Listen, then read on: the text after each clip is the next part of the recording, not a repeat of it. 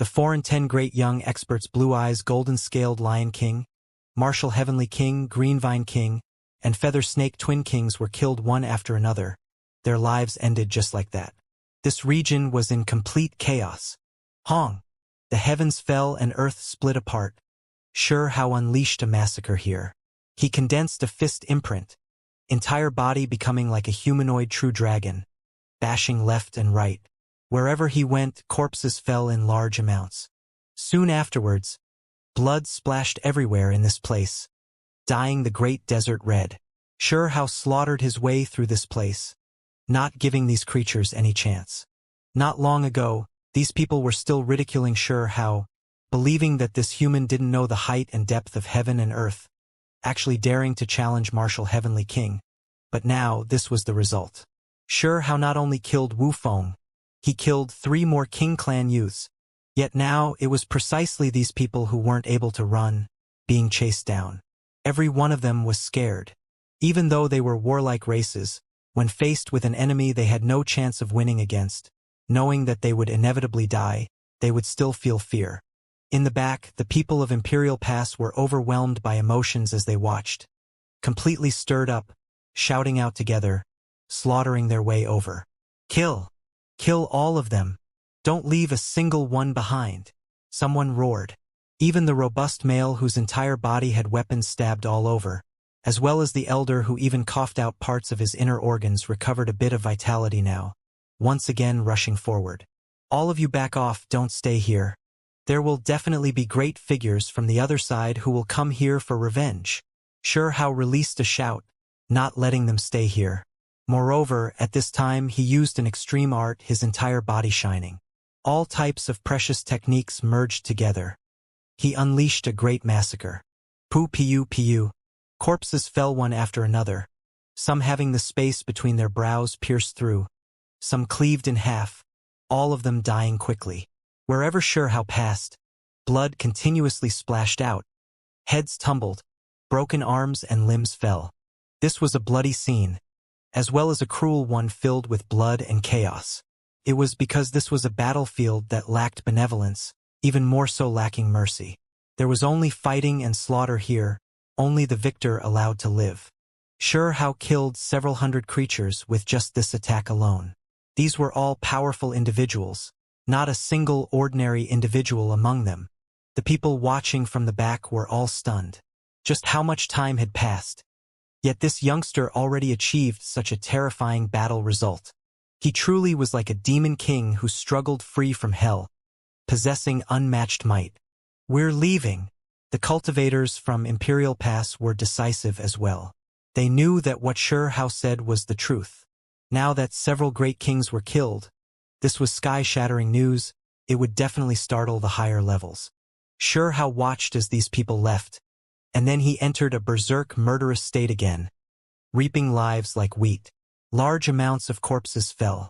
Even if the creatures of the other side didn't fear death, they were now still scared, every one of them shivering coldly, turning around to leave. Corpses covered the ground, this place as if ravaged by an Azura. It was full of bloodiness, truly shocking. Then, he left into the distance, not staying behind. It was because this place was going to become the eye of the storm, produce a great disturbance. Along the way, he made his way into the desert, continuously changed his appearance, to the extent where he even put on the armors of corpses on before returning to the area the great experts of Imperial Pass overlooked. He hid within the crowd, becoming quiet. After killing the 5 great experts, he cast aside his old clothes, not leaving behind many clues. In the area where the great king's corpses rested, a world-shaking roar of anger sounded. There were self-release realm creatures who rushed over, erupting with anger. As for creatures of other cultivation realms, they had long surrounded this place, all of them standing there, incomparably shocked. What happened? In one day our side lost 5 great experts. 4 of them done in by one person. Are the heavens going to change? Someone said with a trembling voice. These were but the most outstanding geniuses of the other side, powerful king races, yet they were all killed by a single person. This triggered great alarm. I believe that the blue-eyes golden-scaled Lion King was also killed by him, because the one who took action was also a young human. This is too terrifying, another person said quietly, feeling a chill run through his entire body. This left them extremely dejected. The foreign side was warlike, known to be an aggressive species, always domineering and unstoppable. However, today they encountered such a serious blow. In their eyes, this was some type of ominous sign. Could it be that many exceptional creatures were produced in Imperial past this generation, allowing them to fight back? Don't tell me that this will bring about blood and chaos. There were some who became doubtful, feeling a wave of worry. This was especially the case when they raised their heads and saw that boundless heaven abyss covering everything above, protecting this world, making them feel even more uneasy. After all these years had passed, they still couldn't capture Imperial Pass, this fact long making them nervous. Now, some more setbacks appeared, a few signs. This immediately made some people anxious. This shouldn't be. Did those creatures take action and interfere again? Otherwise, how could Imperial Pass have such a stunning genius? Only that Huang can be considered barely passable. I suspect that the one who took action is the descendant of those creatures. Perhaps that place has been opened, and they are coming again. There was a powerful ancient king race individual who arrived, speaking quietly like this, his words leaving everyone shocked. Is there really that type of place? It opened again, and there are people who are coming over. Another ancient king race individual was a bit doubtful. Ah, my Fenger, how could you have died? A silver-haired, middle-aged man rushed over, eyes red. He roared out, already going crazy. This was Martial Heavenly King's grandfather, a self-release realm great expert. A great roar released from his mouth. He was a well-known heaven-warping figure from their clan. Meanwhile, he was also the ruler of an area, someone who had killed how many experts in Imperial Pass, to the extent where he even killed 3 great knights from Imperial Pass side. This silver-haired individual was extremely terrifying.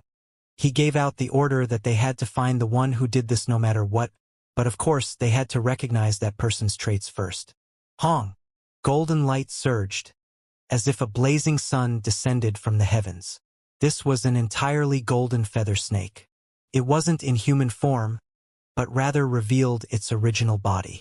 It was like a great golden python, but it had a pair of pung wings, exceptionally bold and powerful. My children, you two were actually killed here. I still wanted to wait until you two rose to the peak, but you two died an untimely death. I will get revenge for you too.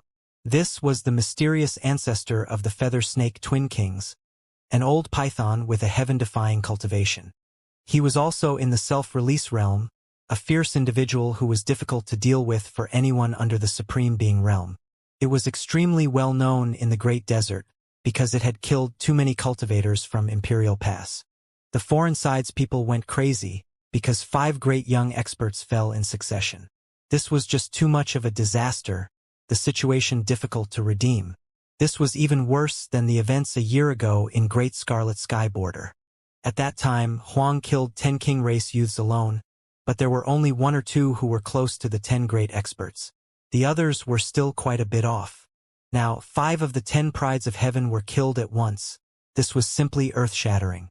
Even the older generation figures were startled, unable to sit still anymore. For the other creatures of the foreign region, especially the younger generation, today was simply like a day of darkness. The ones who they recognized as unrivaled, 5 of these pride of heaven were killed by a single person. This truly made one shiver with coldness. There was nothing more terrible than this. This region erupted with commotion. Large amounts of foreign experts gathered here, the clansmen of the 5 great kings all rushing here. Killing intent immediately overflowed into the heavens, streak after streak of sword light rushing into the clouds, splitting the sky dome. This place immediately became chaotic. In the distance, Imperial Pass cultivators faced this seriously, especially those great knights. They all stood at the very front, on guard against the foreign side going crazy. Meanwhile, at this time, even the auras of supreme beings pervaded outwards. There were people in confrontation, about to descend from beyond the sky. Your foreign side really is weak. Just a few youngsters were killed, moreover by a single person. Yet you all are already so irritable, not knowing how to take a defeat. Someone shouted from Imperial Pass side. What warlike races? Nothing more than this. If you have the skills, then send over 1 or 2 young supreme beings, they'll be similarly killed without exception. In competitions of the same generation, you all are already lacking. Someone ridiculed.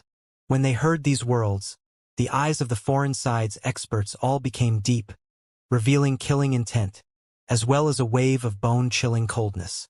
Even though they really wanted to kill the culprit, they had to admit that these words carried some reasoning. They were warlike races, prideful down to their bones, always enjoying defeating their opponents on the battlefield. Old ancestors, please head to the ancient lands and invite those emperor clans to take action. If just a single youngster comes, then he can defeat everyone. There were foreign youngsters who kowtowed, pleading like this. It was because they were just too sullen. They were aggressive races, so how could they be willing to yield before others of the same generation? Previously, they didn't want emperor clans to come out because when a single one of those creatures came out, then the youngsters from other clans in this world could only bow down in respect, completely unable to stop them. However, right now they couldn't hold back anymore, urgently wishing for the emperor clans to take action, and then completely destroy the other side. They wanted the emperor clan youth to crush the most powerful youngsters from Imperial Pass under his feet. Kill them all. Please ask the emperor clans to appear in this world. This is a battle that belongs to the younger generation. I hope someone of the same generation can stand out, directly defeat that provocator from Imperial Pass. The foreign younger generation all spoke out, bowing and pleading. In the great desert, there were still shouts of killing in the distance, battles still continuing. It was because the battlefield was too vast. Only this region was a bit strange, abnormal, both sides confronting each other. Those from emperor clans can't be invited out just because one wants to. When the time comes, they will naturally come out, an ancient king clan expert said with a sunken voice. He was berating those younger generation. Emperor clans were unimaginable, they were isolated from the rest of the world, remaining in those ancient lands. For a single person to come out from those places every tens of thousands of years was already not bad. Sure, how didn't head to other places to kill the rest of the 10 great foreign experts. He suspected that there was no way all 10 would come, and even if they all came, he didn't want to fight anymore. It was because he already took action again and again. If he pushed things further, he would likely be ambushed and killed. Even if those from emperor races don't come, that youngster can still be subdued. I refuse to believe that the number 1 or number 2 of the 10 great experts will lose. Someone from the other side said. Indeed, Brother He Ziming came out of seclusion to comprehend his Tao. After crossing an unimaginable heavenly tribulation, he shares ancestor He Wushuang's brilliance. As number 1 among the 10 great young experts, he can definitely defeat all in his way. Someone said. In the distance, Sure Hao was moved. As for the He clan, he always had his own questions. Just how powerful were they? He now understood that it still belonged in the king race category. He Wushuang's descendant He Ziming was actually number 1 among the 10 great king race experts. Not simple, could be said to be an astonishing individual. One has to understand that He Wushuang Great One has even defeated emperor clans in the later stages of his life, becoming an unmatched existence. Someone said quietly, Wu, from a certain perspective, the He family really is powerful. If He Wushuang Great One takes half a step forward, he can lead this family into becoming this great era's newly advanced emperor clan. Someone said. In the distance, when Sure Hao heard their discussions, he was shaken up. He was underestimating the He clan. Turns out they were already not far from emperor clans. Of course, as for whether or not this clan can become an emperor clan, it didn't have anything to do with the current later generation, but rather He Wushuang himself. He needed to break through, become an existence on the level of Anlin and Shuchuo, these types of beings. Currently, he was only half a step away. If He Ziming continues to develop like this, perhaps he really will possess his ancestors' bearing, able to transcend, enter an unmatched domain, becoming not weaker than emperor clans. When He clan was mentioned, the youngsters gradually became excited, feeling like they should invite he zimming out, have him take action. Perhaps he was enough to defeat all of his peers from Imperial Pass. Only a few people were worried. It was rumored that currently, inside Imperial Pass, aside from Huang, there was likely more mysterious powerful reinforcements. In their eyes, the creatures of the 9 heavens 10 earths weren't that powerful. It was very likely that the creatures who interfered with the two sides' great battle in the past appeared again. Everyone believed that it was this group of descendants who entered Imperial Pass, and that was why they were this powerful. It was to the extent where everyone believed that Huang might be one of those people's descendants, coming from the mysterious lands. Do those people really exist? Wasn't it said to have just been a rumor, that there was no way to confirm this? A youngster asked. Only no one paid him any attention. The older generation king race individuals' eyes were all deep like an abyss, extremely intimidating. Oh, right at this time, a conch bugle horn sounded, calling for the foreign side to withdraw. Today's great battle came to an end. It was originally extremely tense, in a state of mutual hostility, both sides going to fight to the end. However, now that the foreign side backed off, the creatures of Imperial Pass released a breath of relief. Who is he exactly, the one who killed 5 great kings? Truly formidable. The cultivators of the 9 heavens began to discuss amongst themselves. Do you even need to think about this? It's definitely Huang. Not necessarily. I cultivated the heavenly ears skill just now. I heard that there seemed to be a cultivator from the mysterious ancient land that entered my Imperial Pass. Don't tell me that it is a creature from the restricted region. This day was destined to not remain calm. Even though they already withdrew from the battlefield, both sides were discussing on their own as they returned. For the other side, this day was too shocking. It was like absolute darkness, terrible to the extreme. In reality, this day, there was a storm that erupted within the foreign side after all. After he Zimming learned of this, he immediately left the pass, wishing to fight. Moreover, the deaths of the 5 great young experts left the 5 clans furious, all of them sending out experts, preparing to kill the offender in the next great battle. Huang, I am waiting for you to appear in the great desert to cut you down. There were people who shouted. In the other side, there were a few people who suspected that it might be Huang who took action. Of course, there were many people who held different opinions, feeling like it was someone else. Regardless, the other side couldn't calm down. Discussions carried out everywhere. The young generation were even more sullen, all of them wishing for someone to rush over powerfully, kill that bastard from Imperial Pass. However, all of this had nothing to do with Xianxia right now.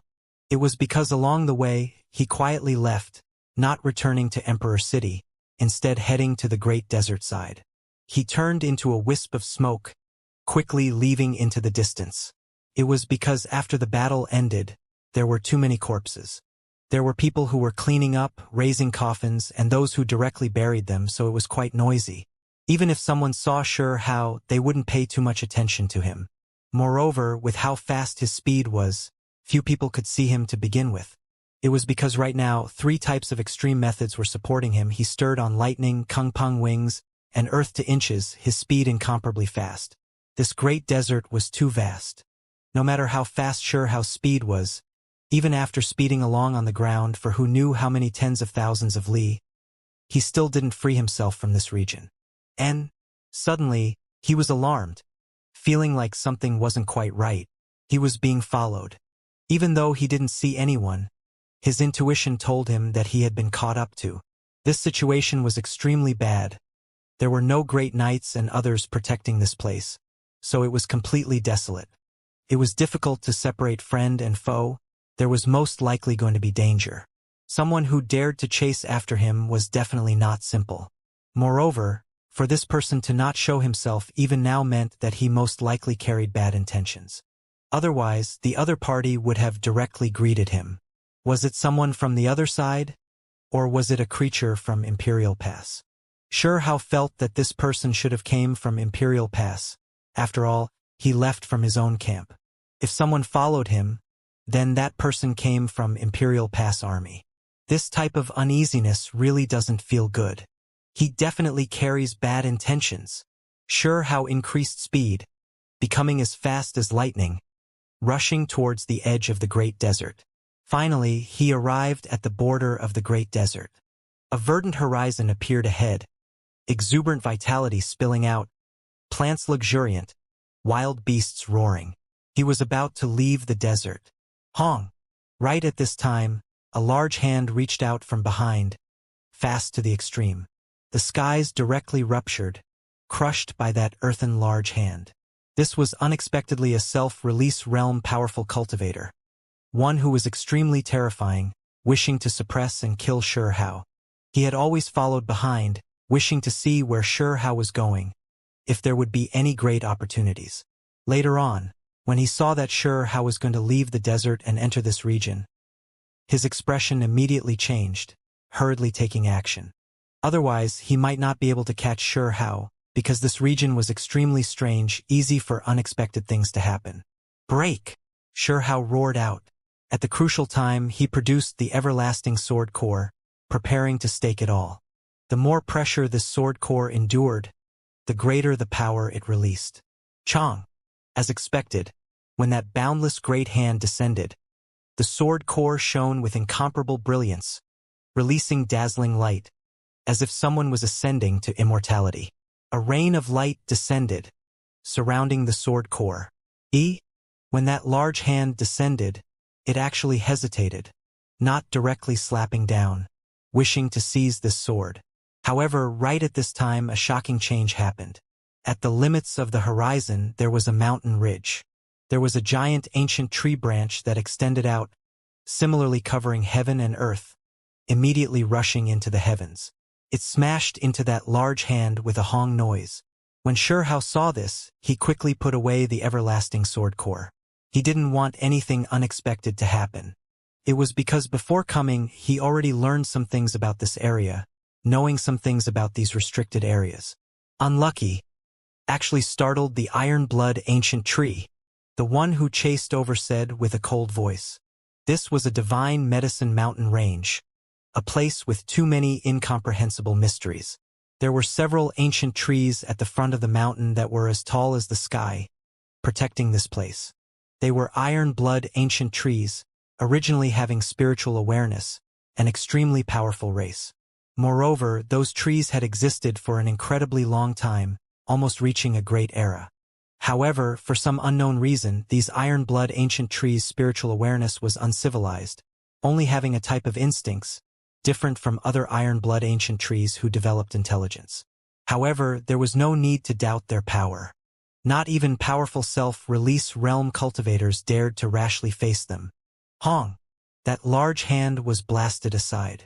The iron-blood ancient tree split the heavens, the verdant and luxuriant colors carrying a dark red radiance. It was as if even the heavens could be supported by its power. That person stood in the horizon, face incredibly overcast, watching as Shi Hao entered the mountain range. He didn't dare follow him in. It was because this place was too sinister, even supreme beings previously dying inside. He didn't dare act recklessly. Shi Hao quickly charged forward. There was no way he would stop here. Only when he was far away from those iron-blood ancient trees did he stop. In the mountain range, plants flourished, ancient trees towering into the heavens. From time to time, vicious beasts would roar. Ferocious birds would spread their wings and circle in the skies above, casting giant shadows on the ground. Who was he? Shi Hao stared into the distant skies, revealing a vicious expression. That person was extremely indistinct, difficult to see his true figure, deliberately hiding his true appearance. There was one thing that was certain: this wasn't a youngster, or else this type of cultivation definitely couldn't be achieved.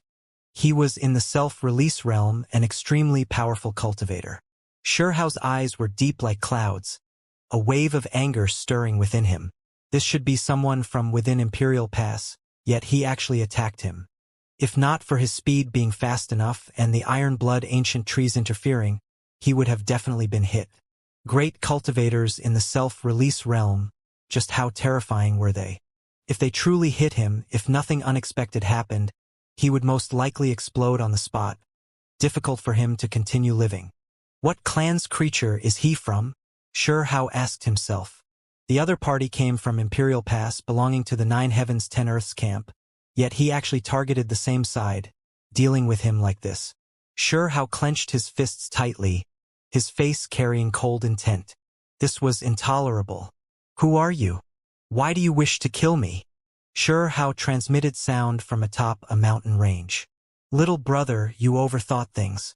I only feared that you were in danger, worried that you would lose your life after rushing into the Divine Medicine Mountain range. This is a dangerous location, so I wanted to lend you a helping hand. A hoarse voice sounded, difficult to make out the true sound quality. This person stood at the limits of the horizon, becoming more and more blurry. He didn't approach, fearing that the iron-blood ancient trees would act out. Sure Hao's gaze became cold, a wave of anger rising within him. This person clearly took action against him, wishing for him to die here, yet he actually used this type of excuse. With your cultivation, if you wanted to kill me, then just say it. Is there a point in trying to cover things up like this? From this, I can see that you are extremely hypocritical, an innate tendency. Sure Hao said coldly. He couldn't deal with this person before him, and right now he was most likely going to be trapped within the Divine Medicine Mountain range, so he could only ridicule the other party like this. Sure Hao sighed inwardly. His cultivation was still not high enough, or else he would directly slaughter his way over, capture this person. Alright, since little brother actually misunderstands me, then you can just assume I came to kill you. It makes no difference. That individual in the horizon didn't seem to mind at all. Then he spoke with a deep and cold voice. Wu, let me offer you a reminder. The Divine Medicine Mountain range is not some kind place. There are many people who went in to pick medicines, but 80% of them all died, never coming back out. I don't need you to worry about me. If you want to kill me, then just come over, of course, on the premise that you can defeat those iron-blood ancient trees. Otherwise, just get out of my sight, Sure Hao said. Heh, alright, since you are unhappy, then I will leave quickly. When the time comes, I'll find some people to come save you. After saying this mysterious person was surprisingly decisive, taking a step out. A great golden path reached out who knew how many tens of thousands of li, directly entering the depths of the great desert, thus disappearing. This was a reflection of profound cultivation and exceptional strength. Sure Hao was definitely far from being this type of people's opponents. The other party's level was too high, enough to suppress him. Sure Hao became quiet. Only when he saw the last bit of golden light disappear, did he turn around and walk into the mountain range. The mysterious person spoke the truth. This Divine Medicine Mountain range was a danger land. Normal people would most likely die here. There was a chance to lose one's life around every corner. Great dangers lurking everywhere. Otherwise, the divine medicines in this mountain range would have long been picked clean. How could they last until today? Divine Medicine Mountain Range, as the name implies, there were divine medicines planted here, moreover definitely not just a single stalk or two. Otherwise, there was no reason to have this name. This place really is large. Sure Hao was a bit speechless. After wandering around, passing over thousands of li, he felt like he was still strolling around the outskirts. He thought that the Divine Medicine Mountain Range was only a mysterious ancient land that produced ancient medicines in abundance, that it wouldn't be too vast, but now it seemed like he was mistaken. It can't be as vast as the great desert outside, right? Sure Hao was a bit dizzy. If things really were like that, just how difficult would it be to pick a stalk of divine medicine? If this place was boundless, it would be too hard to find. Of course, he came mainly because it was along the way. He wanted to enter the strange place surrounded by Divine Medicine Mountain Range, Heavenly Beast Forest, and Ancient Burial Region. These three places. This was the location recorded on the beast skin, unforeseeable things awaiting within. There was natural luck within that even the 9 heavens restricted regions Lord desired. Originally, he wanted to find a suitable path while moving along the Divine Medicine Mountain Range, head to the secret land this way, but he ended up being pursued by a mysterious individual who wanted to kill him, so he couldn't walk outside. He could only hide within the Divine Medicine Mountain Forest to prevent the other party from doing anything. Fortunately, after walking quite some distance, he got on top of an extremely massive mountain range. He activated his heavenly eyes, then gazed into the distance, roughly understanding that it shouldn't be as vast as the desert. Shoo! A small bird threw itself over. It was only the size of a palm, but it dared to attack Xianxia. At first, Xianxia didn't notice anything, just waving his hand out, but his expression immediately changed. This was a self-severing realm vicious bird, its attacks extremely ferocious. This little bird looked extremely strange. It had the head of a lion and a bird body, its body covered in golden stripes, quite unusual in appearance. When it rushed over, the void collapsed. Dong! Xianxia went all out, not relaxing in the slightest. His fist smashed outwards, sending the small bird flying outwards, crashed into a distant mountain peak. The rubble that rushed everywhere scattered the clouds. The mountain peak smashed apart. This small bird's aura was terrifying, large rocks flying about as it rushed out from the smoke and dust, continuously screamed out loud. In that instant, thousands upon thousands of these lion-headed, bird-bodied little monsters appeared, all of them incomparably vicious. They were everywhere, descending onto this place like rain. Xianxia's scalp went numb. There were actually this many of these vicious birds? The only fortunate thing was that when he carefully examined this place, he discovered that not every one of these birds were in the self-severing realm.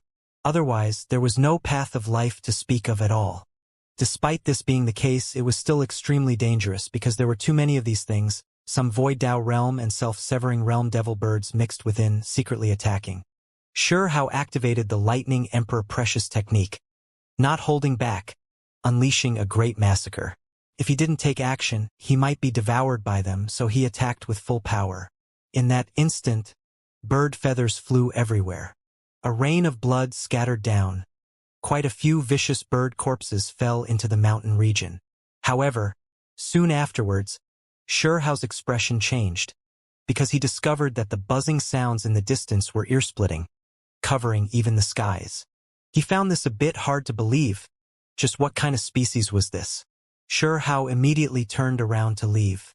He couldn't remain in this type of place at all. He wouldn't be able to kill them all.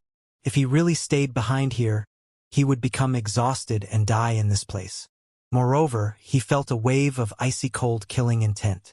In the distant skies, there was a great mournful cry, a one-zhong long devil bird. It was a similar form as the little bird he saw before, but it was much bigger.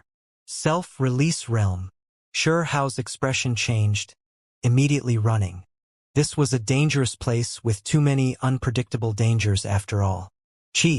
He directly entered the Great Earth, because he was worried of being chased after by the self-release realm devil bird. Hong. However, he underestimated that devil bird. Even from high up in the sky, with great distance between them, with just a flap of its wings, the nearby great mountains were collapsed. With a Hong-long sound, the great earth even collapsed, the black great cracks extending out who knew how many li. One had to understand that these were the Divine Medicine Mountain Range, Heavenly Beast Forest, and other danger spots. For some reason, the earth was rigid, great mountains sturdy, difficult to break through, yet despite all of this, he never expected to see mountain collapse as soon as he entered. Xianxia's expression changed. This vicious bird was far more powerful than he imagined, making him realize just how terrifying self-release realm cultivators were. Now he was truly facing one. Even the mountain ridges that are known to be extremely difficult to destroy have been flattened. This vicious bird cannot be faced head-on, Xianxia said quietly. After he made his way into the ground, he used an escape method, quickly departing into the distance. Only, this vicious bird was powerful beyond his imagination, directly smashing into the ground as well, pursuing him. It beat its wings, quickly chasing after him.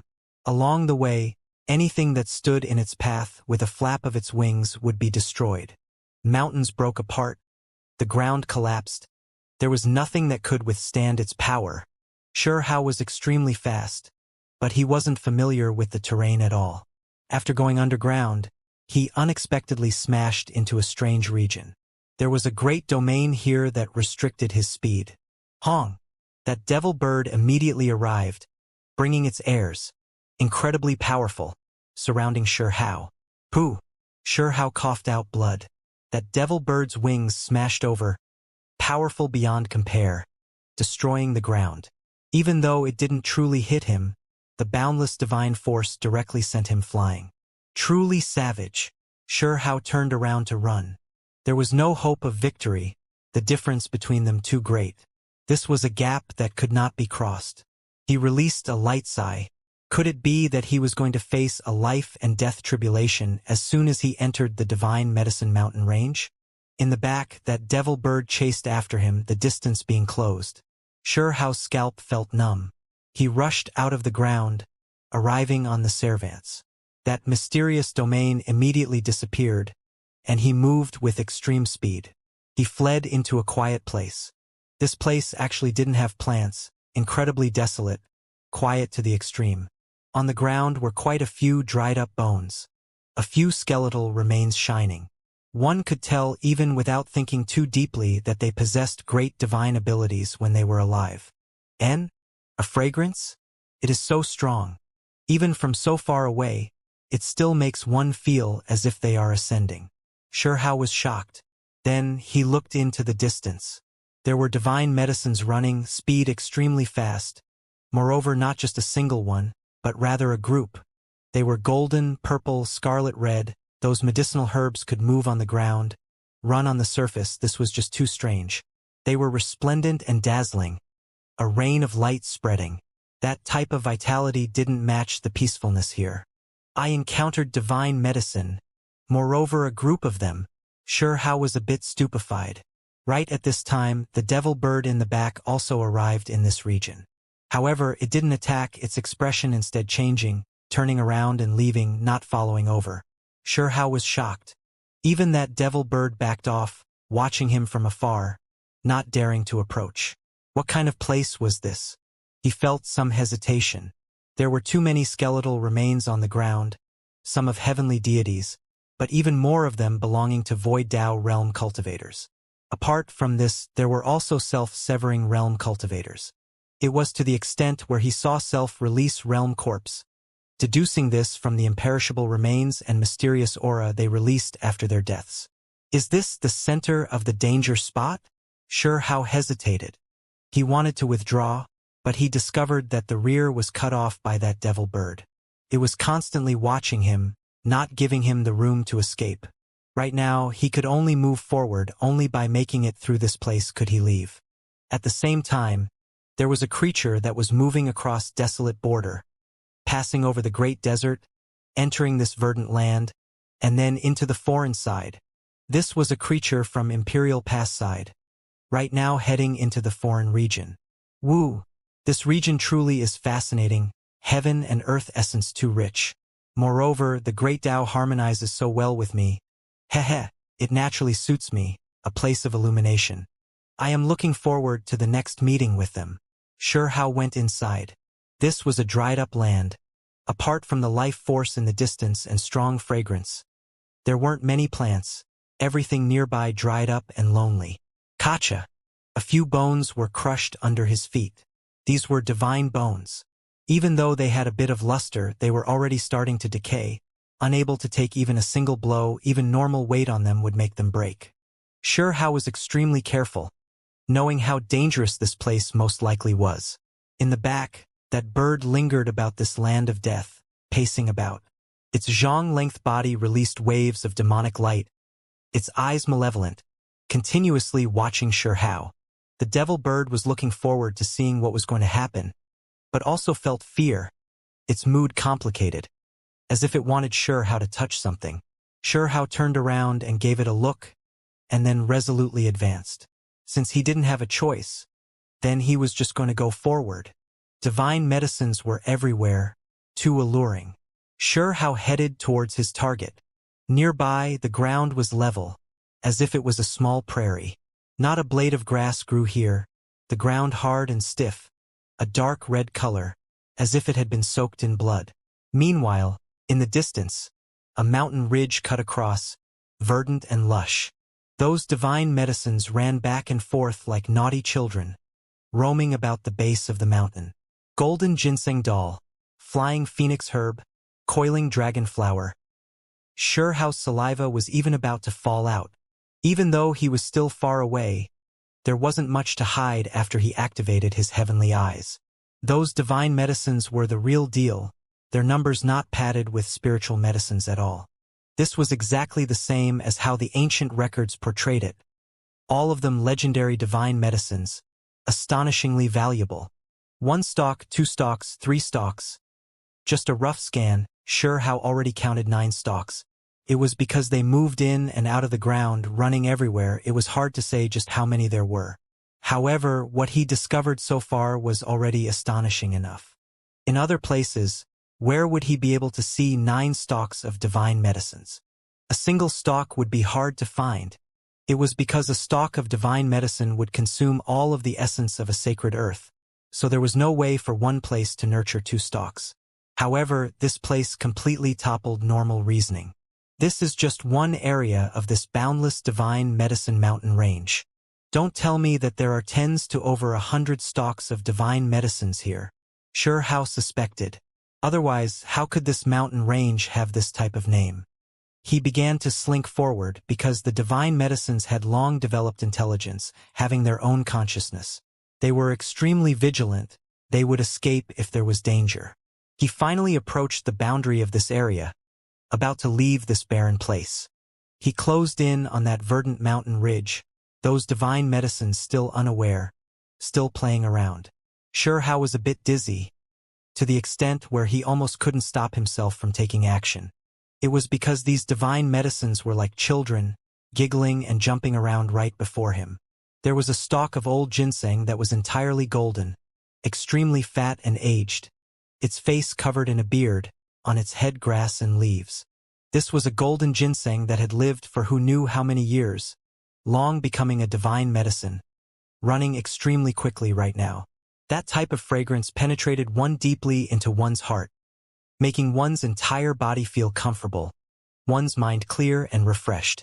On the other side, there was a phoenix herb that was red like blood, looking like a phoenix that spread its wings, stirring a rain of divine light as it moved. When it ran, it moved lightly and gracefully, extremely beautiful. Of course, its medicinal fragrance was also exceptionally rich. This truly leaves one full of desire. How grumbled. Then he suddenly exerted force, rushing forward, moreover using divine force, preparing to take action and capture them. How could he return from this precious mountain empty-handed? He wouldn't destroy the divine medicines, moreover, he wouldn't damage their roots. Even when he needed them, he wouldn't kill the chicken to get the eggs, as it was better to just raise the chicken itself. Only, would he be able to catch these divine medicines? How was quite confident. With his strength, he should be able to suppress them. As a result, his eyes burned fiercely, as if he already saw the scene of those divine medicines entering his hands. However, right at this time a shocking change happened. For some reason, this region suddenly shone, producing a strange domain that twisted time and space, making How's body tremble greatly. Then, from that completely barren dried-up earth, a stone mountain suddenly ruptured, and then magma surged, flowing outwards. Moo! A cow cry sounded, shaking the heavens above and earth below, making the void collapse. This was an extremely terrifying creature. Even someone as powerful as How almost had his body broken apart. This type of sound wave was too intense, unimaginable.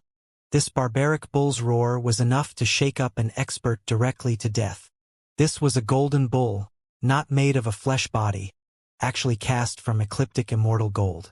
It was entirely golden, brilliant to an unimaginable degree, moreover possessing a type of great prestige.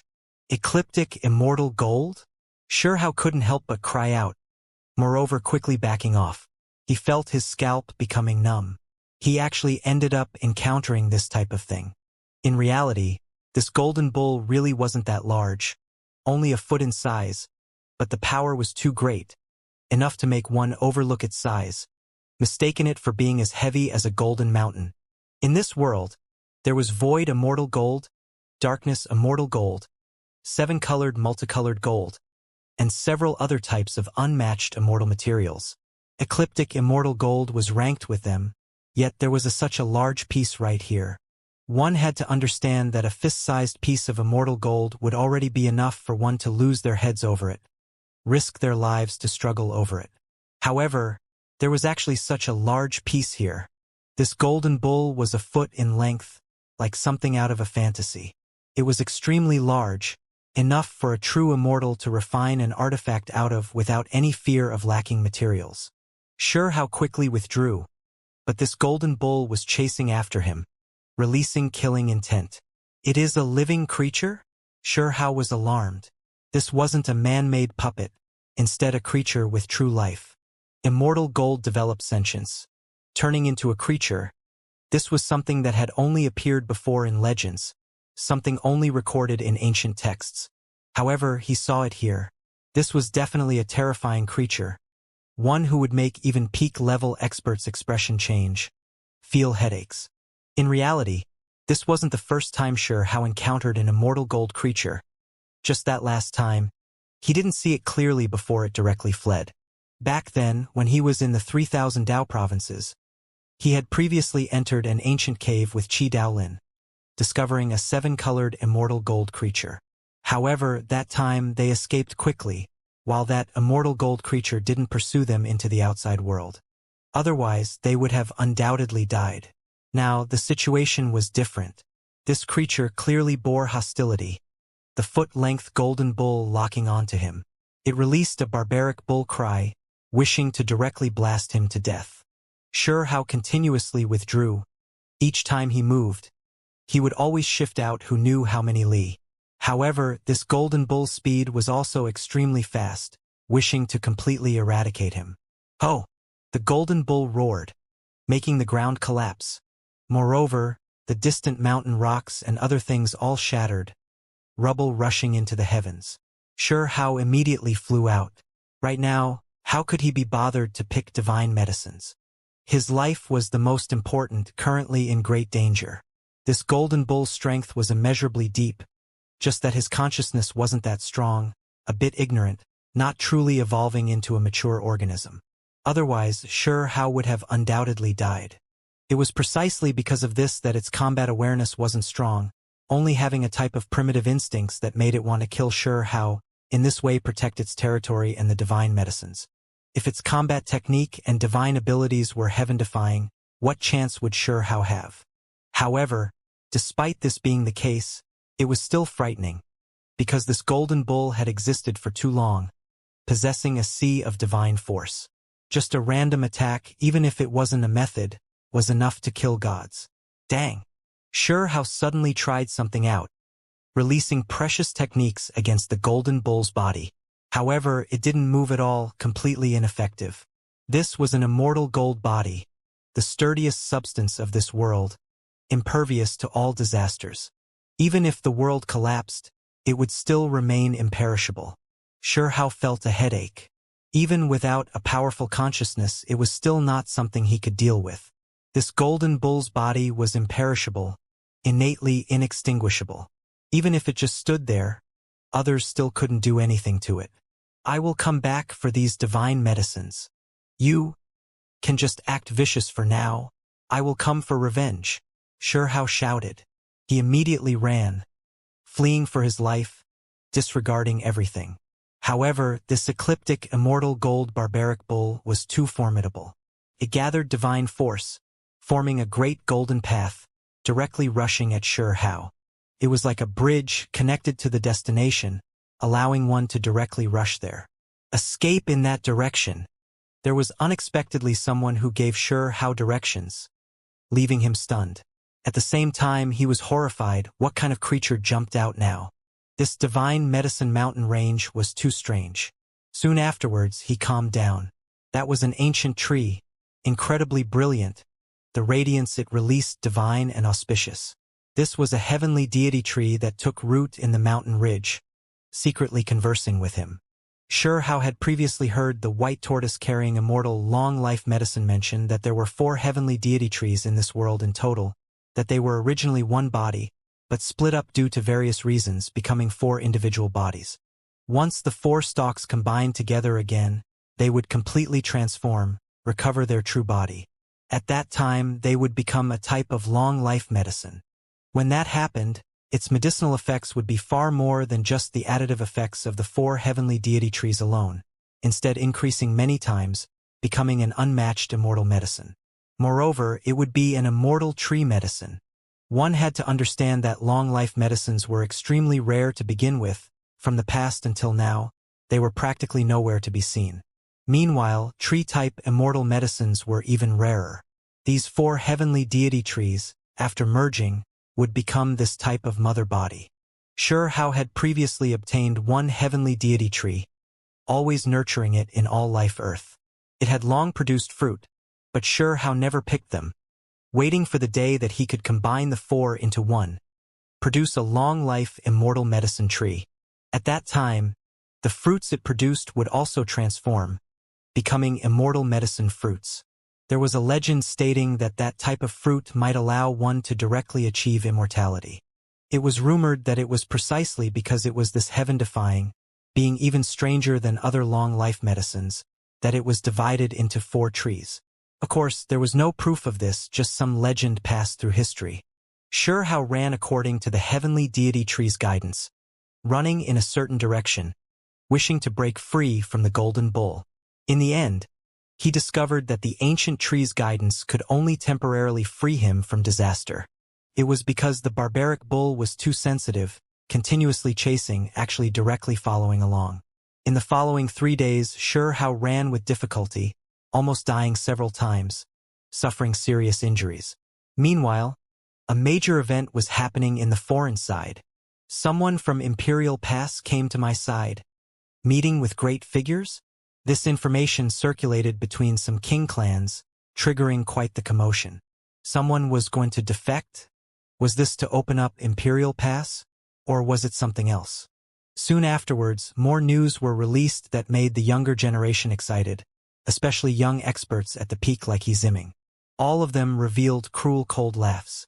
Huang is in Divine Medicine Mountain Range, trapped inside. It was precisely the creature who crossed Desolate Border, entering the other side, who informed them of this information. Set out, the younger generation's chance to wash away our humiliation has come. We are going to gather in Divine Medicine Mountain Range and kill Huang. This person will no longer exist in this world from here on forth. Hehe. Someone sent a message informing us of Huang's whereabouts. This truly is great. We are going to kill him. The foreign side was truly vast, many times larger than the 9 heavens 10 earths. This was precisely the reason why they had so many creatures, and as a result, the number of powerful individuals was also greater. The spiritual essence was dense, great mountains powerful, many areas secret lands that couldn't be stepped foot into. Legendary authoritative figures resided here, some remaining unmoved for a larger half of a great era. But there was still no one who dared intrude into these regions. This was an undying land. Mist rose, making this place look mysterious and holy. However, there was a gray fog surging within, strange and sinister, releasing a bit of terrifying aura. Hehe, I wish you well, Dao brother. We have received your sincerity. We will bid you goodbye in the Elder's place. A powerful creature walked out, sending out a human-formed creature. Please, there is no need to see me out. I will head back now. Still need to cross Desolate Border. That person responded politely.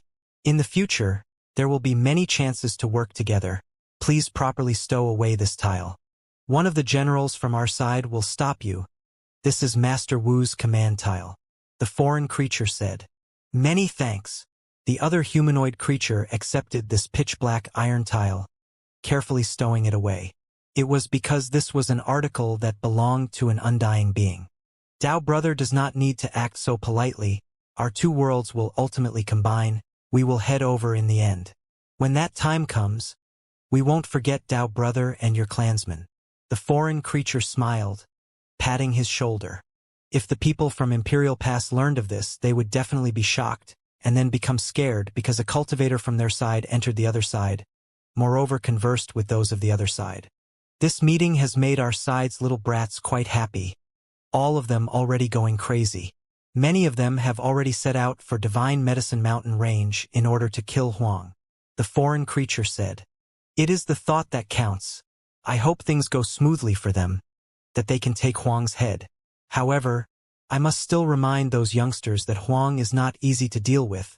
They should not act carelessly. The human-formed creature from Imperial Pass said. Do not worry. There will definitely be a pride of heaven from the last generation following along. That youngster named Huang really has stirred up troubles for too long. This time, he will immediately be cut down. The voices of the creatures of the other side became cold, long coming to a decision. It was because recently, Huang continuously seized great victories, killing young foreign geniuses, triggering a huge disturbance, leaving the young kings of the other side shocked and in hatred. It was to the extent where there were some people who developed fear. Then, there were 18 ancient beasts pulling a chariot, bringing that person to desolate border, treating him with great respect, attaching extreme importance to him. Huang is going to die. Who wishes to head to Divine Medicine Mountain Range to see the show? Right now, these news were not a secret among the foreign clan's youngsters any longer, all of them discussing this. It was because previously Huang stirred up too much chaos, killing the foreign younger generation without giving them any face, making them continuously suffer defeat. The name Huang was one all of the young kings knew. I fear that by the time we get there, it will already be too late. Huang's head would have already been removed. The Divine Medicine Mountain Range has many good things, but there are many dangers inside. It has always been a place where one went in but didn't come back out. Don't tell me that for the sake of killing Huang, we have to enter the mountain range. You are thinking too much. We are only watching from outside. That place cannot be rashly entered. But what if he hides inside without coming out? What do we do then? Then he has a death wish. The creatures inside will definitely end him. He will run out sooner or later. Moreover, even if he doesn't come out, don't tell me you don't think our side's brave men won't go inside? There will definitely be people who will go inside to hunt him down. Many youngsters from the other side were discussing this, yet there were even more people who long moved out, heading towards Divine Medicine Mountain Range. Divine Medicine Mountain Range had always been a dangerous place. For those who entered, if they didn't touch anything, obediently hiding themselves, there was an 80% chance of coming out alive. However, once they set their eyes on the divine medicines, or they tried to seize ancient treasures, then they would be destined to die without a burial ground. Divine Medicine Mountain Range, this place had existed since ancient times, just as well known as Desolate Borders, Heavenly Beast Forest, Immortal Remains, Sea of Loss, and other places. Even though comparatively speaking it wasn't the most dangerous place, it was still extremely mysterious. During these few days, the mountain range could not calm down. Bull sounds shaking the skies, many mountain ranges collapsing.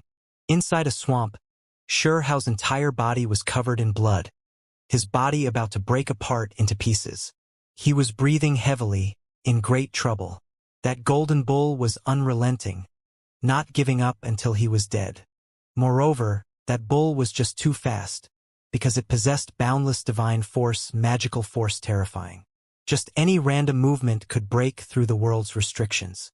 If not for its consciousness remaining hazy, not truly becoming mature yet, it would have ended Hao's life a long time ago.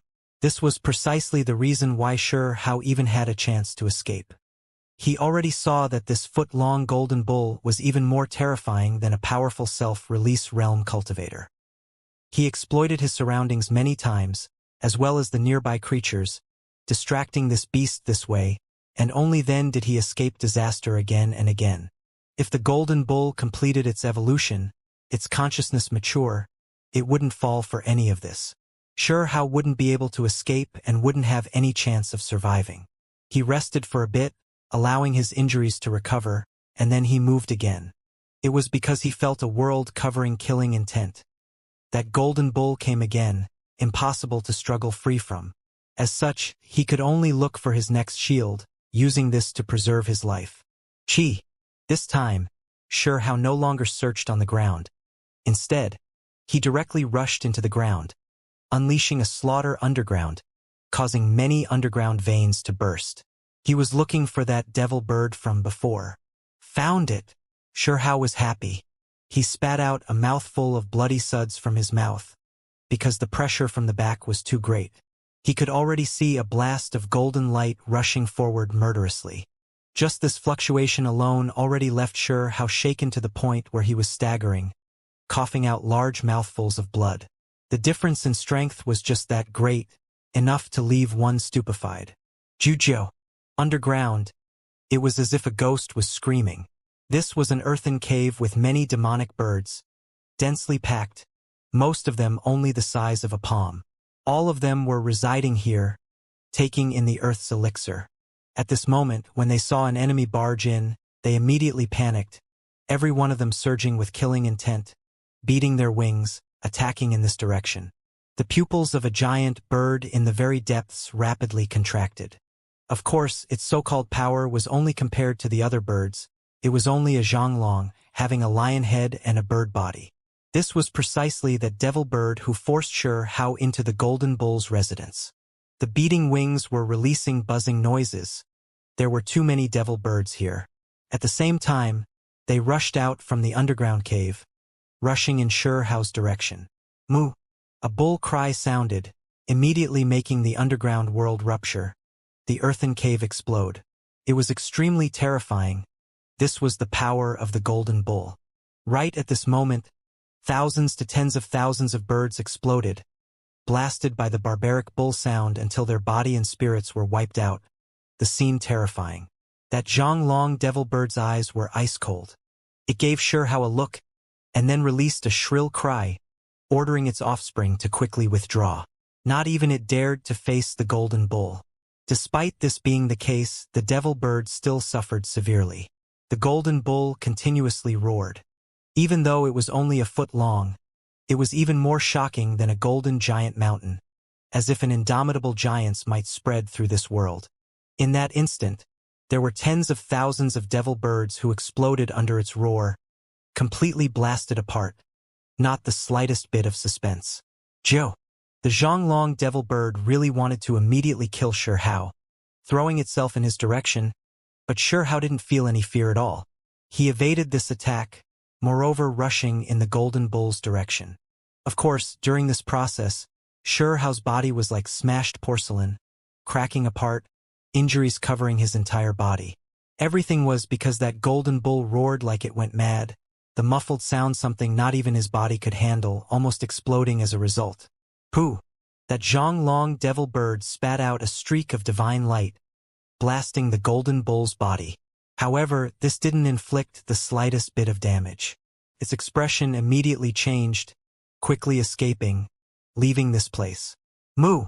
After a final bull roar, the earthen cave collapsed. Hundreds of thousands of devil birds died, completely exploding. Only a small half were able to escape. Meanwhile, at this time, Xianxia was also in big trouble.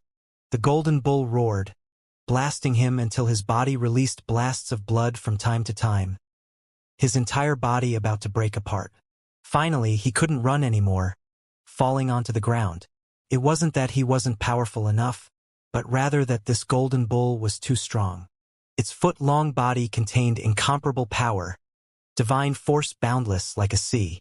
If not for its divine will being somewhat lacking, relying on its unmatched divine force, it could have long dominated this area. Xianxia sighed. Could it be that he really was going to die here? Right at this time, many creatures came from outside the mountain, all of them from the other side. They came from all different directions, wishing to trap Xianxia within. Look, the divine medicine mountain range is really lively. What happened? Is Huang still alive? I reckon that he provoked some type of deity inside the mountain, that he is running for his life, currently in danger. Huang, are you still alive? Hurry up and bow down before us. Someone shouted. Xianxia was moved. He immediately thought of many things. Why did those from the other side come? Could it be that the self-release realm powerful individual who chased him before leaked out his whereabouts? He has defected, told the creatures of the other side about my whereabouts. In that instant, many things appeared in Xianxia's mind. He erupted with anger. The creature from Imperial Pass actually went this far, wishing to kill him, moreover informing the foreign side, communicating with them. His body immediately produced cold sweat. Someone sold him out. Were they going to sell out Imperial Pass as well? This was not just dealing with him, but rather might produce a great disaster. This made his scalp numb. Something terrifying might be about to happen. Huang, are you still alive? We came to collect you, corpse. Someone from the cultivators of the other side shouted. Extremely unbridled. Not hiding at all, believing that Hao was already trapped. Dao brother, we already entered the mountain. Found Huang. He picked more than 10 stalks of divine medicine. Hurry and help us capture him. Right at this time, a great roar sounded from inside the mountain. Our people went inside? Who acted this recklessly? The creatures of the other side were shocked. More than 10 stalks of divine medicine, that is too shocking. Huang's natural luck really is too great. How did he do it? Why wasn't he killed by those medicine-protecting creatures? Many young cultivators from the other side felt like this really was inconceivable. Fearless Lion and Gu Clan's people aren't here. Could it be that they went in? Someone said quietly. The other creatures gasped. These exceptional races were mentioned. For example, the Fearless Lion who previously belonged to the Nine Heavens Immortal Monk bloodline. Meanwhile, the Gu Clan was even more so not simple in the past. They were ranked within the Nine Heavens Vicious 10. Perhaps it is someone like He Ziming who went inside. There was someone else who said, this won't do. There are more than 10 stalks of divine medicine. This is a great natural luck. We should send people inside to take a look as well. Get a bowl of this fine soup. Rare, ancient medicines moved everyone. Divine medicines were incomparably precious even on the other side. Normally, they were grown within the medicinal gardens of the undying existences. For cultivators below, they could only long after them. Don't waste time, we want a part of this too. Someone said anxiously. In reality, at this time, there was no way anyone went inside. Hao was laying in a puddle of blood.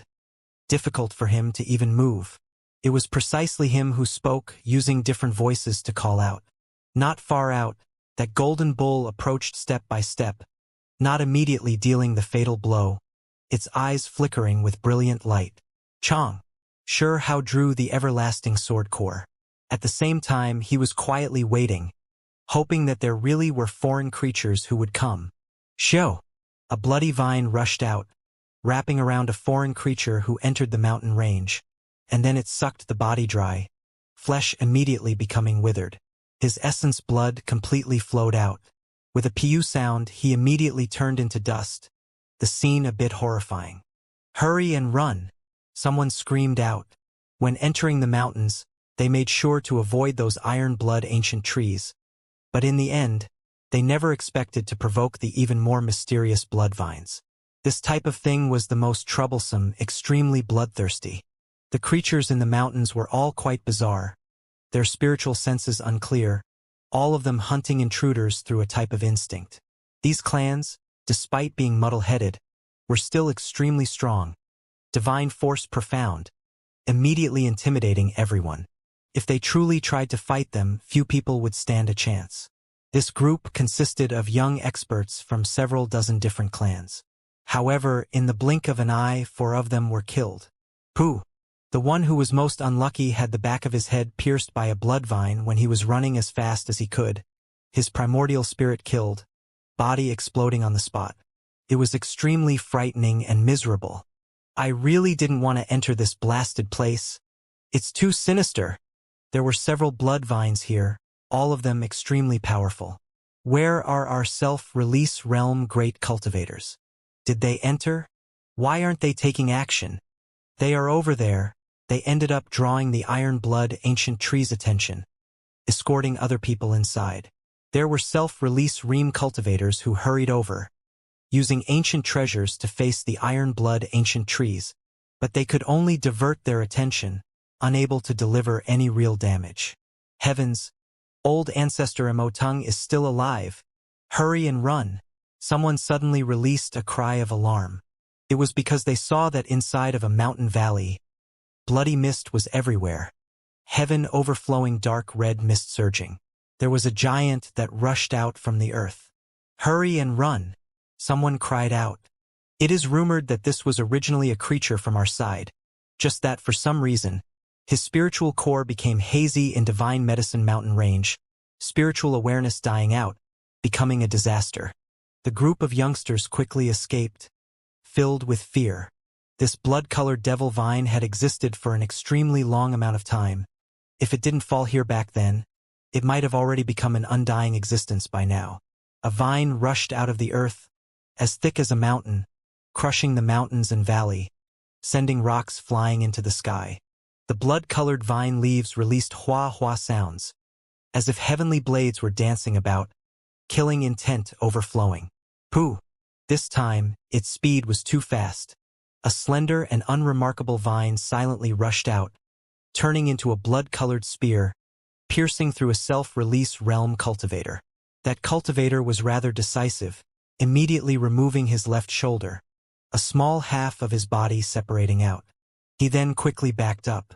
One could see the left shoulder that left his body quickly shrivel up, immediately withering away, finally turning into powder, fluttering and scattering away in the air. Old ancestor Immortal was just this terrifying. If not for his spiritual awareness dying out, it would be a formidable great figure. The expressions of this group of youngsters who entered the mountains changed, quickly escaping, rushing into the mountain range. Fortunately, they didn't encounter any particular dangers. Meanwhile, only one of the groups was even more unlucky than them. A small half of their numbers wiped out. Of course, there were those who were extremely lucky. Not losing anyone, these individuals long rushed into the mountain range depths, closing in on sure how. They could see golden light even from the distance. What is that thing? Ecliptic immortal gold. Such a large piece? Heavens! Even an undying existence would become shocked if they saw this. We have to bring away this supreme treasure, someone said with a trembling voice. When they came closer and saw things more clearly, there were a few who were shocked. This piece of ecliptic immortal gold turned into a creature. This was extremely terrifying.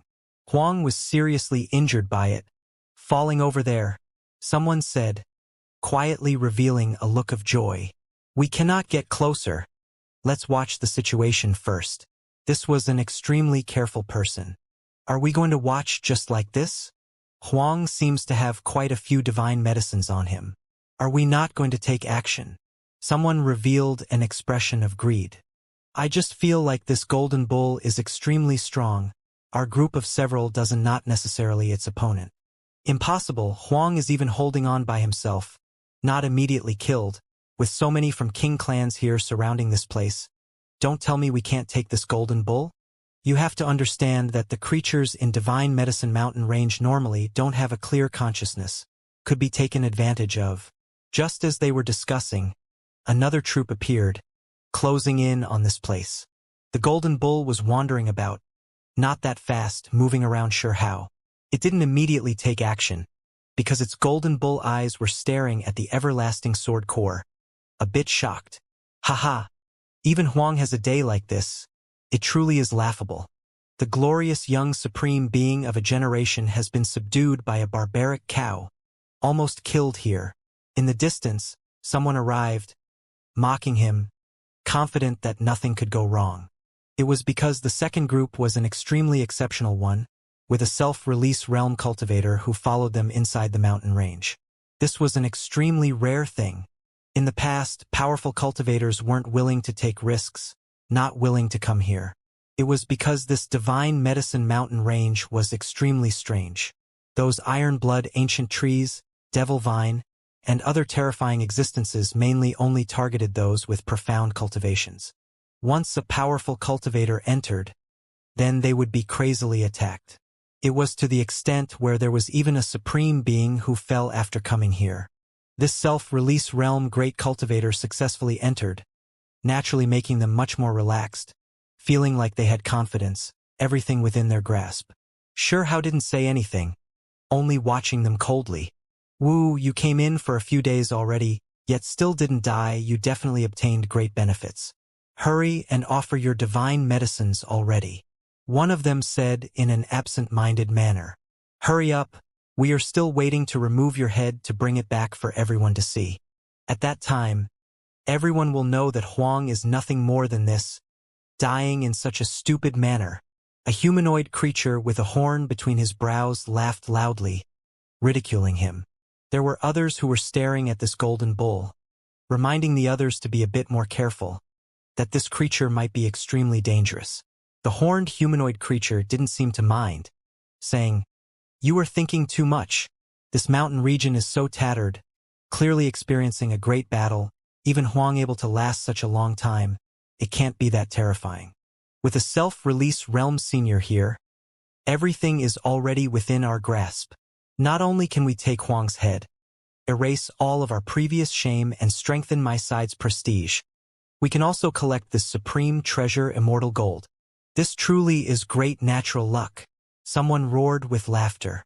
They were now completely relaxed, feeling like this golden bull wasn't that strong.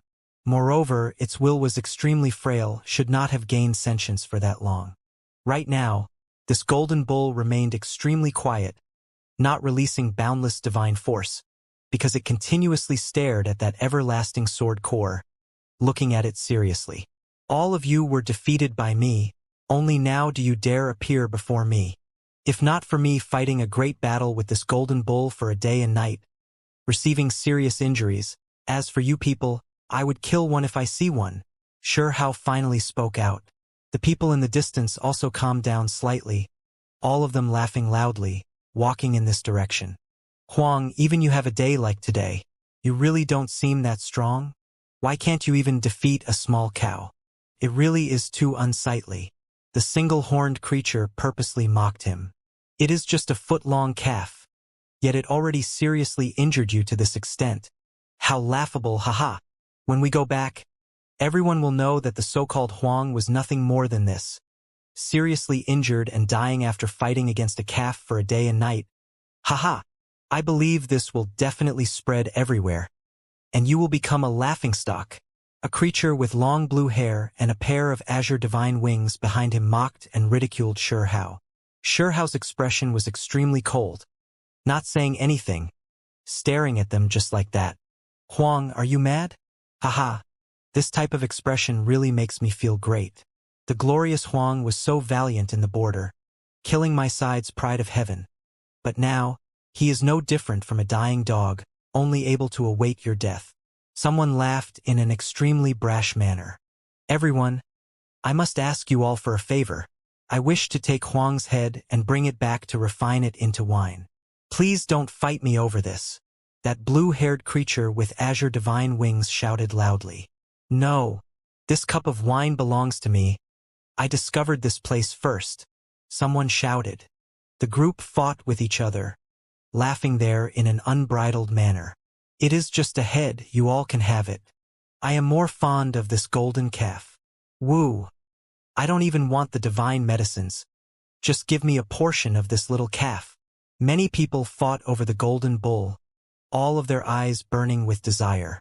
Xianxia didn't say anything, staring at them like he was staring at dead people. Even though these words were ear-piercing, he didn't mind them too much, only calmly watching. "Huang, you are so unsightly, not even able to deal with a foot-long little calf. Just watch obediently from the side. Watch how we deal with it," someone said with a smile. "No, take Huang's head first to avoid anything unexpected happening. Senior, please keep the law." There was someone who was extremely careful, moreover asking the self-release realm great cultivator to prepare for action. "Be a good little calf and stay off to the side. I will come to you soon. If you are willing to surrender, then we can bring you to see the undying existence," someone said to the golden bull. Only, those creatures that had just walked forward suddenly felt their bodies going rigid, feeling horrified. At this time, that foot-long calf raised its head to look at them, no longer looking at the everlasting sword core. At this moment, its pupils were incomparably resplendent, releasing an intimidating aura. It. Someone couldn't help but cry out, feeling as if they fell into an icehouse, frozen from head to toe. Everyone's smiles froze. "Huang, you actually dared to swindle us." These creatures were shocked and furious, their expressions turning pale. Right now, they felt as if they fell straight to hell. The foot-tall golden bull woke up, snapping out of its daze, no longer staring at the everlasting sword core, instead looking at all of them. Its gaze was penetrating, as if there were two golden divine swords that flew over. "Hurry and retreat," someone roared out. Needless to say, every one of them felt the terrifying aura this creature released after it woke up, its gaze piercing, as if there were two golden divine swords stabbing over. "Hurry and withdraw." Someone released a low roar. Even without saying too much, every single one of them could sense a frightening aura after this creature revived, one that penetrated directly into their bones. However, it was already too late. Just because the golden bull was quiet just now didn't mean that its five senses were sealed, just that it was momentarily absent-minded. It had heard their discussion. This was especially the case when there were some who had set their eyes on it, wishing to refine it into an artifact, making it immediately erupt with anger. "Moo!" A bull cry sounded, muffled and oppressive. One could see an expanse of ripples spread from its mouth. Meanwhile, white smoke even more so surged from its nose. The barbaric bull's roar erupted this close, producing a catastrophic result. On the other side, there was a foreign young cultivator who didn't even have a chance to release a miserable scream before directly exploding from the ripples. There weren't any bones left over, only a bit of bloody mist pervading the air. "Ah!" The others in the surroundings cried out, every one of their expressions pale. They had just faced each other, yet one of them was already killed. Quite a few people nearby coughed out large amounts of blood, unable to endure this type of attack. It was too intense, as a mountain-like hammer smashed down, crushing them. Sure enough, the golden bull roared again. A few more people in the surroundings exploded, body and spirit extinguished. This scene was too strange and terrifying. This golden bull was only a foot in length, yet it directly made a group of experts explode, not a single one of them able to resist. Figures surged one after another, wishing to escape. However, the golden bull rushed out, catching up to one of them with a pung noise. Its horns smashed into that individual, tearing him apart. Pooh! Then, it smashed into another person, forcibly smashing him to pieces. It was just this powerful and direct. From this, one could see the difference between these people and sure how. These people were immediately stunned, only thinking about running, losing themselves, which was why they died even faster. "Brute, you dare?" In the back, that self-release realm cultivator roared. He was standing not too far away this entire time, watching this place. When he saw this scene, he activated a glistening yellow copper pagoda. "Moo!" The golden bull didn't pay him any attention, chasing after an individual, trampling that person's corpse onto the ground. "Collect!" The self-release realm great cultivator shouted. That copper pagoda descended, covering the foot-long golden bull, moreover collecting it inside. When the others saw this, they inwardly released a breath of relief. All of them were covered in cold sweat, about to collapse. "Hurry and run. I cannot make it surrender." However, the self-release realm cultivator's expression changed at this moment, his voice even trembling, feeling a bit of flusteredness. "Ka!" An ear-splitting sound transmitted out. This copper pagoda directly exploded, a blast of golden light rushing out from within, immediately charging murderously at the self-release realm cultivator. Along the way, it crashed and bashed about, killing several youngsters. Right now, the golden bull was furious. The aura and divine force it released became much more powerful. "Hurry and withdraw!" The self-release realm cultivator roared. He wanted to try and withstand it, face the golden bull, immediately using 6 types of great divine abilities. There were foreign ancestral methods, as well as the 9 heavens precious techniques. The mysterious methods were astonishing, magical force world-shaking. However, they weren't useful. Just now, he used the world within the sleeve divine ability. When the great sleeve had just wrapped around the golden bull, the sleeve immediately exploded, his arm almost smashed apart. He also used an ancestral sword formation that continuously released 9,999 streaks of sword light, all of them hacking into the golden bull. However, as a result, kung-chong noises rang out, sparks flying in all directions, but it just couldn't inflict any damage. Shwa! Immediately afterwards, the golden bull's two horns left its body, flying out, turning into golden light, abruptly appearing at the self-release realm cultivator's side. He wanted to stop it, but in the end discovered that his own ancestral method was scattered, precious artifacts blasted through, unable to block it at all. With a pew sound, his two arms were both hacked off.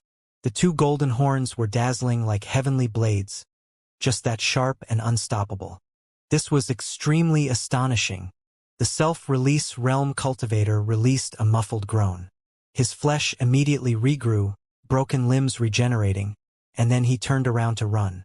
He didn't dare stay here any longer. If he didn't leave now, he was dead for sure.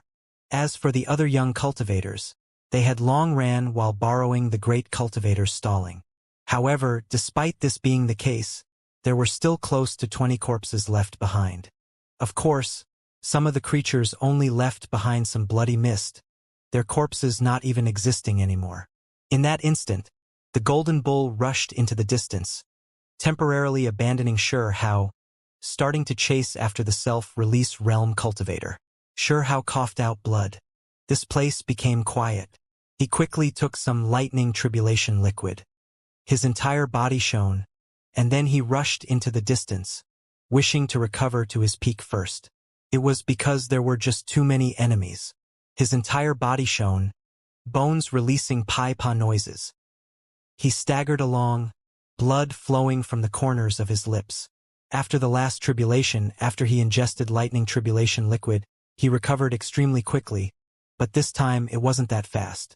The main reason was because his foundation was injured, his body was in a dying condition.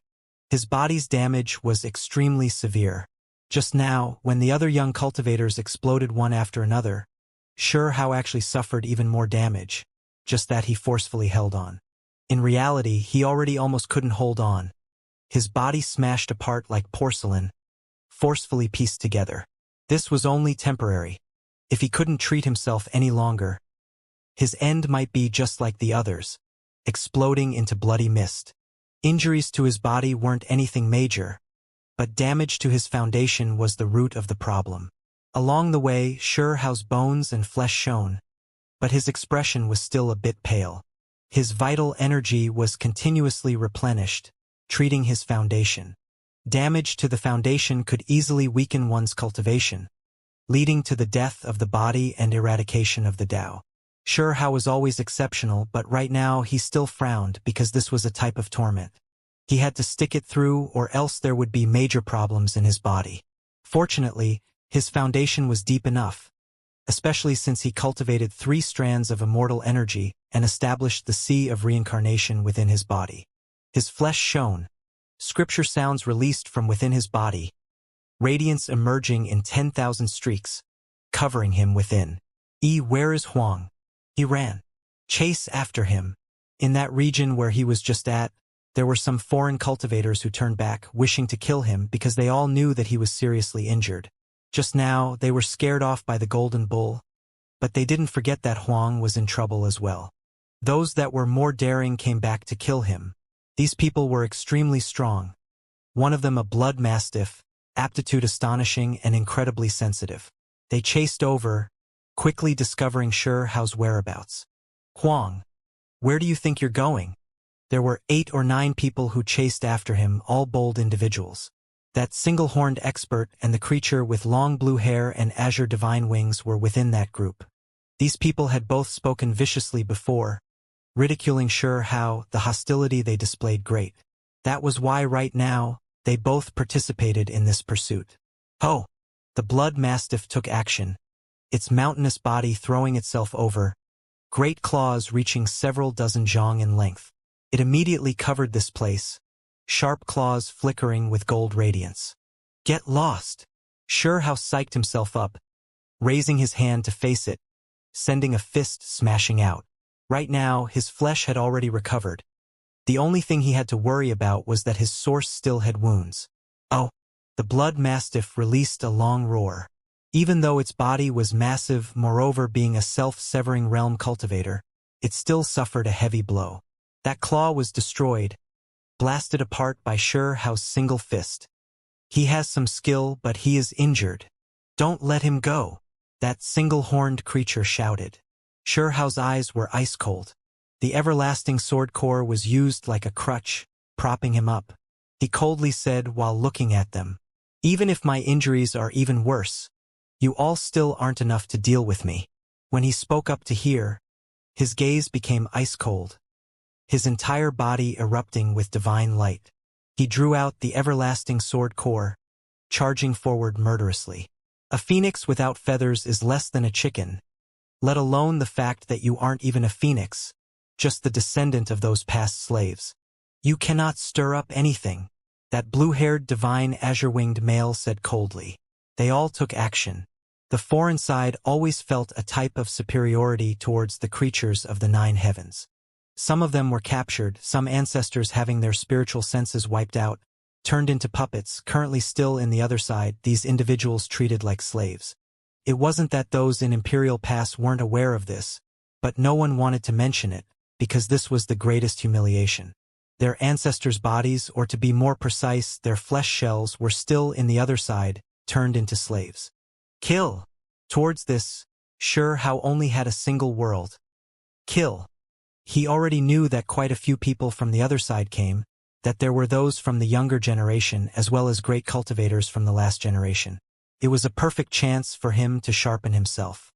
He wanted to massacre these people and then advance into an even higher cultivation realm, give everyone a type of pleasant surprise, break through in this mountain range. Pooh! Wherever the sword core passed, a rain of light would splash out.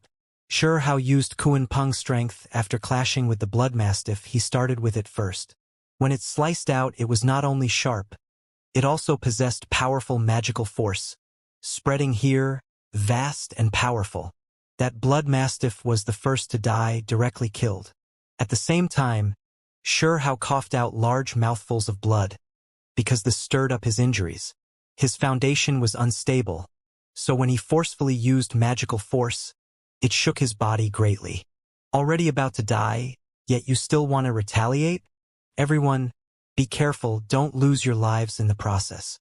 Capture him, that single-horned creature roared out. They didn't want to throw away their lives. They all knew that Hao was seriously injured, and that was why they wanted to take advantage of this situation. If they couldn't kill the other party, instead losing their own lives, then that would be too regretful and not worth it. Sacrificial killing formation. Right at this time, that blue-haired youngster shouted. The divine wings behind him moved, making heaven and earth collapse. Rock and sand fly everywhere. The first to lay a formation. They made ample preparations. When they came, there were some who brought powerful magical artifacts, some who prepared magical formations, wishing to encircle and kill Huang. This was precisely the group that brought a formation. Hao's pupils contracted. Even though he really didn't want to, he still forcefully stirred up his source. The space between his brows shone, shining with incomparable brilliance, revealing the lightning pool imprint. Hong! In the clear sky above, lightning appeared. Hao used the Lightning Emperor Precious technique, summoning heavenly tribulation like lightning, the power absolutely horrifying. This was the highest profound mystery of the Lightning Emperor he currently grasped. In Imperial Pass, it had previously stirred up a great commotion, everyone previously petrified when they saw this. Now, he didn't hold back at all because the situation was dire. He used the Lightning Dao killing method Precious technique to wipe out everyone this time. Everything went smoothly, nothing unexpected happening. The lightning was concentrated, electricity interweaving, carrying heavenly tribulation aura. Last time, the reason he could use it was partly because of luck, but this time it was purely by relying on his own achievements, the result of his understanding of the Lightning Emperor Precious technique. No! When the concentrated lightning hacked down, those young experts were immediately horrified, feeling that things were bad. There were some who immediately ran, not daring to face this attack. It was because they smelled heavenly tribulation. It isn't true heavenly tribulation, just an illusion. Kill him. There were others who wanted to fight. I am already convinced that he truly is comparable to Emperor Race Youth. He can stand within heavenly tribulation without perishing. If we fight against him alone, there is no chance of victory. There was someone who cried out helplessly. None of you will escape, Xianxia said coldly. Since he used his greatest lightning profound mysteries, shaking up his foundation, even making himself cough out a few mouthfuls of blood, how could he waste this attack? The electricity was dense, thunder noise deafening. Blazing streaks crashed down streak after streak, drowning out this place. Ah! Someone cried out miserably. A streak of lightning that was comparable to heavenly tribulation piercing his body, turning it charred black. A bloody hole appeared in his chest, connected from front to back. Kill! At the same time, Xianxia rushed over. He raised the sword core like a demonic god. This was an absolute slaughter. Lightning covered this place, sword light overflowing. At this moment, 9 creatures were defeated, not a single person able to escape. Xianxia's sword hacked through the single-horned creature's skull, wiping out his primordial spirit. Ah! That blue-haired youngster moved his divine wings to resist the lightning, splitting the great earth with their power, wishing to escape. However, his wings were grabbed by Xianxia and then forcefully torn apart.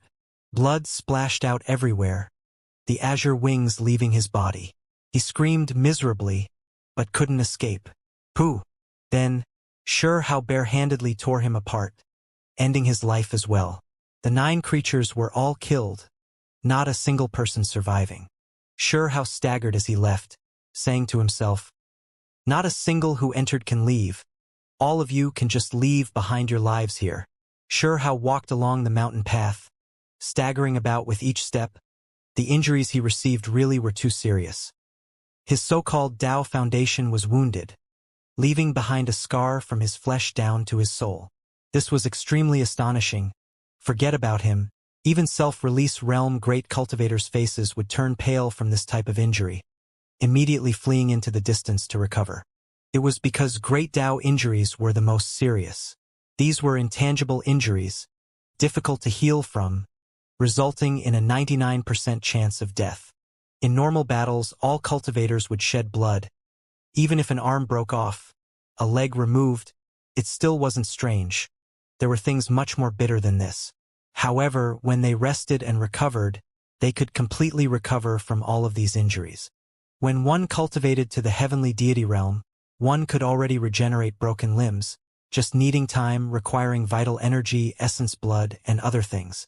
Meanwhile, once the foundation was injured, then it was extremely difficult. Normally speaking, it would accompany one for their entire life, and if it was a slightly more serious, then they were doomed to die, difficult to live through these injuries. It was because damage to the foundation would continuously exhaust cultivators' life source, and it would ultimately lead to the flesh drying up, the soul withering away, continuing all the way until the body died, Tao was extinguished. The so-called scattering of cultivation started from the source. Cough! Xianxia coughed out a mouthful of blood.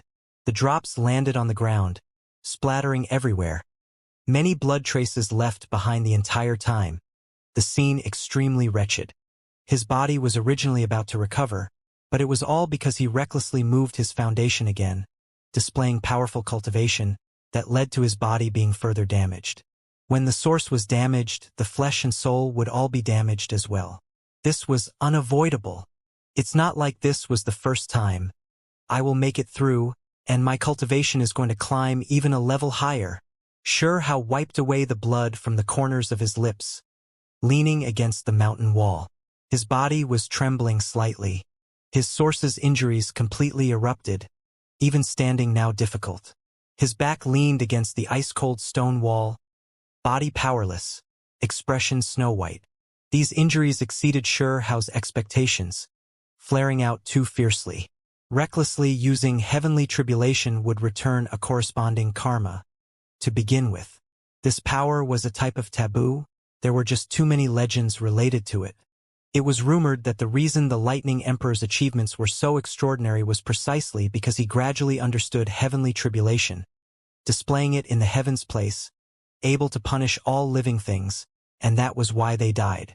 It was because heavenly tribulation involved too much, Not something just someone who grasps the highest profound mystery of lighting Tao was able to activate. There were other mysterious and unknown aspects. The Lightning Emperor's death was because the other side worried that he might grow to an unimaginable stage, and that was why they attacked with full force, taking action powerfully, burying him here. In reality, according to some ancient secrets clues, there should be some karma of heavenly tribulation itself that was involved, and this might very likely be the main reason. A mysterious power is affecting my body, damaging my cultivation. It immediately erupted so fiercely, seriously harming the Tao Foundation, Hao said to himself. He used the Willow Deity's method to treat himself, moreover activating his Sea of Reincarnation.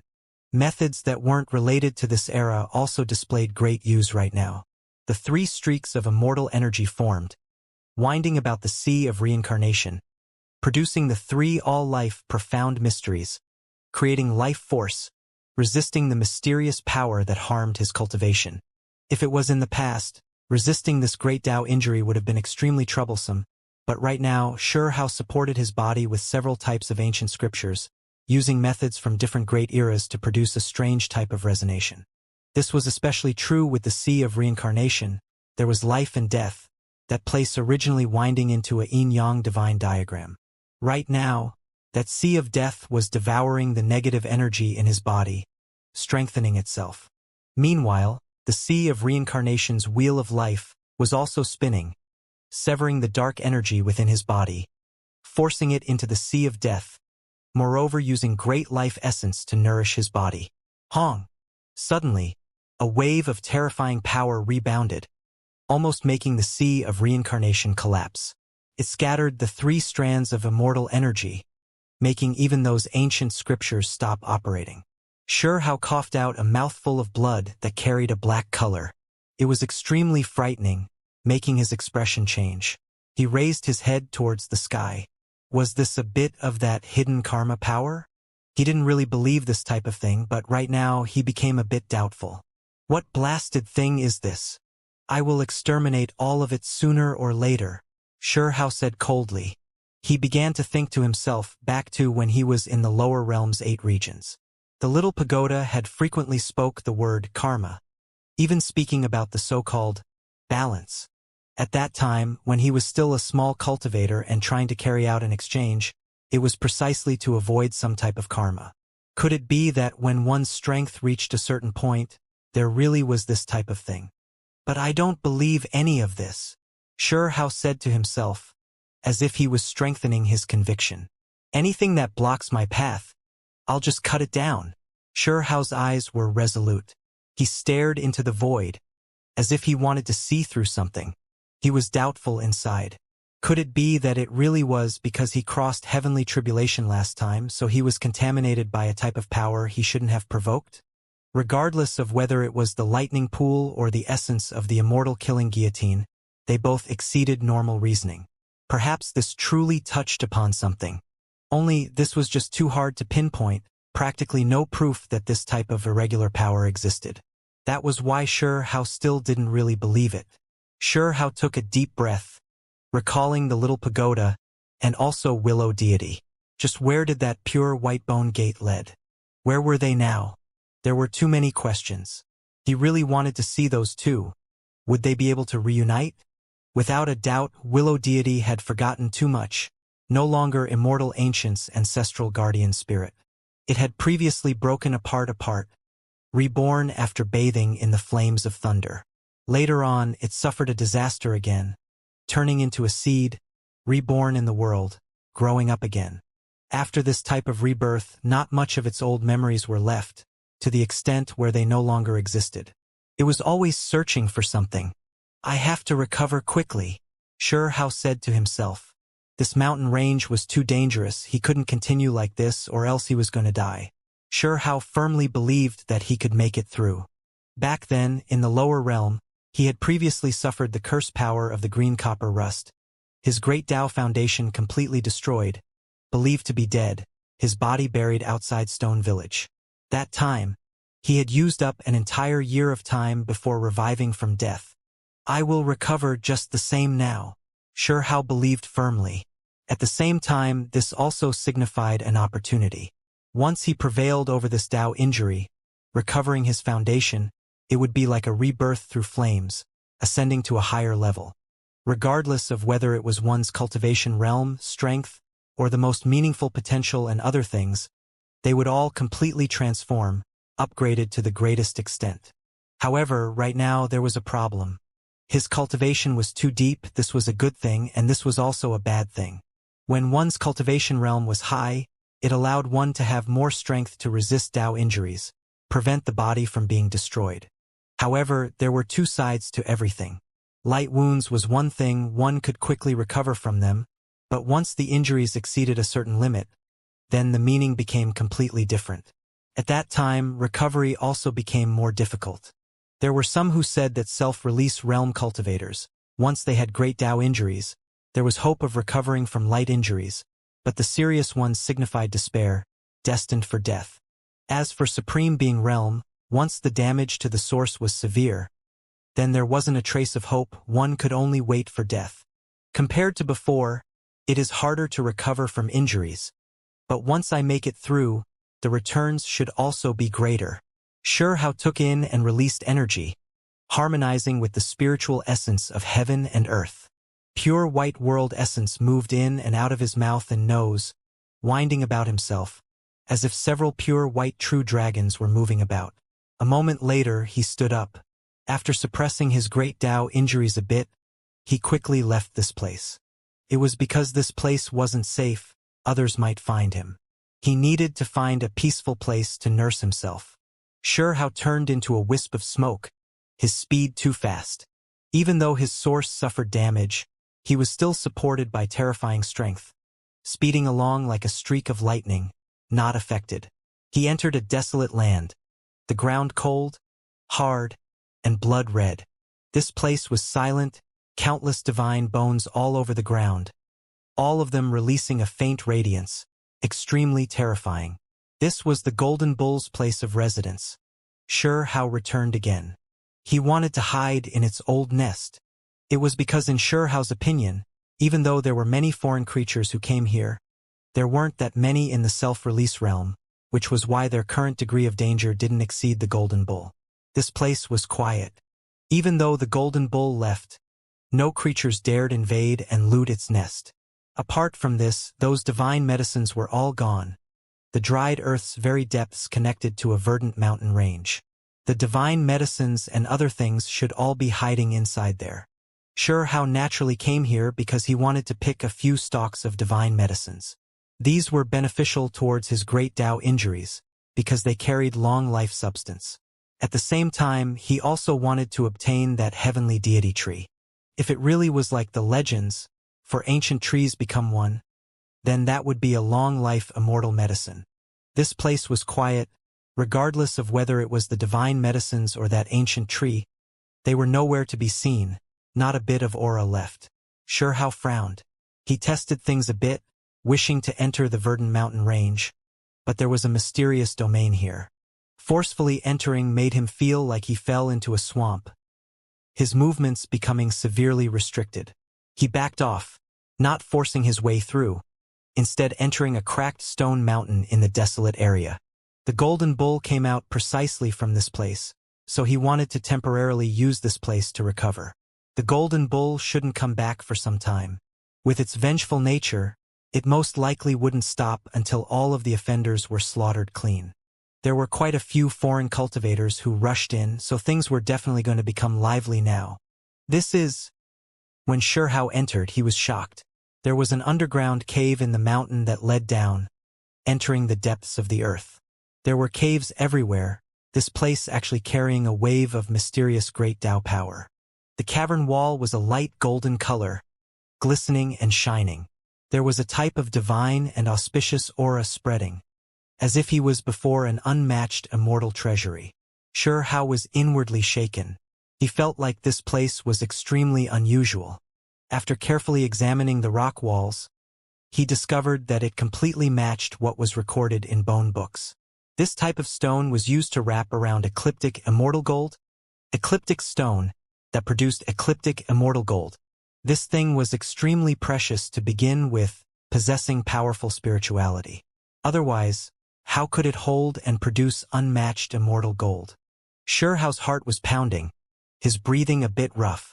This much ecliptic stone was too rare, much more than what was recorded in bone books. The entire underground cave was made of ecliptic stone.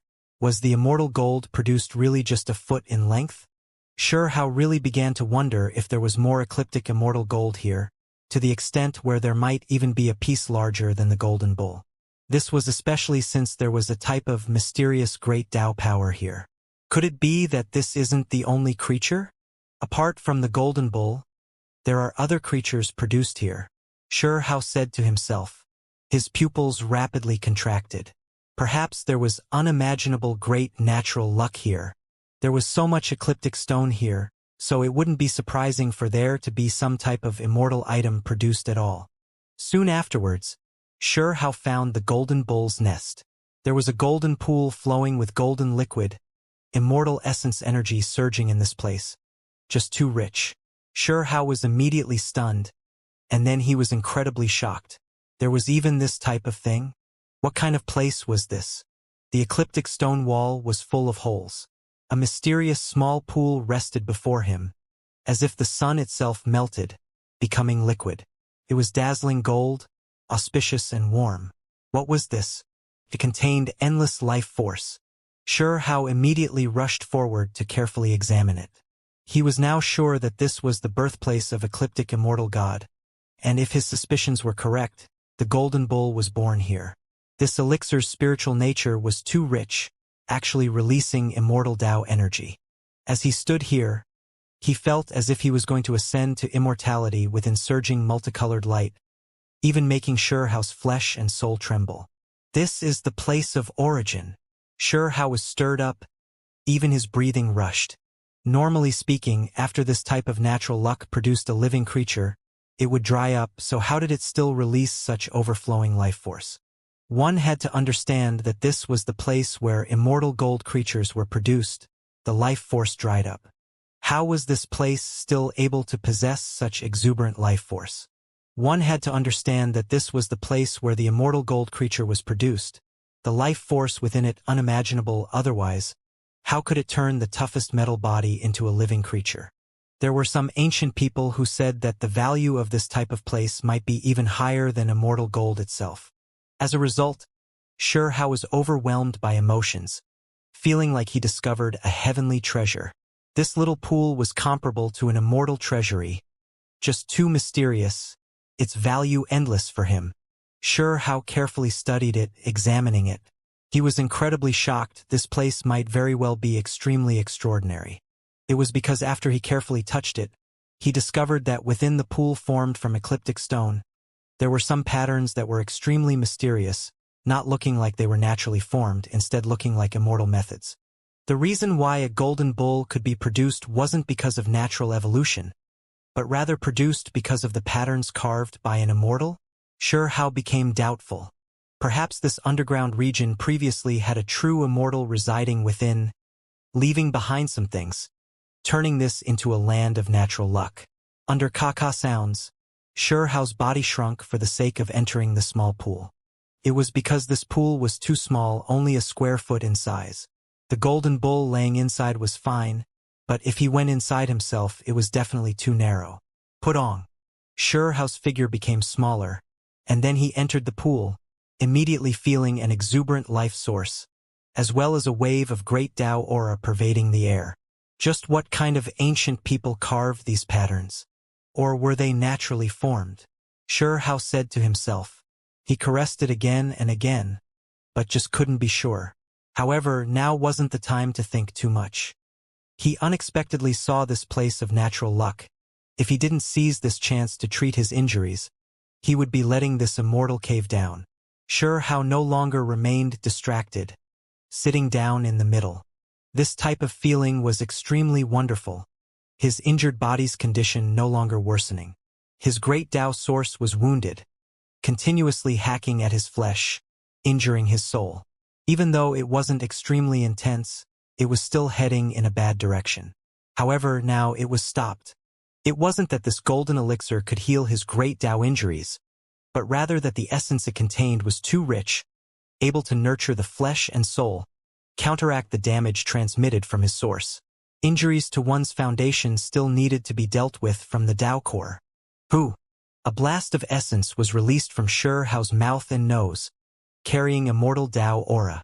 He became more and more shocked. This pool really was formidable. It wasn't an illusion but truly unimaginable. If he wasn't injured and cultivated here, it would definitely be half the effort with twice the results. This really was a source of natural luck. After Hu knew how much time had passed, Shi Hao felt his mind become clear and refreshed. The damage brought by the corrosion of his flesh and soul was smoothed out. Moreover, he felt like his current condition was excellent. Of course, if he left this place, his source would still continue to bring harm. Meanwhile, right at this moment he sensed something strange. There was a small crack at the bottom of the pool, the golden liquid originating precisely from there. Shi Hao was shocked, finding this inconceivable. He thought that this pool was the place of origin, but only now did he find that the source was underground, even deeper, that the golden elixir came from below. Shi Hao felt an urge to dig up this place, explore all the way down, see just what the source was like, just how much golden liquid there was. In his opinion, this thing wasn't inferior to an immortal elixir, because it contained immortal Tao energy to begin with, the life force unimaginable. Could enchant ordinary steel, turn stones into living creatures. Only, when his divine senses followed the fine crack down, he felt a sharp pain, as if he encountered the most powerful flame, as if he was burned. Underneath the ground, at first, everything was hazy, but when he approached closer, there was immediately dazzling light released. It was too resplendent. Shi Hao was shocked. Just what kind of place was this? What was there inside there? Why couldn't he get closer? It actually stopped his divine senses, piercing and injuring him. Shi Hao quickly backed up, carefully experiencing everything. He sensed that the great Tao aura he felt previously originated precisely from under the ground, located in the underground depths. He broke out into a cold shiver, on guard against that wave of power, full of precaution. Is this a dangerous place or not? What if there is a creature underneath as well? That would be extremely troublesome. This was what Shi Hao thought. He was a bit worried. It was because even if the golden bull left, no other creatures invaded this place, trying to occupy its nest. It was clear that this place was unordinary, having the power to intimidate all of the other creatures. However, after Shi Hao entered, obtaining this golden liquid's life energy, he still didn't encounter danger, and there wasn't any power that attacked him either. Forget it, opportunities are rare. I'll recover first. Shi Hao began to focus on absorbing the secret force the golden liquid underground contained. Wang! Every inch of his flesh was trembling, because the vital power was too rich. This golden elixir was one of the main factors in producing that golden bull. Shi Hao felt the 3 strands of immortal energy within his body begin to operate because of this, appearing on their own. Perhaps it was due to the fact that this little pool was rich with immortal Tao energy. It really is strange. Shi Hao hesitated. When he didn't use the 3 strands of immortal energy, they were scattered to nurture his flesh, allowing them to grow roots, gradually strengthen. In this place, the 3 strands of immortal energy actually condensed on their own. Then they scattered again, this cycle continuing. They became endless strands of even finer light, rushing about within his body.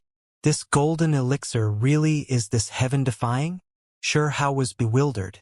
It was because he had tried many different methods to try and nurture immortal energy, but in the end they all failed, yet the immortal energy strands actually became this lively here. Hong! Suddenly, the inside of his body trembled intensely. The 3 strands of immortal energy were scattered by the impact, the fine light within all escaping, entering his flesh and bones again. A streak of extremely blurry white energy appeared, rising within his abdomen. It was extremely faint, almost as if there wasn't anything there. However, Shi Hao knew that it really existed, just that it was too faint, not clear, almost being overlooked. Then, he saw the golden elixir surge in the little pool. The immortal Tao aura within continuously extracted, quickly entering his abdomen. This extremely faint, almost non-existent white energy replaced the 3 strands of immortal energy, absorbing the mysterious power. A subtle transformation had taken place. Xianxia was still confused at first, a bit dumbstruck. What was this? Could it be that even the 3 strands of immortal energy were pushed aside? He actually didn't even know when this monster took up residence within him. However, as he observed this process, he gradually developed a bit of a familiar feeling. This thing couldn't be considered unfamiliar, of the same origin as the 3 strands of immortal energy. When did I obtain another strand of immortal energy? He was a bit confused. As the secret force of the immortal gold elixir was absorbed into his body, this streak of white energy became a bit more real. Xianxia was a bit stunned. This was just like a 4th strand of immortal energy. Suddenly, Xianxia was shocked, waking up. It was because he recalled something from the past, understanding a bit. Back then, when he was breaking through with difficulty, almost dying in the process, there was a streak of immortal energy that was produced. It really was too difficult, he almost died right there and then. Xianxia clearly remembered that there was one time where he succeeded, producing a streak of immortal energy. But in the final moments, something unexpected happened, failing at the last hurdle. The immortal energy scattered, entering his body, not appearing again. Could this be that streak? Actually appeared again today. However, immediately afterwards, Xianxia broke into a cold shiver once more, because after recalling this matter, he thought of many things, feeling like the situation wasn't too good. It was because back then, he missed out on that first streak of immortal energy, even grumbling to Great Elder about this. If that streak of immortal energy didn't disappear, wouldn't he have 4 strands of immortal energy? As a result, at that time, Great Elder Meng Tianjing was extremely shocked, telling him some things. In reality, no matter who wanted to cultivate immortal energy, they would always lose the first streak, just not no one was truly able to see that strand. Meanwhile, Xianxia actually saw the first strand. This was a bit inconceivable. According to what Great Elder said, that strand was normally extremely faint, formless, it wouldn't appear. Everyone would lose it after obtaining it, wouldn't know of its existence. This was an inevitable secret process. It was precisely because there was this process that one could truly acquire immortal energy after. According to what Great Elder said, that was a streak of source energy that would escape sooner or later, just temporarily remaining within the body so that other immortal energy imprints could be produced. It was just like the so-called Tao brings one. This was precisely that one, it couldn't be grasped. 1 to 2, 2 to 3, 3 to all things. One could hope for 3 strands of immortal energy, but in the end, it would depend on whether one could successfully seize them. Even so, the 3 strands of immortal energy were all produced by the imprints left by the source energy. According to normal reasoning, that streak of source energy was impossible to see, difficult to perceive. Meanwhile, Xianxia was actually able to perceive it back then. Moreover, making it completely solidify, make it remain, this left Great Elder extremely shocked. If Great Elder was here right now, seeing Xianxia make it appear once more, he would definitely be stupefied, and then become terrified. Great Elder previously told me that it was good if this thing was lost, because if this thing is left behind, that would be what is terrifying, it would cut me down in the end. Xianxia said to himself. This was the warning Great Elder gave him, previously informing him of this terrifying thing. According to what Great Elder said, this streak of source energy shouldn't have been acquired, because it was something that should have ran. Once one was too greedy, forcefully keeping it behind, vainly trying to obtain it, then there would definitely be consequences in the future, one would be tangled together with it. That streak of immortal energy can be called origin energy. If one truly wishes to obtain it, nurture it, it will most likely become a chain that strangles oneself, it will kill oneself. Great Elder said this before in an extremely serious manner. This wasn't natural luck, instead more so a death symbol, something that took lives. It was because there was some natural luck that shouldn't be obtained, some karma that shouldn't be taken on, couldn't be withstood. Xianxia was a bit speechless. That origin energy from back then actually appeared again, not scattering. It didn't run away. At the same time, he became even more doubtful.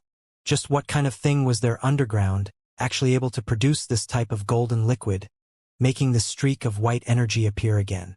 My source was seriously damaged to begin with, and now there's this damn origin energy.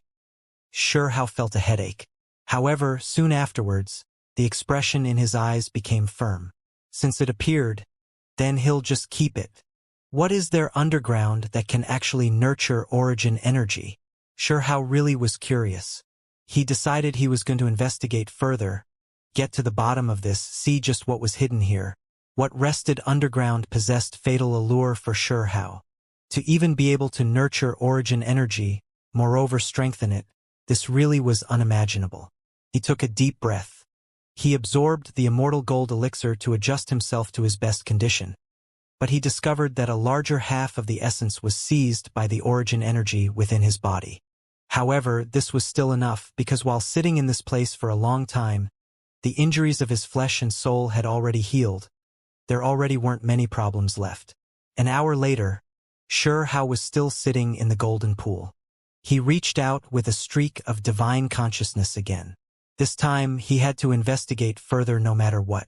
The crack at the bottom of the pool was extremely small, but for his divine will, this wasn't a hindrance. His divine senses extended down, seeping underground, just as if Xianxia's true body was exploring. There was just too much ecliptic stone, this type of rock wall everywhere underground. As he went further down, tracing the golden elixir back to its source, he found a hidden space. The underground world was profound and unfathomable. The rock walls, giant stones, and other things all became one body, the various places all connected like stalactites. It was extremely strange, the shape of this place unusual. This place wasn't that wide, especially when he followed the crack down to where the golden elixir flowed. It was even more narrow. Dense golden mist pervaded the air, divine and transcendent. Xianxia felt his heart pound intensely. He was actually a bit nervous because he felt immortal energy. He approached that brilliant place again. This time, the space in his brows felt intense pain, even greater than the last time, as if he was burned by immortal flames, injured as a result. It really was piercingly painful. However, Xianxia endured it, still proceeding, his divine senses like water, slowly and steadily moving forward. He wanted to touch that dazzling golden light. Wang! Xianxia's true body swayed, everything before his eyes going dark. He almost went unconscious, his divine senses in incomparable pain, as if he was hacked by a blade. There was a mysterious power corroding him, wishing to cut down his primordial spirit. His breathing was a bit hurried, having no choice but to pull back that strand of divine will. It was because if he forcefully charged forward, he might have to pay a tremendous price himself. His primordial spirit might even be hacked apart. Even though he was curious, wishing to know what exactly there was underneath, there was no way he would throw his own life away. Even if there was an immortal treasury, he couldn't use his life to exchange for it. After taking a moment to calm down, Xianxia produced the true dragon-defying scale, supporting it with his divine senses, using it like a shield, testing things out again. If he still failed, then he would give up. He felt like the chances of success weren't great, because this scale was lack spirit. There was no way it could protect him from all sides. Meanwhile, that radiance was spread out underground, so if he truly approached it, it would cover everything. Ding! As expected, the true dragon-defying scale trembled. Xianxia felt as if he was struck by thunder. His divine senses were injured, it still ended in failure. A drop of blood flowed out from the space between his true body's brows. However, the moment the defying dragon scale was blasted aside, he still saw a vague scene through the hazy radiance. There was a war chariot that rested inside. It was extremely tattered, moreover rather old-fashioned, as if it had fallen apart. Unfortunately, he couldn't see it too clearly. Apart from this, he also saw a living creature that was even more blurry. It was laying there, some light released from it. It isn't living, it is dead. Now Xianxia completely relaxed, no longer worrying.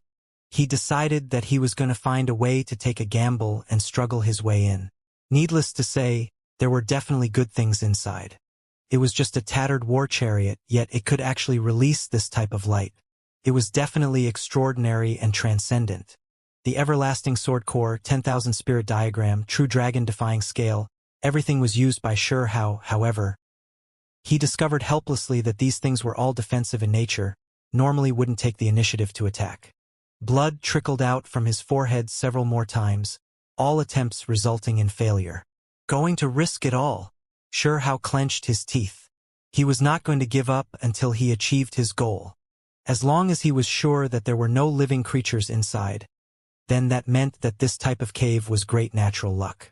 If he obtained what was inside, the benefits would be unimaginable. Only, even though his ambitions were great, his strength was insufficient. He had no way of approaching that place.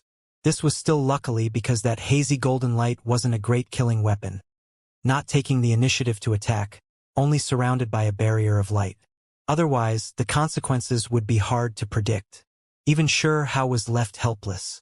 When he was left with no methods, he felt a strange feeling. A hazy flame appeared, emerging from his true body, entering the ground. That mysterious flame could turn into a mirror, engrave and reflect great Tao traces. It actually appeared at this time. It silently passed through the golden light, entering just like that. Shurhao was stunned. This was something impossible for him, yet this flame could move down there. He didn't hesitate anymore either. A strand of divine will also following that flame inside. When he entered, the hole in the barrier that was burned through was repaired again. He finally made it inside.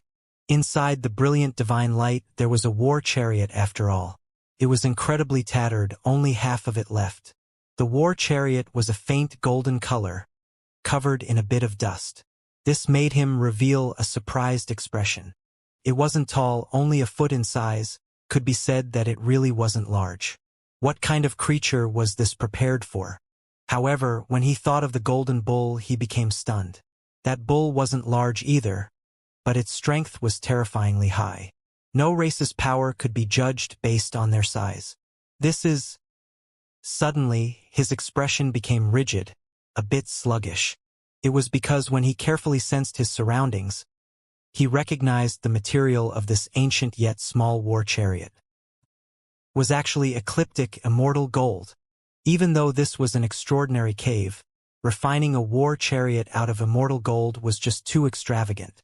Even undying existences and true immortals' eyes would go red from jealousy, go crazy after seeing this, right?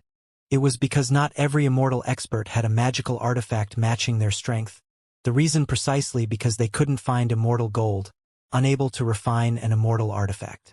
At that cultivation realm, ordinary materials couldn't store their power at all. Forcefully tempering them or carving great Tao patterns would only destroy the weapon.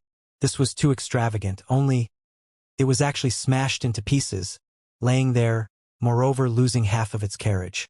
Soon afterwards, Shurhao squatted down, using his hand to dig into the ground.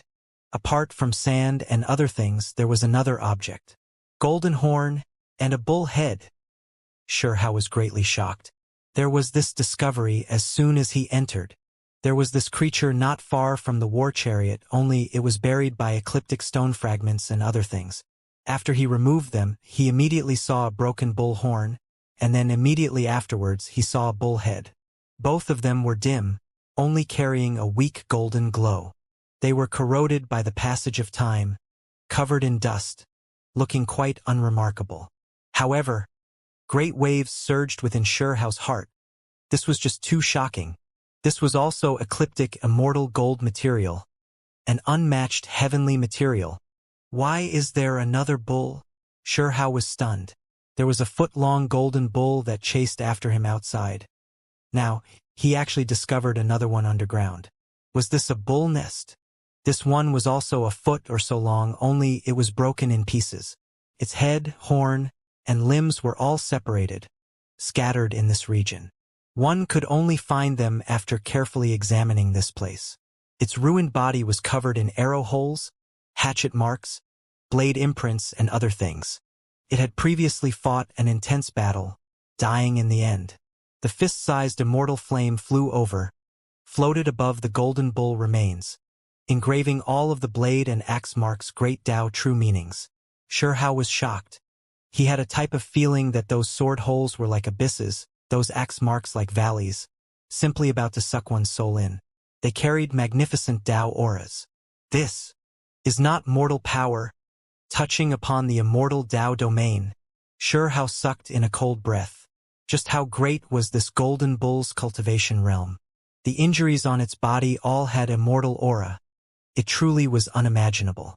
Was this an immortal bull? However, it was used to pull the chariot. Shihao was a bit speechless. Just how great of an expense was this? It really was a bit unimaginable. Immortal Ancient is full of mysteries.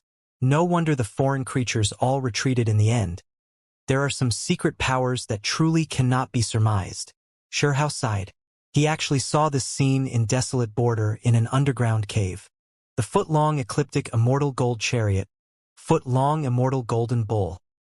This combination shook one's mind, made one's body tremble. There was definitely no mistake. This small chariot perfectly matched the golden bull. One set. It seemed like it took serious damage, escaping here with difficulty, but still ended up becoming a corpse, ultimately returning to dust. Where was its owner? The mount even became like this back then. The owner definitely wouldn't just watch without doing anything. Were there no clues left behind? Right when Shihao let his imagination run wild, that immortal flame moved. It was like a hazy lamp, floating about, moving forward, entering the depths of the underground world. Shihao was moved, following it. Even though the underground world was completely made of precious ecliptic stone, it was full of holes, as if it was a cave made of stalactites, the stone material in all different types of shapes. And Shihao's body went taut. He immediately stopped, staring forward. He saw the other half of the broken chariot. It was resting before a stone wall, long covered in dust as well, carrying an incomparably ancient aura of time. Only what was that? Shihao immediately became nervous, because he saw that there was something seated in that half of the chariot carriage. However, no matter how he looked, it was not clear, extremely blurry. This remained true even when he opened his heavenly eyes. He immediately knew that this was the result of a dense great Tao. Shihao's mind trembled, his palms covered in sweat. He knew that the one who was sitting in the carriage might be the owner of the immortal bull. When that fist-sized immortal flame approached, only then did that place become clear, no longer hazy and indistinct. The flame could illuminate everything. Great Tao patterns couldn't hide the mysteries of heaven here. Sure enough, there really was a creature in the damaged carriage. It was less than a foot tall. When it sat inside, it looked even shorter. Only when one continuously stared at it, they would start trembling, couldn't help but feel an urge to bow down. Shihao was horrified. This creature was too extraordinary. Even if all of the aura was restrained, it was still hard for others to bear. It seemed like it was going to make the 9 heavens 10 earths collapse, destroy the universe. Just how terrifying was this? When Shihao shifted his gaze, that type of heaven collapsing, earth caving feeling disappeared, everything returning to normal. It was a Taoist, one who was extremely old, as if he had sat here since prehistoric times. His eyes were closed, not moving at all, on his body golden blood that hadn't dried even now. He wore golden Taoist robes, but they had long become tattered, about to disintegrate. Only Shihao knew that there was no way it would rot, because the clothes were woven out of ecliptic immortal gold. This Taoist had golden hair and a golden beard, quiet and peaceful. His body was hazy, chaotic energy spreading. There were stars that adorned that place, looking as if it was part of the cosmos, as if that Taoist was seated before the establishment of the world. Shihao's blood was surging frantically just by looking at him, his body feeling as if it was going to explode. He simply couldn't imagine how powerful and terrifying this existence was. One had to understand that all life energy should have been severed from his existence, yet his body could still produce this scene, moreover this powerful. It was just too inconceivable. Upon closer inspection, his body looked like it already dried up, lacking vitality, but it could still suppress the past and present. On the broken half of the carriage, the old Taoist was seated, leaning against the stone wall. There was a pitch-black ancient cave there, extremely small, most of it perfectly covered by his body. This Taoist definitely wasn't human. Even though he was in human form, he was too short, less than a foot tall. Moreover, the most important thing was that his body was a golden color. Ecliptic, immortal gold. He was also a creature formed from immortal gold, just that he was even more powerful. Impossible to estimate just how profound his cultivation was, but he definitely stood at the peak of immortal Tao. The Taoist had an old-fashioned Taoist robe, golden pupils, thin hair and a beard. He was extremely old. Even though he was an immortal creature, his body wasn't that different from flesh and blood, difficult to differentiate unless one looked carefully. Xianxia was moved, his soul trembling, body even more so about to break apart. Even though he only glanced at it a few times, it was still extremely difficult for him to endure that type of great pressure. It was clear that if anyone else came, they would long be shivering, bowing down, unable to resist this might at all. This old Taoist sat in the ruined chariot that was less than a foot in length. He was small, yet possessed unmatched awe. Primal chaos pervaded the air, specks of light flickering about, as if he was sitting at the center of the universe. Just the slightest movement could reestablish heaven and earth. This really was too terrifying.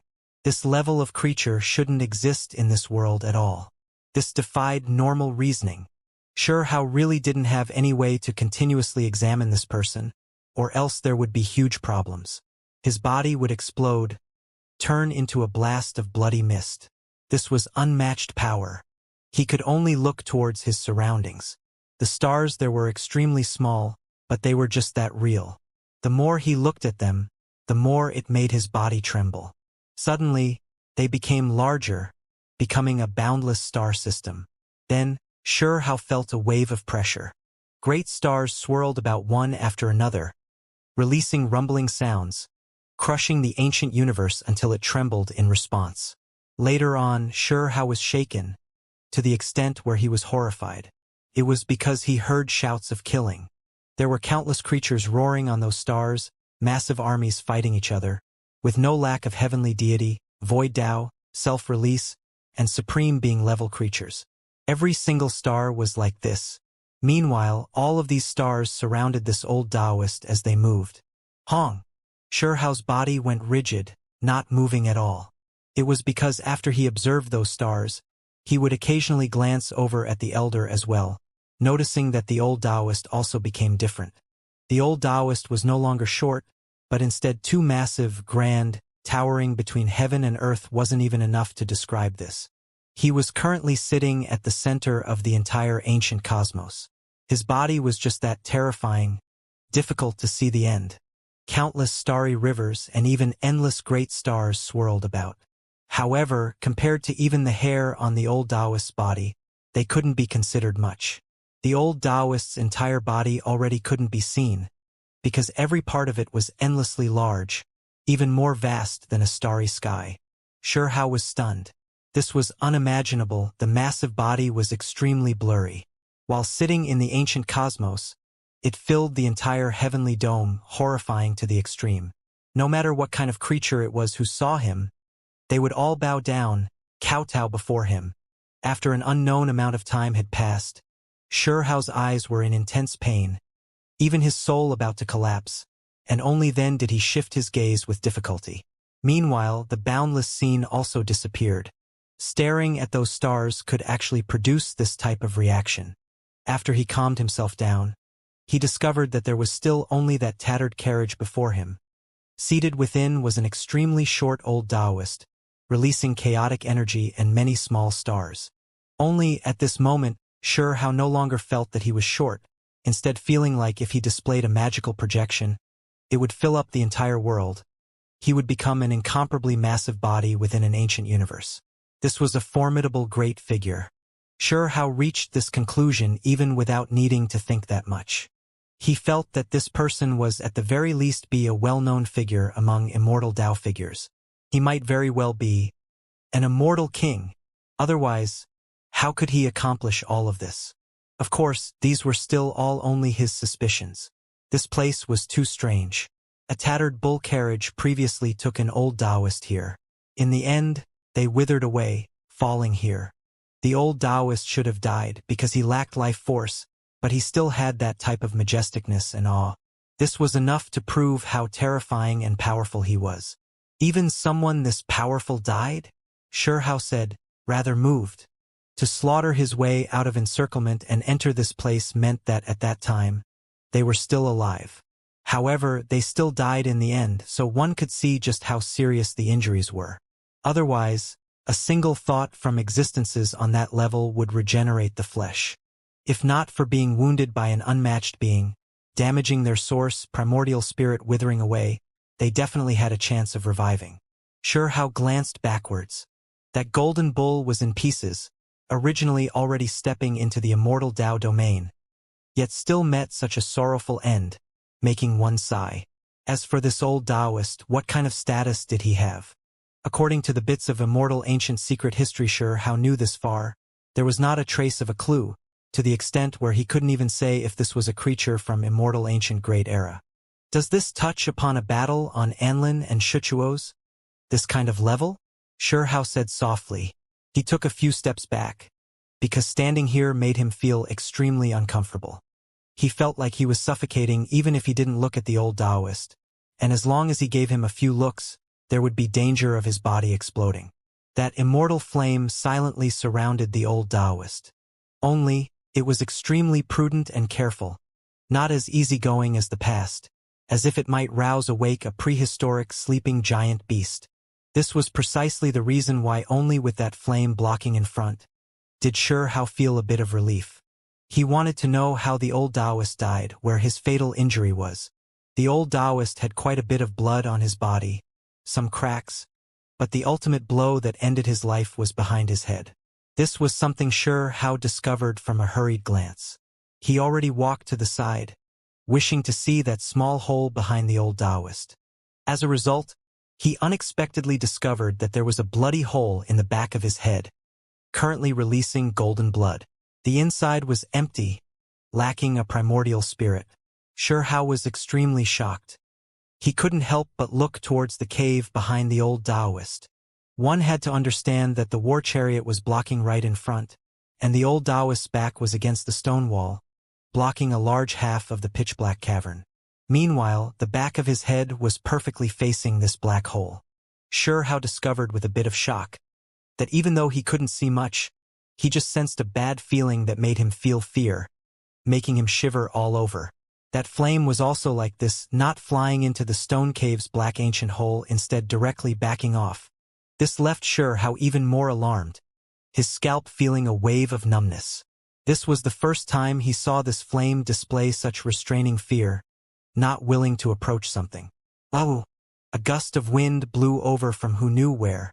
The black hole behind the old Taoist also released an absolutely horrifying sound that was like a sobbing noise, but also like the noise of wind blowing against stone. Even though Xianxia felt an itch wishing to explore this to its end, he knew how serious it was.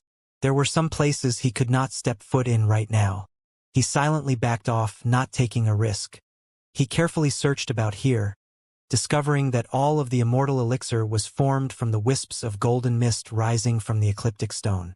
Regardless of whether it is the golden bull of the old Taoist, they are both made of ecliptic immortal gold.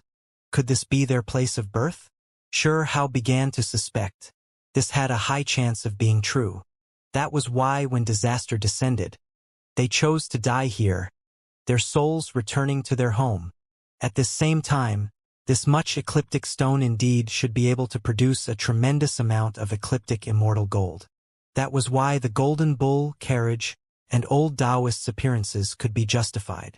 Xianxia returned to those dim golden bull remains. This was ecliptic immortal gold. It was covered in dust after all this time. The bull passed away who knew how many tens of thousands of years ago. Normally speaking, as long as immortal gold turned into a living creature, they would become valiant and unmatched, because their bodies were too hard, practically impossible to break through. Meanwhile, this golden bull already became an immortal Tao figure. Yet it still died, its essence all flowing away. Something isn't quite right. This golden bull is still an immortal Tao existence in the end. So why isn't it that intimidating? Its loss of spirituality is just too severe, right? Sure Hao recalled that there was another golden bull on the surface. Even though it couldn't compare to an immortal Tao creature, it was still ridiculously powerful, probably not existing in this world for that long. The two golden bulls are identical. Don't tell me that this is a coincidence? Sure Hao's expression was serious. He produced too many associations, his expression changing greatly, emotions rising and falling like great waves, difficult for him to calm down. It was because those thoughts were too shocking. Could it be that the golden bull was reborn, using this place to achieve rebirth? Sure Hao's body trembled. He thought back to the golden pool on the ground. There was clearly a type of mysterious pattern inside. Was that what produced the golden creature? Was there someone else involved? Sure Hao turned towards that old Taoist who was already extremely blurry. If the golden bull had a chance of reviving, with the old Taoist's heaven-reaching, earth-shaking matchless divine ability, would there really be no way of ensuring its survival? Could it be that the black ancient hole? Sure Hao's expression changed. He felt like he couldn't remain in this place. He quickly backed up, leaving the underground cave. Immediately afterwards, his divine senses returned. His true body's eyes opened. He was still sitting in the small pool. I cannot leave just like this. I'll use this place for cultivation first. This was definitely an immortal cave, especially this type of golden liquid, which was even more so an unmatched precious liquid. If he missed out on this, he would regret it for his entire life. It was because he felt that this might be liquid produced precisely for the birth of an immortal Tao creature. No wonder the origin energy within my body appeared again. This is the result of unmatched immortal methods. Sure Hao touched the patterns in the pool. Then he returned to his cultivation, frantically absorbing the secret force within the elixir.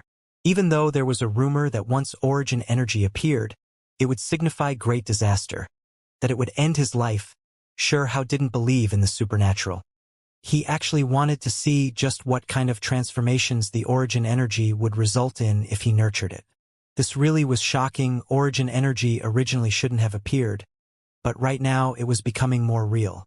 It gradually became stronger, more and more pure white, mysterious and terrifying. In the end, Sure Hao operated it with full force, making the origin energy fully take form, reside within his sea of reincarnation in his abdomen. It was real and clear, no longer faint. Everything went just this smoothly. Hong. Immediately afterwards, Sure Hao felt incomparable strength erupt within his body, surging from inside of him like a mountain flood. It erupted like a roaring sea, just too shocking. That strand of origin energy was moving, as if it was overturning seas and rivers. It actually possessed such great energy, extraordinary after all, worthy of being the mother body of the three strands of immortal energy. Right at this moment, the three strands of immortal energy appeared, flowing within his body, displaying the three to all life profound mystery, filling his body with life force and ample vitality.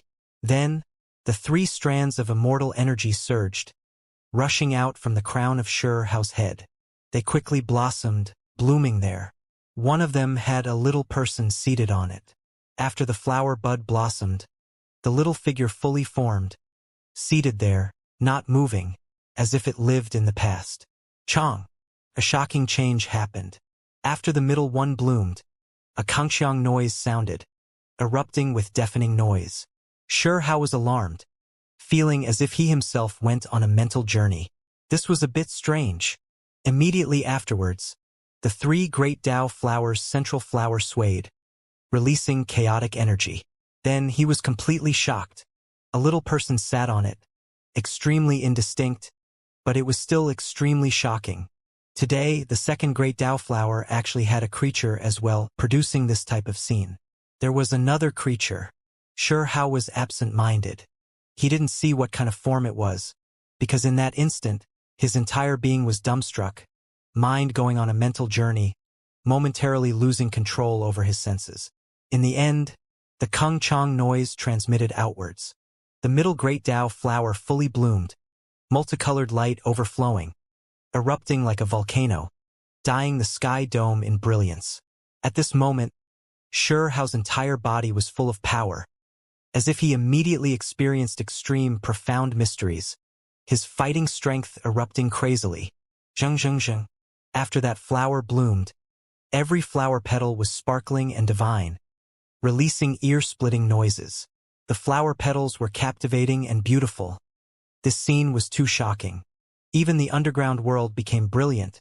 The radiance seeped into the depths of the earth, and then it rushed through the surface, illuminating this entire divine medicine mountain range. The radiance pierced through the mountains and rivers. This type of scene was extremely horrifying, making one feel shocked over this. The various types of ancient beasts and vicious birds in the mountain range all trembled.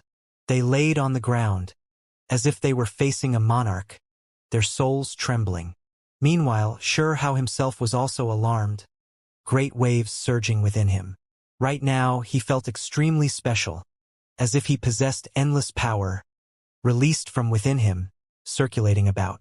Using the body as a seed, his body as the gate, endless light erupting. This was cultivation, it was power. He felt himself becoming incomparably strong. At this moment, it was as if a single fist could blast through this great world.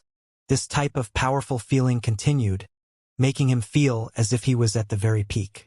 In a daze, he felt as if he overlooked all of time, watching unmatched existences emerge one after another. Hao didn't act impetuously, nor did he go crazy. Instead, he remained extremely calm, examining everything about himself. He could clearly feel power surging within his body, his cultivation advancing. However, all of it concentrated towards that great Tao flower on his head, entering that little person's body. All of this concentrated towards that indistinct little person, absorbed by it, as if a Tao fruit was forming, producing a real golden body. Hao frowned, but then he relaxed again. It was because with just a thought, he could grasp everything. The creature on the central great Tao flower seemed to be one with him, the two jointly owning everything. There was no need for any worry. This was completely different from the first great Tao flower's creature. The first creature remained indistinct the entire time, extremely distant, as if existing in the past. It didn't exist in the same great era as himself, as if it existed before the opening of heaven and earth. Each time Hao tried to communicate with it, it would result in failure. It was as if endless time separated the two, impossible for him to touch it, unreachable. The two were separated, the river of time itself separating them. He could only look at it from afar, the two unable to truly meet. However, he knew that cultivating that creature didn't bring any harm to him. When he was crossing tribulation last time, faced with the immortal killing guillotine, it was precisely that creature that took that blade in his place. Hong! The great Tao flower moved, trembling again. On that central flower, multicolored light erupted in 10,000 streaks, thousands of streaks of auspicious brilliance blossoming, passing through the underground world and rushing out of the surface. It dyed the mountains and rivers red, actually looking like blood radiance, carrying killing intent. It seemed to be in charge of fighting, in charge of killing, representing unmatched fighting strength. Then, the scarlet multicolored light became a dim gold color. Faint purple energy appeared again, several types of bright colors interweaving, the murderous intent also possessing great power, aloof and remote. The bones within Hao's body were all shaking, releasing pi-pa sounds, resonating, being grinded, evolving, becoming even sturdier and more powerful than before. He was becoming stronger. He tempered his Tao foundation, improved his bones and flesh. The gates within his body appeared one after another, releasing mysterious power to nourish the various parts of his entire body. This was especially the case with the Sea of Reincarnation, becoming the place where the gates gathered. Only by using the body as the seed can this step be reached. If I want to establish a new system, others cannot reach my level by following my path. I need to establish another path. Hao released a light sigh. If others were to imitate him, it would be too difficult to carry out. His path for others were broken paths. He shook his head, deciding not to think about all of this. He himself hadn't truly reached the peak yet, and the road ahead was still too far. It was pointless to think about all of this. This time, the reason why he could stir on the blossoming of a great Tao flower, produce a second creature, was largely related to this golden pool. It was because this was something brought about by an immortal, a precious pool possibly prepared specifically for the revival of the golden bull. He began to seriously suspect that the golden bull might have been reborn. It was precisely because of this that the origin energy that originally should have scattered condensed once again, moreover taking form, now completely stabilizing. The 3 strands of immortal energy also became stronger because of this, especially the second streak, receiving unimaginable nourishment. This was why it could blossom into fruit. The only regretful thing was that the injuries to his source only slightly improved, still existing, difficult to get rid of. This was a huge problem. It shouldn't affect my life and death, and within the short term, shouldn't affect my actions either.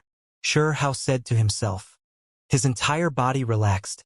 Every pore released essence light.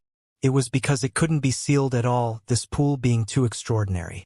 His body continuously derived essence, currently accepting a type of essence baptism. And, suddenly Xianxia was shocked. That strand of origin energy rushed out, rising from the sea of reincarnation, climbing along his vertebra like a great dragon. Hong! Xianxia felt as if he couldn't hold on anymore. A mysterious wave of power erupted from his vertebra. With a hurried glance, he saw many gates on his vertebra, one on every single node, all of them opening. This was an extremely important hidden threshold. If he could open all of the gates, the benefits would be unimaginable. This streak of origin energy jumped out like a true dragon. After rushing up his vertebra, it entered his skull, entering his spiritual core, making Xianxia's gaze become deep. At this moment, he thought of too many things. Then he closed his eyes. The origin energy spread, not remaining in his skull. It rushed out from the crown on his head, crying out like a dragon, shaking up the heavens above and earth below. It appeared in the void, and then it directly rushed at the second great Tao flower. Not good. Xianxia opened his eyes with a schwa sound, never expecting this streak of origin energy to be this sinister, actually leaving on its own, moreover trying to steal his Tao fruit. Could it be that it really was as the legends said, that origin energy couldn't be retained, couldn't be longed after, or else it would be bringing a great disaster onto oneself?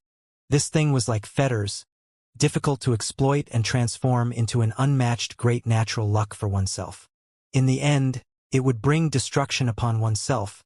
This was something that had been passed down from generation to generation. Xianxia frantically operated his divine might, wishing to move aside.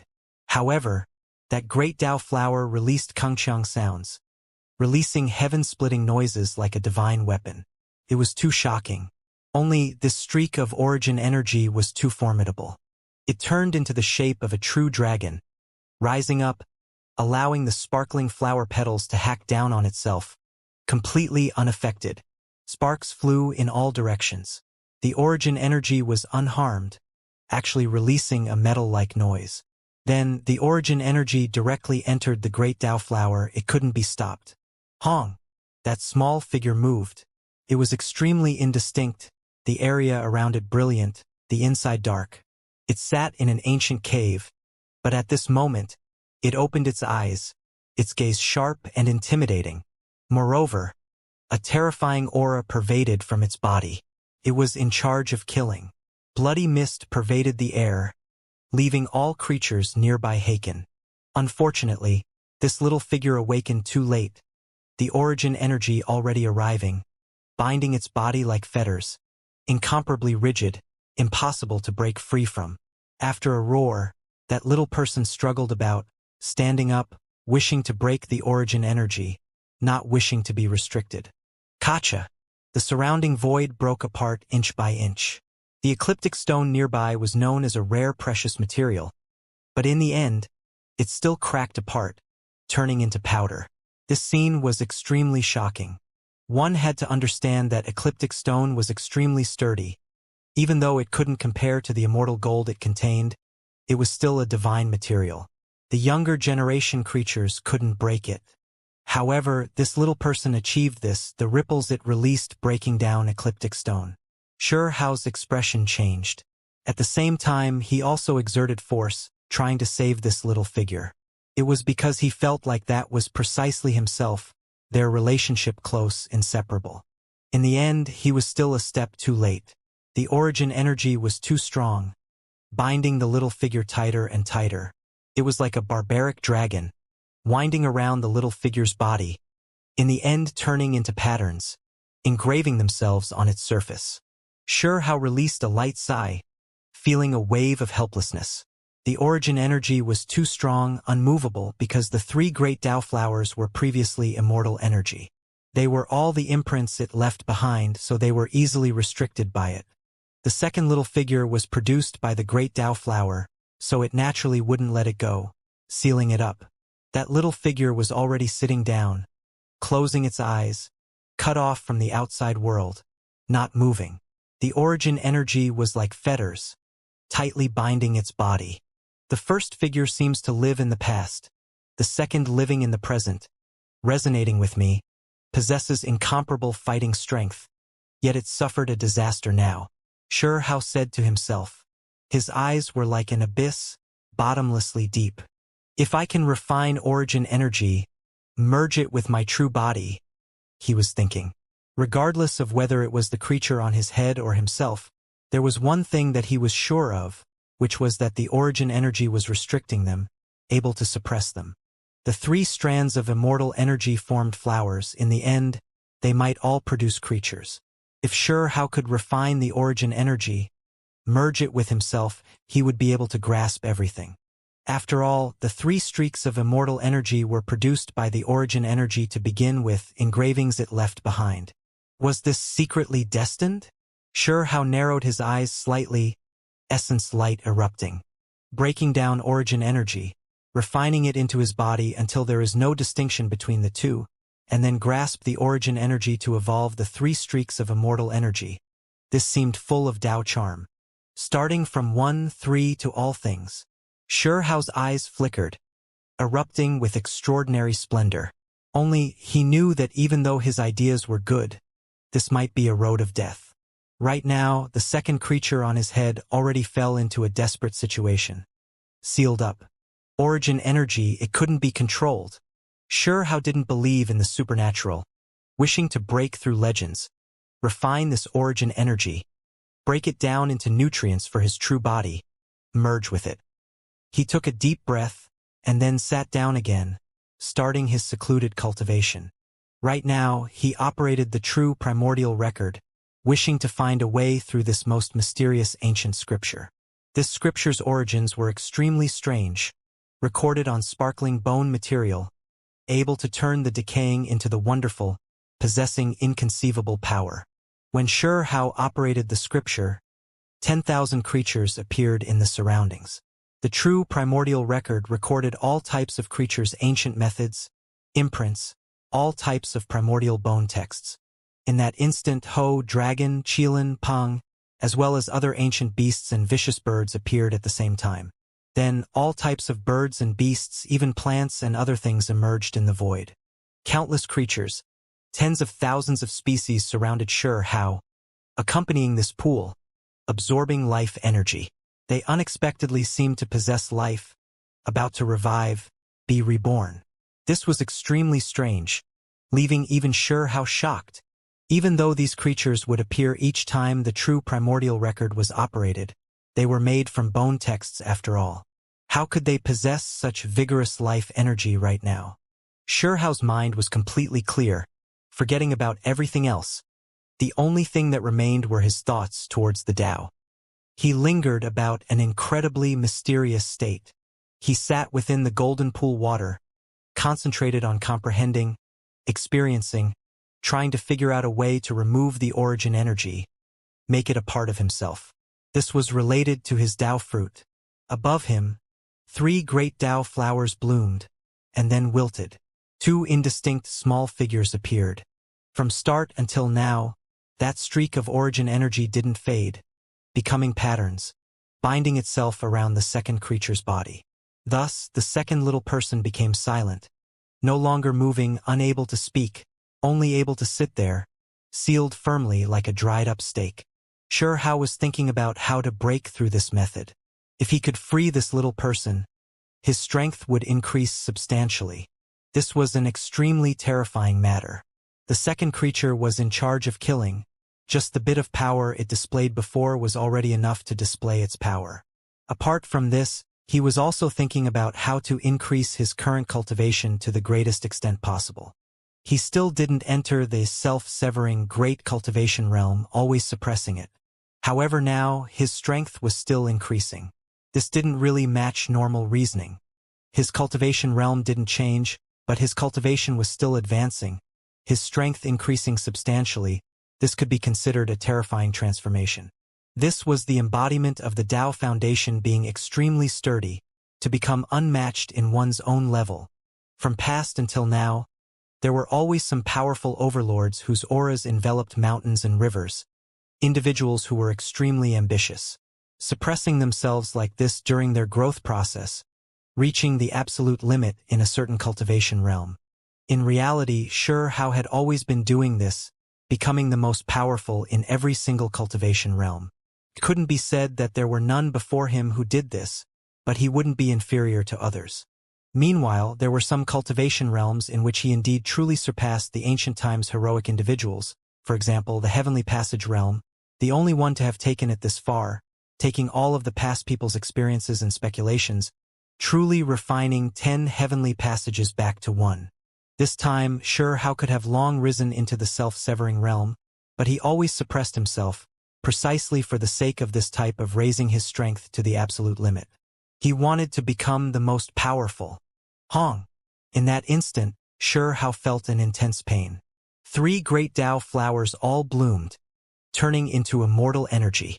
The 2 small figures disappeared, entering his body with immortal mist. Sure Hao seized the origin energy, wishing to separate it, restrict it, and then refine it. Unfortunately, he failed. That origin energy couldn't be grasped, it couldn't be moved at all. It was like a miniature wild dragon, extraordinarily strong, directly struggling free. Moreover, the origin energy wrapped around a granule of light speck. When he examined it carefully, the inside of that speck was like an immortal dome. There was a small figure sitting there, locked up by the origin energy within. Sure Hao sighed. This origin energy was difficult to deal with after all. He couldn't struggle free. This time, he failed. Even after trying several times, he couldn't do anything. Chong. Sure Hao extracted the everlasting immortal sword, taking it into his own body. He displayed a great divine ability, shrinking it to the size of an inch, using it to cut that origin energy. Unfortunately, it was still ineffective. Right now, the origin energy was like regular mist moving about. No matter how it was hacked at, it couldn't be damaged in the slightest. Moreover, later on, it even more so merged with that little figure, becoming impossible to differentiate. If he continued to cut at it, the second creature would definitely be cut down first. Sure Hao tried to think of a way, but discovered that he was helpless. He couldn't do anything to the origin energy. Hong. Another great quake sounded. The 3 great Tao flowers reappeared above Sure Hao's head, blossoming once more. The 2 small figures sat on top, mysterious and distant, powerful and profound, impossible to see through. This time, Sure Hao raised his left hand, his finger like a sword, condensing a magical art. With a chi sound, a streak of dark red divine radiance shot out from his forefinger, incredibly sharp, actually possessing immortal killing might. The nearby void collapsed, pierced through. Sure Hao carefully controlled this wave of dark red light, approaching the second creature, trying to cut down that streak of origin energy. Chong. Unexpectedly, this time, it was like 2 immortal swords hacking at each other, sparks flying in all directions. Moreover, there was heaven overflowing might surging, making even the ecliptic stone in the surrounding shake. They released jie-bung noises, continuously cracking apart. Sure Hao was shocked. He was only testing things out, never expecting the immortal killing guillotine's essence could actually affect the origin energy. Zhang. He continued, hacking forward again. The dark red divine radiance descended, and then in the end, it released metal vibrating sound again, as if an immortal sword was crying out. Sure how continuously hacked at it. The dark red divine radiance could face the origin energy after all, having a bit of use. Unfortunately, in the end, no matter how he hacked at it, this was all it achieved, unable to cut through the origin energy. When it was soft, it was like water. When it was hard, it was superior to immortal gold. There's nothing I can do. Sure how felt helpless. He momentarily couldn't think of other methods. This origin energy was unimaginable. Perhaps it truly was as Great Elder said. In the end, the origin energy would only cut at his true body, ruin all of his so-called Tao fruit. Right now, there were already some signs of this. At the same time, he also understood how heaven-defying this thing was, not even the immortal killing guillotine's essence able to deal with it. If he could refine it, it would definitely be a heaven-defying opportunity. Sure how calmed down, no longer paying attention to the origin energy, instead reflecting over this time's gains and losses. He obtained the origin energy again, and then produced the second creature, making his cultivation increase. This was the greatest benefit. Unfortunately, the second creature could originally display tremendous power, but it was then suppressed by the origin energy. I obtained it, but then indirectly lost it, a gain and a loss. It should be considered a neutral event. Sure how released a light sigh. Of course, this was after overlooking the origin energy's harmful effects. I won't think about so much, I'll focus on cultivating for now. If my fighting strength isn't enough, I can just enter the self-severing realm. He sat in the pool of golden liquid, continuing his cultivation, forgetting about everything else. He began to crazily absorb the divine matter within, using it to nourish his body and soul. He felt that if he smoothly broke through himself, perhaps his great Tao source injuries would also be healed along the way. By using that breakthrough, he would undergo a deeper level evolution, compensate for the cracks in his foundation. Currently, I mainly focused on cultivating immortal ancient methods, so I'll just stick with it and initiate the breakthrough.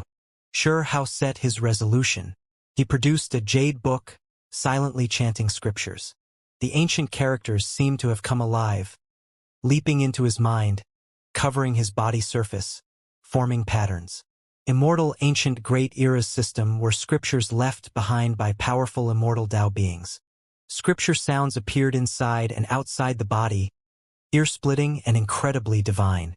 It was as if Sure How had a layer of immortal armor covering his body, bright and dazzling.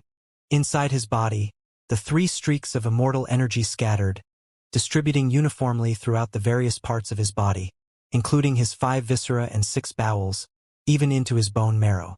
Even though his great Tao flowers had already bloomed, according to the immortal scriptures recording, those were rootless flowers. If this continued, then they would wither away, unable to reach the peak. Hong Long Long. This pool of water began to boil, divine light brilliant. Streak after streak of radiance were extracted, quickly entering Sure Hao's body, entering every inch of his flesh. This type of substance could allow the golden bull to be reborn. This was brought about by immortal methods. That was why it could nurture even immortal energy. Precious liquid one couldn't find. Every single drop would make people go crazy. Sure Hao cultivated for several years, but never discovered any substance that was especially effective in nurturing immortal energy. However, here, he discovered a mysterious ancient pool that could nourish even origin energy, making it grow so it was naturally effective for the 3 streaks of immortal energy as well. That was why the 3 streaks of immortal energy became tens of thousands of strands, becoming extremely fine, merging with his body. They were all weak strands of light, swimming about, absorbing the mysterious power in the immortal pool. The pool boiled. The most effective substance entered Sure Hao's body, transformed into fine energy radiance by the 3 streaks of immortal energy before being absorbed. Wang! The void trembled. Sure Hao was also shaken. His body underwent a wonderful transformation. After the 3 streaks of immortal energy scattered, they were like dandelion seeds, fluttering about everywhere, taking root in the suitable soil, and then starting their growth. Even after Xianxia worked extremely hard, he was still unable to make the immortal energy grow roots and germinate within his body, previously only doing it locally. Now, it was as if spring arrived, the great earth filled with vitality, gushing with powerful life force. This pool is too heaven-defying, able to revive origin energy, and also able to nurture the 3 streaks of immortal energy, saving me several years of effort. Xianxia gave this type of analysis. If it was at his current cultivation speed, it would take at least a few years to accomplish the current results. This was just too crazy. Right now, he almost didn't really believe that the 3 streaks of immortal energy broke down into tens of thousands of dandelion-like seeds, taking root in his body, completely evolving.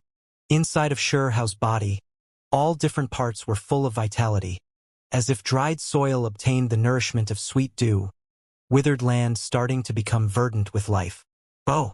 Within Xianxia's 5 viscera, fine immortal energy seeds were exceptionally concentrated, like saplings that broke out of the soil. They grew all over his inner organs, immortal energy concentrated, the strands becoming stronger one after another. His inner organs were pierced through, to the extent where they were even torn apart, seriously injuring him. However, immortal energy pervaded, multicolored light flickered about. Soon afterwards, the 5 viscera healed again, moreover becoming sparkling and brilliant. This was a type of transformation. The 5 viscera, after merging with immortal energy, condensing, becoming one body, they became increasingly sturdy. Chong. It was as if Xianxia's bones had been tempered, beaten to pieces. Then, immortal energy sprouted, streak after streak of cracks appearing on the surface, clearly immortal energy spreading, merging with his bones. The suffering was only momentary. His bones were evolving, quickly healing. This was an adjustment and also a type of transformation, making his bones even more extraordinary.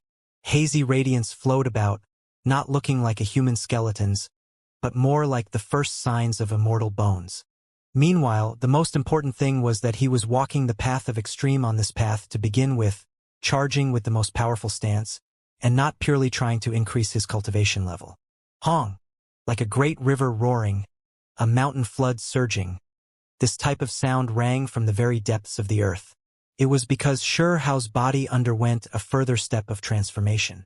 In his bones and his blood-red bone marrow, immortal energy took root, quickly growing. All of the bones in his body were resonating, bone marrow shining. It was unknown just how much immortal energy was produced, taking root within. This type of transformation was the most astonishing. His bone marrow's color changed, going from a red color to silvery white, then to a deep purple, immediately afterwards dark blue, later on becoming golden. It was incredibly dazzling. Afterwards, immortal energy pervaded the air, many seeds growing. They produced roots, merging with bone marrow, making the golden marrow become a red color again. Only, it became increasingly sparkling, like melted red gemstone, flowing within his bones, the life force flourishing like a sea. The legendary marrow cleansing has been completed at this moment. Xianxia was moved.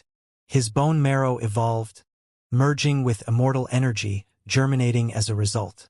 The two transformed together, evolving to a perfect level. This was a true marrow cleansing. It would lead to a transformation in every part of his body. Without a doubt, Xianxia was like a phoenix reborn in flames, carrying out a deeper level of great rebirth. The marrow cleansing began. Xianxia sat there without moving, his body trembling. He felt as if he was going to fall weak onto the ground. This was a continuous process. He thought that it was about to end, but he discovered that this was just the first wave. Soon afterwards, the second wave arrived. The bright red bone marrow was scarlet like divine diamonds, releasing auspicious multicolored light. It flowed slowly, washing his bones, cleansing his pure white bone matter, making every bone even better. In the very beginning, what Xianxia experienced was a relaxed feeling. His pores expanding, essence energy rushing in and out. It was as if warm spring water brushed his body, refreshing his mind. However, soon afterwards, he experienced intense pain. His bone marrow transformed, deepening greater. That bright red and replete liquid turned into a small dragon, raising its head and roaring within his body. Every bone in his body was like this. Streak after streak of sparkling and brilliant little dragons moved about within the bone matter, appearing more and more holy. Then, every single scarlet-red little dragon brandished its tail, smashing against the bone walls, bodies thrashing about. His bone marrow was moving chaotically. His bones had already transformed once, healing after splitting apart. However, they now broke down inch by inch again, collapsing once more, immediately making sure how fall weak onto the ground. Fortunately, he had powerful divine force, supporting his flesh that lost its bones, maintaining a seated posture. Otherwise, he would have directly turned into a pile of mush. This wasn't a disaster, but rather great natural luck. As his bone marrow transformed, changing from the deepest level, all of the bones transformed again, carrying out a true rebirth.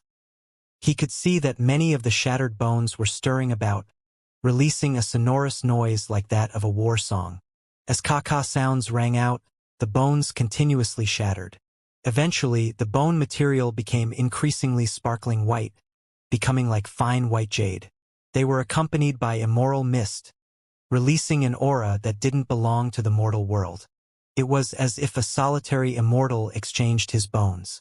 A great rebirth was being carried out.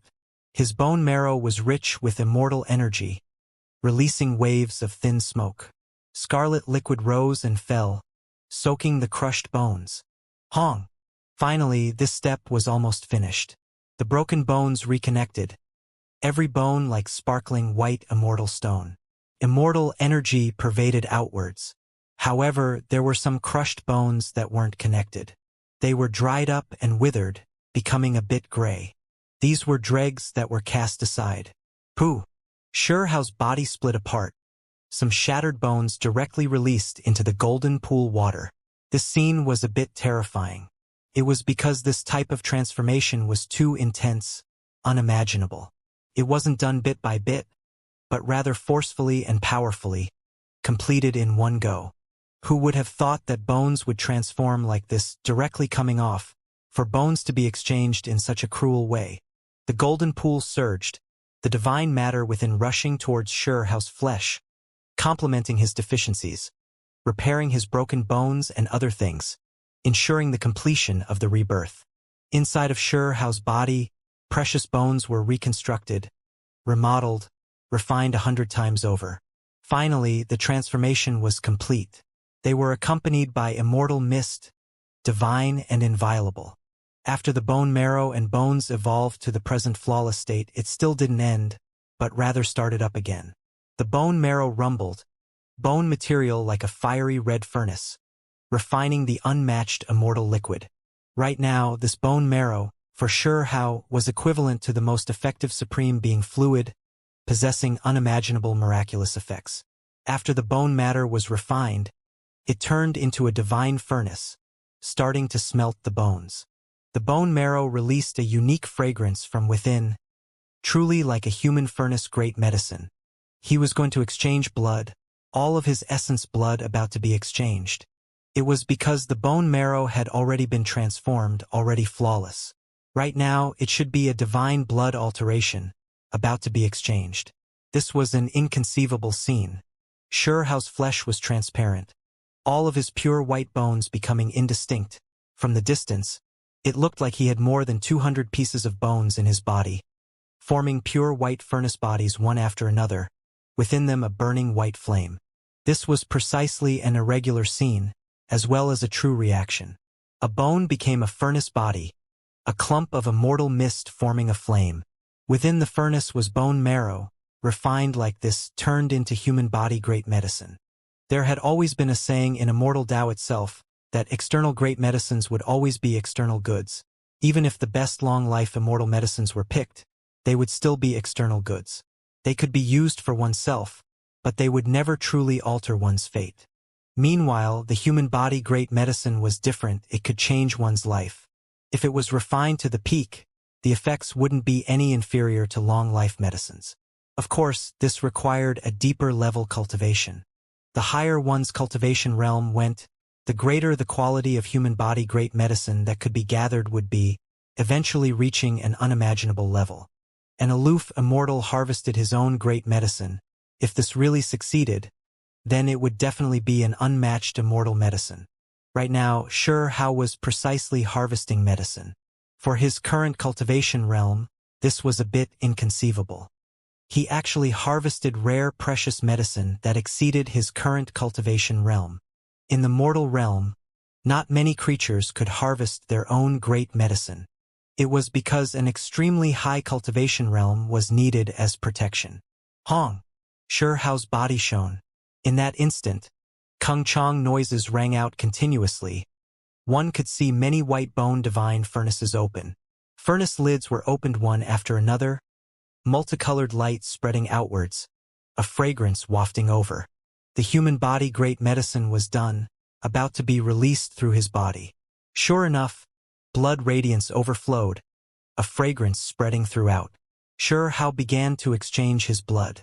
This time, the human body great medicine he harvested was his bone marrow. Each time, the harvested things would be different, so the results would naturally become different as well. Bone marrow can create blood, which was why right now, his divine blood surged. Pooh! At this moment, the scene was a bit terrifying. Hao's skin was scarlet red, streak after streak of blood arrows rushing out of his body. Then all of his pores became like this, oozing out blood. In that instant, all of his blood seemed to have been forced out, completely discharged. Only a hazy, immortal mist remained, filling his blood vessels, spreading. There was nothing more intense than this. If it was a normal person, their entire body's blood lost, they would definitely fall. Even for a cultivator like Hao, his expression still turned pale. Hong! His white bones all trembled. All of the pure white furnace bodies shone, releasing bright red and translucent blood radiance. Hong Long Long. Immediately afterwards, blood splashed out again. It was dark red and sparkling, as if a long river was surging in his body. It immediately replenished the divine blood he lost earlier. Hao's body was hazy, surrounded by immortal mist, wrapped within divine light. A deep-level great rebirth was coming to a close. This process went extremely smoothly. After taking some more time to recover, replenish the boundless divine might he needed, Hao could break through, enter a higher great cultivation realm. His strength was about to increase greatly. Meanwhile, Divine Medicine Mountain Range wasn't calm. Many things happening. It was because that golden bull had been roaring this entire time, chasing the foreign experts. The self-release realm great cultivator almost died. His body in tatters, white bones fractured, fleeing for his life. He wanted to escape the mountain range several times, but in the end, he was forced back by the iron-blood ancient trees and others.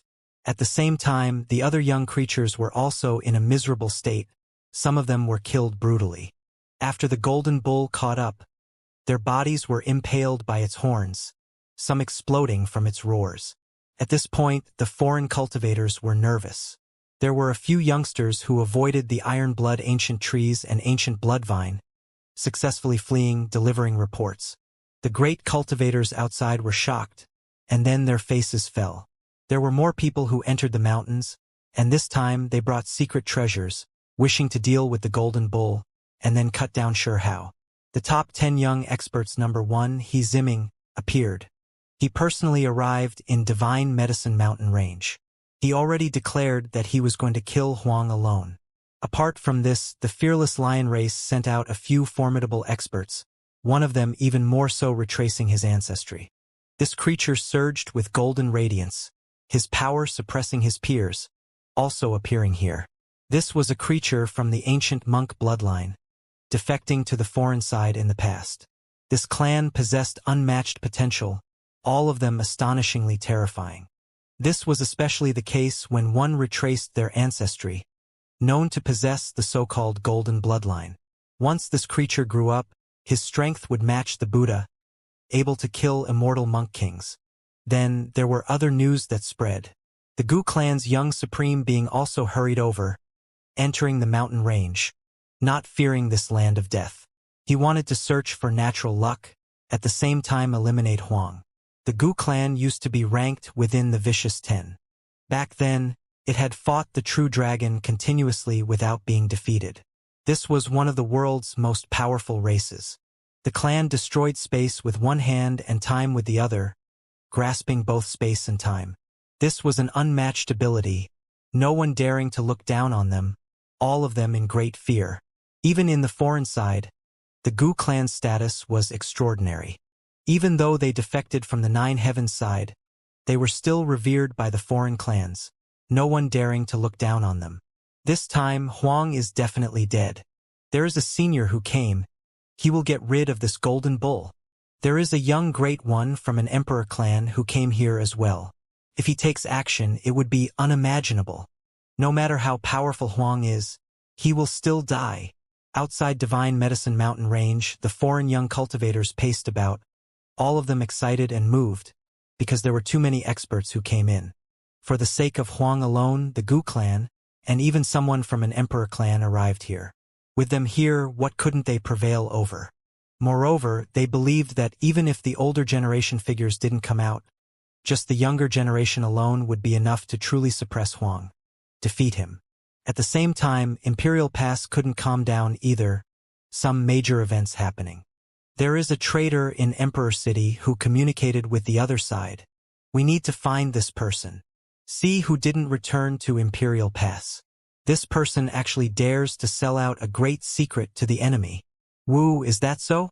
If I recall correctly, this time, after the desolate border great battle, there are some youngsters who didn't return.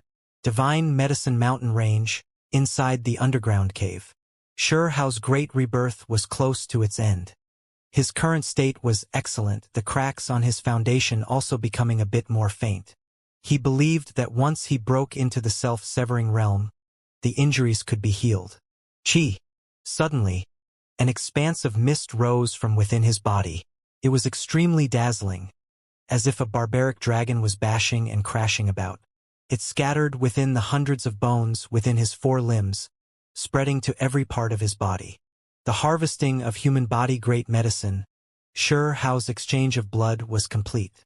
However, right now this type of irregular scene appeared again. It was extremely shocking. Sure Hao examined his own body. His eyes erupted with light. He knew what this was. He never expected that at this crucial point, it would join in on the action. However, this was definitely a good thing. Supreme Being Blood. At this moment, his Supreme Being Blood became resplendent, like streak after streak of veins and arteries, linking up the inside of his body. It was powerful and forceful, also using this rebirth process to evolve. This blood was a lot richer than before, spreading towards every part of his body. Moreover, when it merged with the immortal mist, surging violently, it actually released thunderous rumbling noises, strong and full of power. Then, all of the Supreme Being Blood flowed in reverse, condensing into one sphere, gathering in his chest. It became a fist-sized sphere of light, as if it was about to produce something. This left Sure Hao stunned. Could it be that it was going to produce a piece of bone? He was hoping that this type of blood could nurture his entire body, and not just a piece of bone. Of course, if it could produce another Supreme Being bone, bring him another unmatched precious method, then that would be even better. Unfortunately, Sure Hao sighed, discovering that he overthought things. Even though this lump of blood was gathering, releasing powerful life force, about to produce something, in the end, it still lacked maturity. In the end, that sun-like sphere exploded, scattering once more throughout his entire body. This made all of his blood energy surge. His original divine blood seemed to have obtained more muscles and bone, becoming stronger and more bold. I am going to consolidate my foundation a bit more, and then rush into the self-severing realm, Sure Hao said quietly. It was because he discovered that after absorbing the golden pool's mysterious substance, it made his Supreme Being Blood suddenly revive. If he continued to absorb his, perhaps there would be other pleasant surprises. Of course, his attitude was just to try it out. It would be good if he got something, but even if he didn't, then there was no loss. In the outside world, A bull cry sounded. Hao opened his eyes. He leapt out, preparing to leave the underground cave. He released a light sigh. What a pity! That golden bull was nearby. If he continued, he would most likely be in danger. Hao didn't reveal the slightest bit of hesitation. He collected quite a bit of the golden liquid, and then like an afterimage, quickly rushed out. Then, he chose an area, entered the ground, and then wished to leave through earth movement techniques. In the distance was a foot-long golden bull, its entire body covered in blood. After some hesitation, it stood on a mountain peak, giving the direction Hao left towards a look. Not one drop of the blood on its body belonged to itself. Ecliptic immortal gold wasn't something self-release realm cultivators could damage at all. Their attacks were completely ineffective on unmatched immortal materials. This blood all came from that great cultivator. He fled with everything he had, 9 deaths 1 life. If not for that cultivator having ample combat experience inconceivably fast, he would have died a long time ago. Despite this being the case, that self-release realm cultivator was still half-crippled. His entire body's bones broken, body covered in injuries. Only half of his body remained. Right now, he hid precisely in this region, hiding inside of a volcano, buried in the magma, not moving at all, withdrawing all of his aura. He was truly terrified of that golden bull to the extreme. There wasn't a trace of hope for victory. The other party was unmoved, unaffected no matter how he attacked. Right at this time, Hao moved stealthily, moving through the earth. He arrived before this volcano. He knew that golden bull was extraordinary, which was why he wanted to find a hidden place to hide himself. Inside the volcano, magma surged. The temperature was terrifyingly high. The bright red lava continuously rising and falling, perfect for fully concealing oneself. Hao entered the volcano through the earth, rushing into the brilliant red magma. As soon as he entered, he felt like something wasn't right. There was another creature here, moreover one that was extremely strong. At this moment, the self-release realm cultivator's fine hairs stood on end. Even though the temperature here was terrifyingly high, he still felt a chill. After entering here, he completely sealed up everything, not letting a trace of his own energy leave, to the extent where he even restrained his spiritual perception, not releasing it out of fear of the golden bull finding out. However, right now the magma surged, a creature entering. He thought that the golden bull had slaughtered its way over. Hong! He immediately turned around to leave, not wishing to hide at all. As a result, he immediately discovered with shock that the golden bull, who entered, also turned around, leaving quickly. The great cultivator's divine senses were released, no longer restrained. He immediately knew who it was, instantly erupting with rage. It was actually Huang who scared him to this extent. He felt a sense of humiliation. He was actually frightened badly by a younger generation. At the same time, he recalled that this was a great enemy of the young generation of this era, making him immediately become vicious, wishing to smash Hao to death here. Hao cursed his own misfortune. He had just come out of seclusion, yet he encountered a self-release realm great cultivator. Moreover, he didn't even have time to advance into the self-severing realm yet, so facing this type of person would naturally only end in disaster. Hong! Hao escaped outwards, directly smashing his palm into the volcano's walls. The volcano broke apart, magma surging. Not only did it rush into the sky, it also spilled out in all directions, covering this place in a scarlet-red expanse. A disturbance on this level naturally alarmed the golden bull. It released a moo cry, then spread its hooves, crazily charging over. Little bastard! The self-release realm cultivator was furious and resentful. This young generation really was vicious, this decisive, directly attracting the golden bull, not hesitating to end in mutual destruction. The great cultivator's eyes flashed with a vicious light. Even if the golden bull was slaughtering its way over, he still didn't want to let Hao go. A large hand covered everything like the sky. Hong! Hao retaliated, rushing out with the everlasting sword core in his hands. Lightning erupted between the two like a waterfall, rumbling intensely. The everlasting sword core shone, enduring too great of a pressure. It never proactively attacked, but it could passively defend.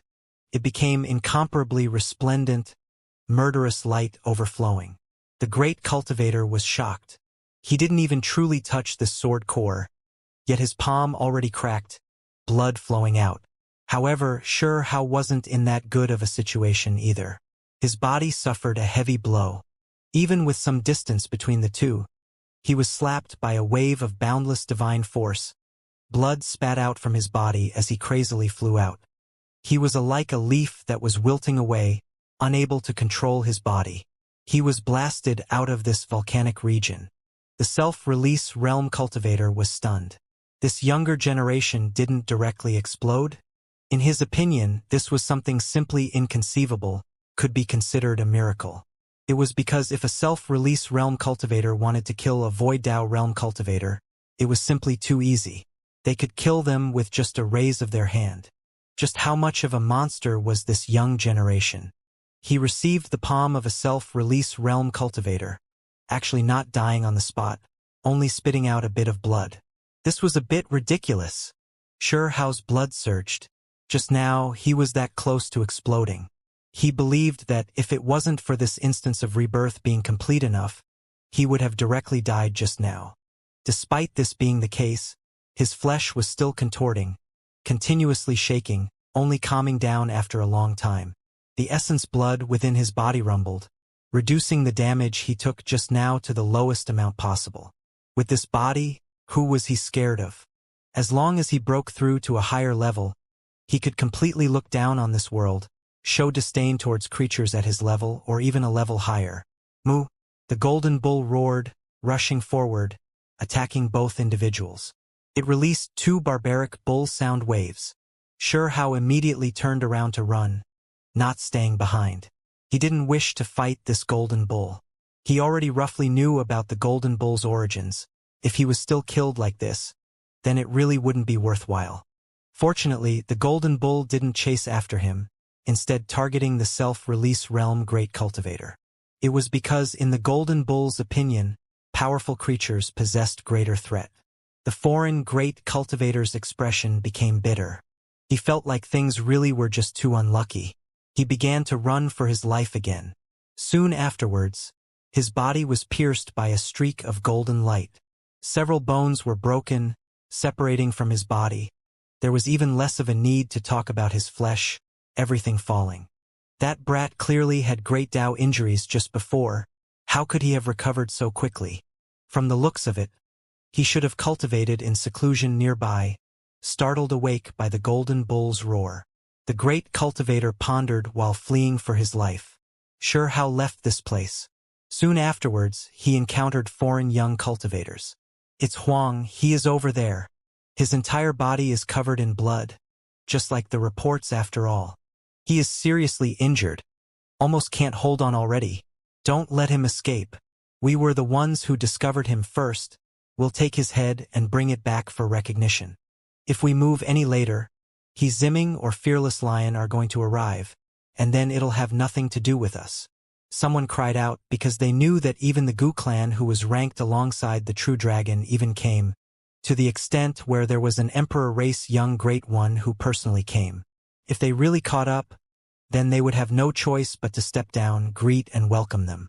What merit would be left for them then? Do you think I'm some dying cat? Xianxia's eyes flickered with brilliance, directly facing them. Hong. Right now he went all out, not holding back at all. A lightning pool imprint appeared before his brows, taking form, quickly enlarging.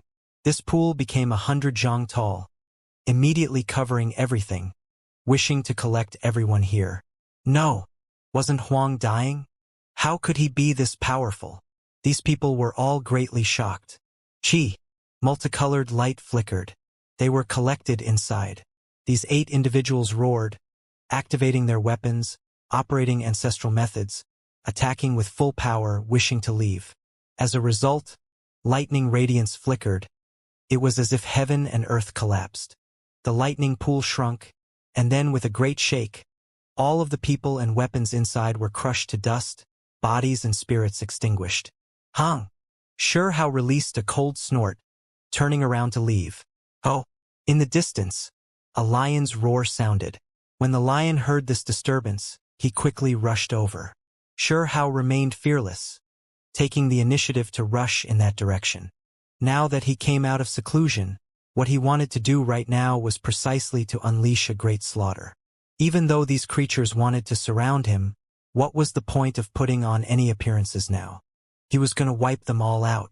This was a lion, its entire body resplendent with golden light, incredibly valiant, body like a small mountain. It had just rushed out from the mountain depths, powerful and heroic, its mane completely golden, thick and long, about to reach the ground. Fearless lion? Xianxia's eyes narrowed. What? You are that Huang? This lion stared at him, its golden pupils resplendent, carrying killing intent. It directly charged over. There is a clump of white hair in your chest. Not a pure-blooded fearless lion who retraced its ancestry. You are not enough, Xianxia said coldly.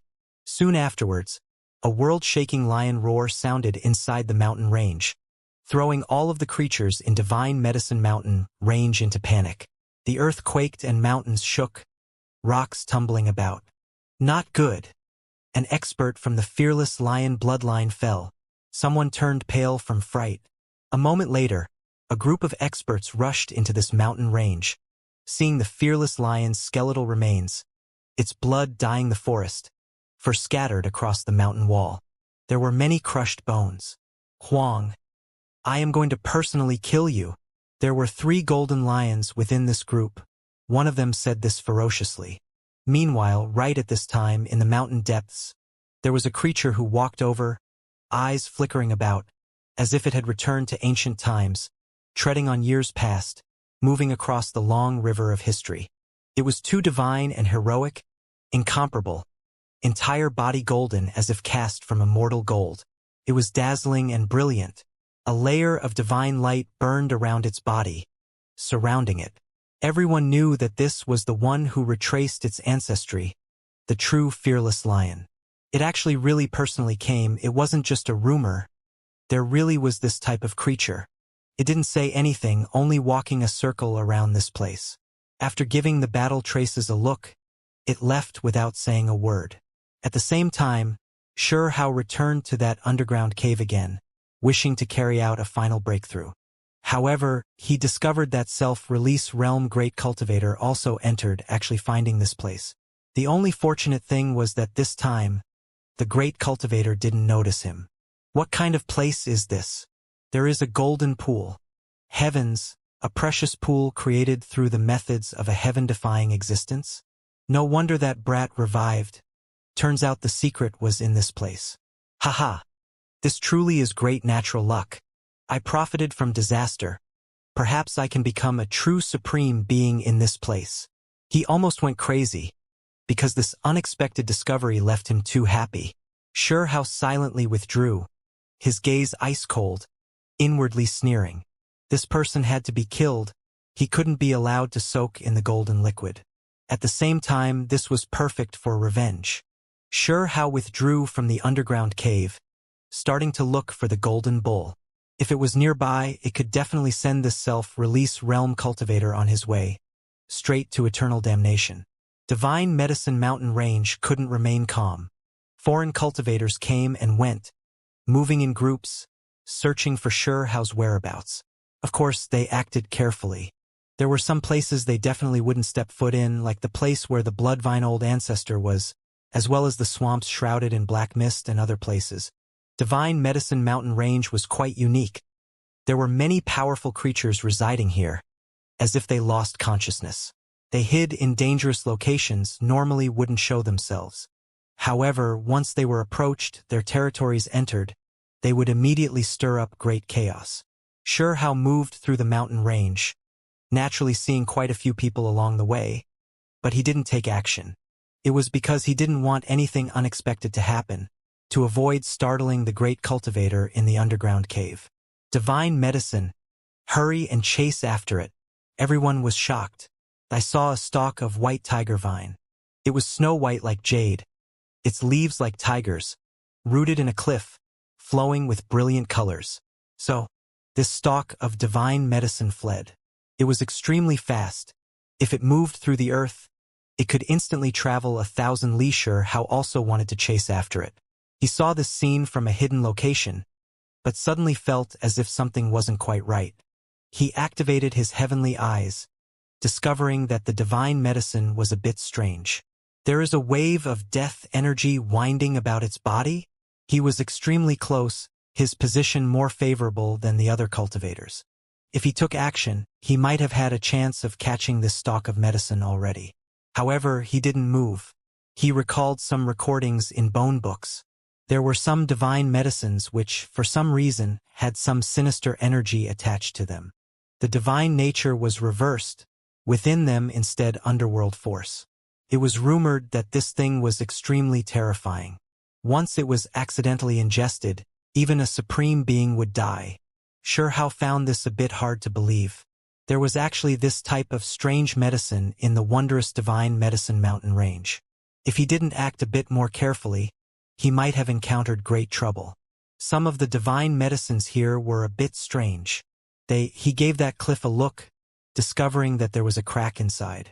There was a bit of faintly discernible black mist that seeped out from within. Sure How decisively withdrew, starting to watch these foreign cultivators from the distance. Where do you think you are going? Everything happened in the time it took sparks to fly off a flint. One of them produced a precious artifact, a great web made of flickering stellar granules. With a shake of his hand, it was flung out, surrounding heaven and earth like a world-covering net. That cliff immediately caved in, rubble tumbling everywhere.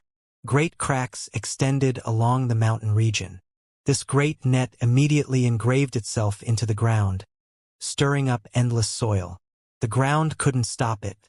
This net was incredibly strong, not much able to stop it, able to catch all things in this world. One had to understand that divine medicine mountain range was sturdy. A precious artifact that could still display this type of power was definitely extraordinary. However, something bad happened. Black mist roiled, death energy overflowing, quickly spreading from underground. That was an unimaginable wave of baleful energy. Not good. Hurry and pull back the web. Don't stir it on anymore. Abandon the precious artifact. Forget about this web. Someone cried out, expression becoming pale, extremely frightened. This divine medicine mountain range was even more terrifying than they had imagined. They ended up kicking a metal door. The earth surged. The great net rushed out from the ground surface. Even though its owner stopped it, he was still a bit too late, bringing out a large amount of dried bones from underground. The most terrifying thing was that there were some rust-stained copper coffins that had already corroded to a terrible degree, merged with mud, long rotten. They only had a bit of outer shape still. Sure How was surprised. Divine Medicine Mountain Range wasn't necessarily a divine and holy place either. There were these types of things underground as well. He was a bit confused. He continued to observe while hidden. The ruined copper coffin cracked open, a corpse falling out. The wings on its back were corroded, entire body pitch black, corpse energy overflowing into the heavens. It was incomparably terrifying. Damn it! Why is there this type of thing? We actually ran into something like this. Isn't this Divine Medicine Mountain Range? It's not the ancient burial region. The foreign creatures' voices were trembling, quickly backing up. Did you forget? Divine Medicine Mountain Range, Heavenly Beast Forest, and Ancient Burial Region are all adjacent to each other. It's clear that there are underground veins from Ancient Burial Region extending into Divine Medicine Mountain Range, reaching deep underground. Normally, they can't be seen, but today, they have been unearthed. It's just a tattered copper coffin. It shouldn't be as terrifying as we think. At most, there'll be some kind of zombie, not undead knights or things like that. Someone said, it hasn't moved. It is a low-level ancient corpse after all. It should have any consciousness. After someone examined it for a bit, a breath of relief was released. Everyone stopped, no longer feeling that nervous. But why did such terrifying corpse energy spread? Someone said, incredibly confused. It's most likely released from the ancient burial region's branch vein and has nothing to do with this corpse. Another person explained. It was clear that they felt great restraining fear towards the ancient burial region. After excavating those areas all these years, they discovered that this was an extremely powerful civilization. Anyone who learned a bit about this civilization would feel like their divine might shocked past and present. There were some who thought that they had long been eradicated, their inheritance no longer existing. However, there were still some who carried an extremely strange viewpoint, believing that the ancient burial region had never been wiped out. On the contrary, that was precisely the state that they maintained, not living but not corpses either. It was to the extent where there were even some undying existences who thought this way. Apart from this, the unmatched ancient ancestor Xianxia previously said something strange. The ancient burial region might be related to the source of this world of theirs. Everyone knew that Anlin, Xianxia, these individuals possessed incredible achievements, existing in more than a single great era. However, they were still in their peak state, towering in this world. Many people had heard before that starting from the last great era, they had been carefully exploring the ancient burial region. After all these years, they definitely made some shocking discoveries. These people talked quietly, discussing these secrets. Sure Hao heard everything clearly, feeling incredibly shocked, feeling like a door now appeared before him. In the future, he definitely had to face what rested behind this door. Suddenly, a wave of dark mist surged. The creature within the tattered copper coffin sat up, the decaying wings unfolding, covering heaven and earth. Its eyes suddenly opened, releasing 2 streaks of silver radiance. That place was pitch black like ink, only its terrifying outline appearing. It stood up from the ground, a pair of ice-cold silver eyes also visible, looking in this direction. Not good. It has a consciousness. It's an undead knight, not a normal zombie. Hurry and run. The foreign creatures were normally extremely arrogant, but when faced with this strange ancient corpse, they were still terrified to the point where they didn't dare confront it, directly running for their lives. It was because only rarely were undead knights dug up from the ancient burial region. Those were living creatures or perhaps living corpses. They possess world-haking might. Unless a supreme being took action, they were unstoppable. Apart from this, there were even higher-level undead knights that only undying existences had a chance of subduing. There was a rumor that back then, there was a mysterious undead knight that was excavated from ancient burial region before. It killed all of the experts who participated in its excavation, moreover traveling tens of millions of li to wipe out the 3 king clans who participated in this matter. This matter shocked the higher levels of all of the clans. Even though it was covered up later on, not allowed to spread too far, there was still some information that leaked out. It was rumored that later on, Xianxia personally took action, and only then was this undead knight suppressed and killed. It was precisely in that battle that Xianxia and Anlin developed a deeper understanding towards the ancient burial region. However, from that battle forth, the excavation of the ancient burial region slowed, no clans daring to rashly make a move. It was because Xianxia didn't directly suppress that undead knight, but rather fought a battle that lasted for some time. Hong!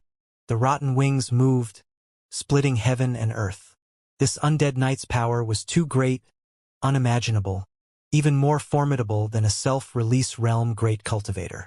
For the younger generation it was too deadly. There was no way they could contend against this. The foreign cultivators turned around and ran. Undead knights couldn't be faced head-on. Once they were startled and broke through the earth, it would definitely unleash a great massacre, cut down all who disturbed its rest. Their expressions paled, fleeing for their lives. It was because at this moment, all of them recalled the legends related to that undead knight. In the past, the 3 great king clans were all wiped out because of a single undead knight. Just how terrifying of a matter was that? Even the old ancestors of the 3 clans were completely slaughtered, not a single person surviving. Pooh! There were immediately youngsters who were killed, grabbed by a rotting large hand, crushed into a meat paste, no room for retaliation at all. Then, miserable cries sounded continuously. Immediately 7 or 8 powerful individuals were killed, all of this ending in the time it took to take a single breath. Run! The others screamed out, scattering and rushing in all directions. There were many people, all of them scattering. This undead knight's pupils were silvery white, terrifyingly cold. He took a step out, chasing after them. Xianxia also left secretly, but before leaving, he grabbed a foreign creature, and then quickly left into the distance. Speak. Tell me everything you know about undead knights. When he reached a quiet place, Xianxia said coldly. The foreign youngster's skin was quite tough. Even though he was running for his life, extremely scared, when Xianxia grabbed him, he instead calmed down, not willing to speak. Only his struggle was meaningless. Xianxia wanted to search his soul, not hesitating to pay the cost.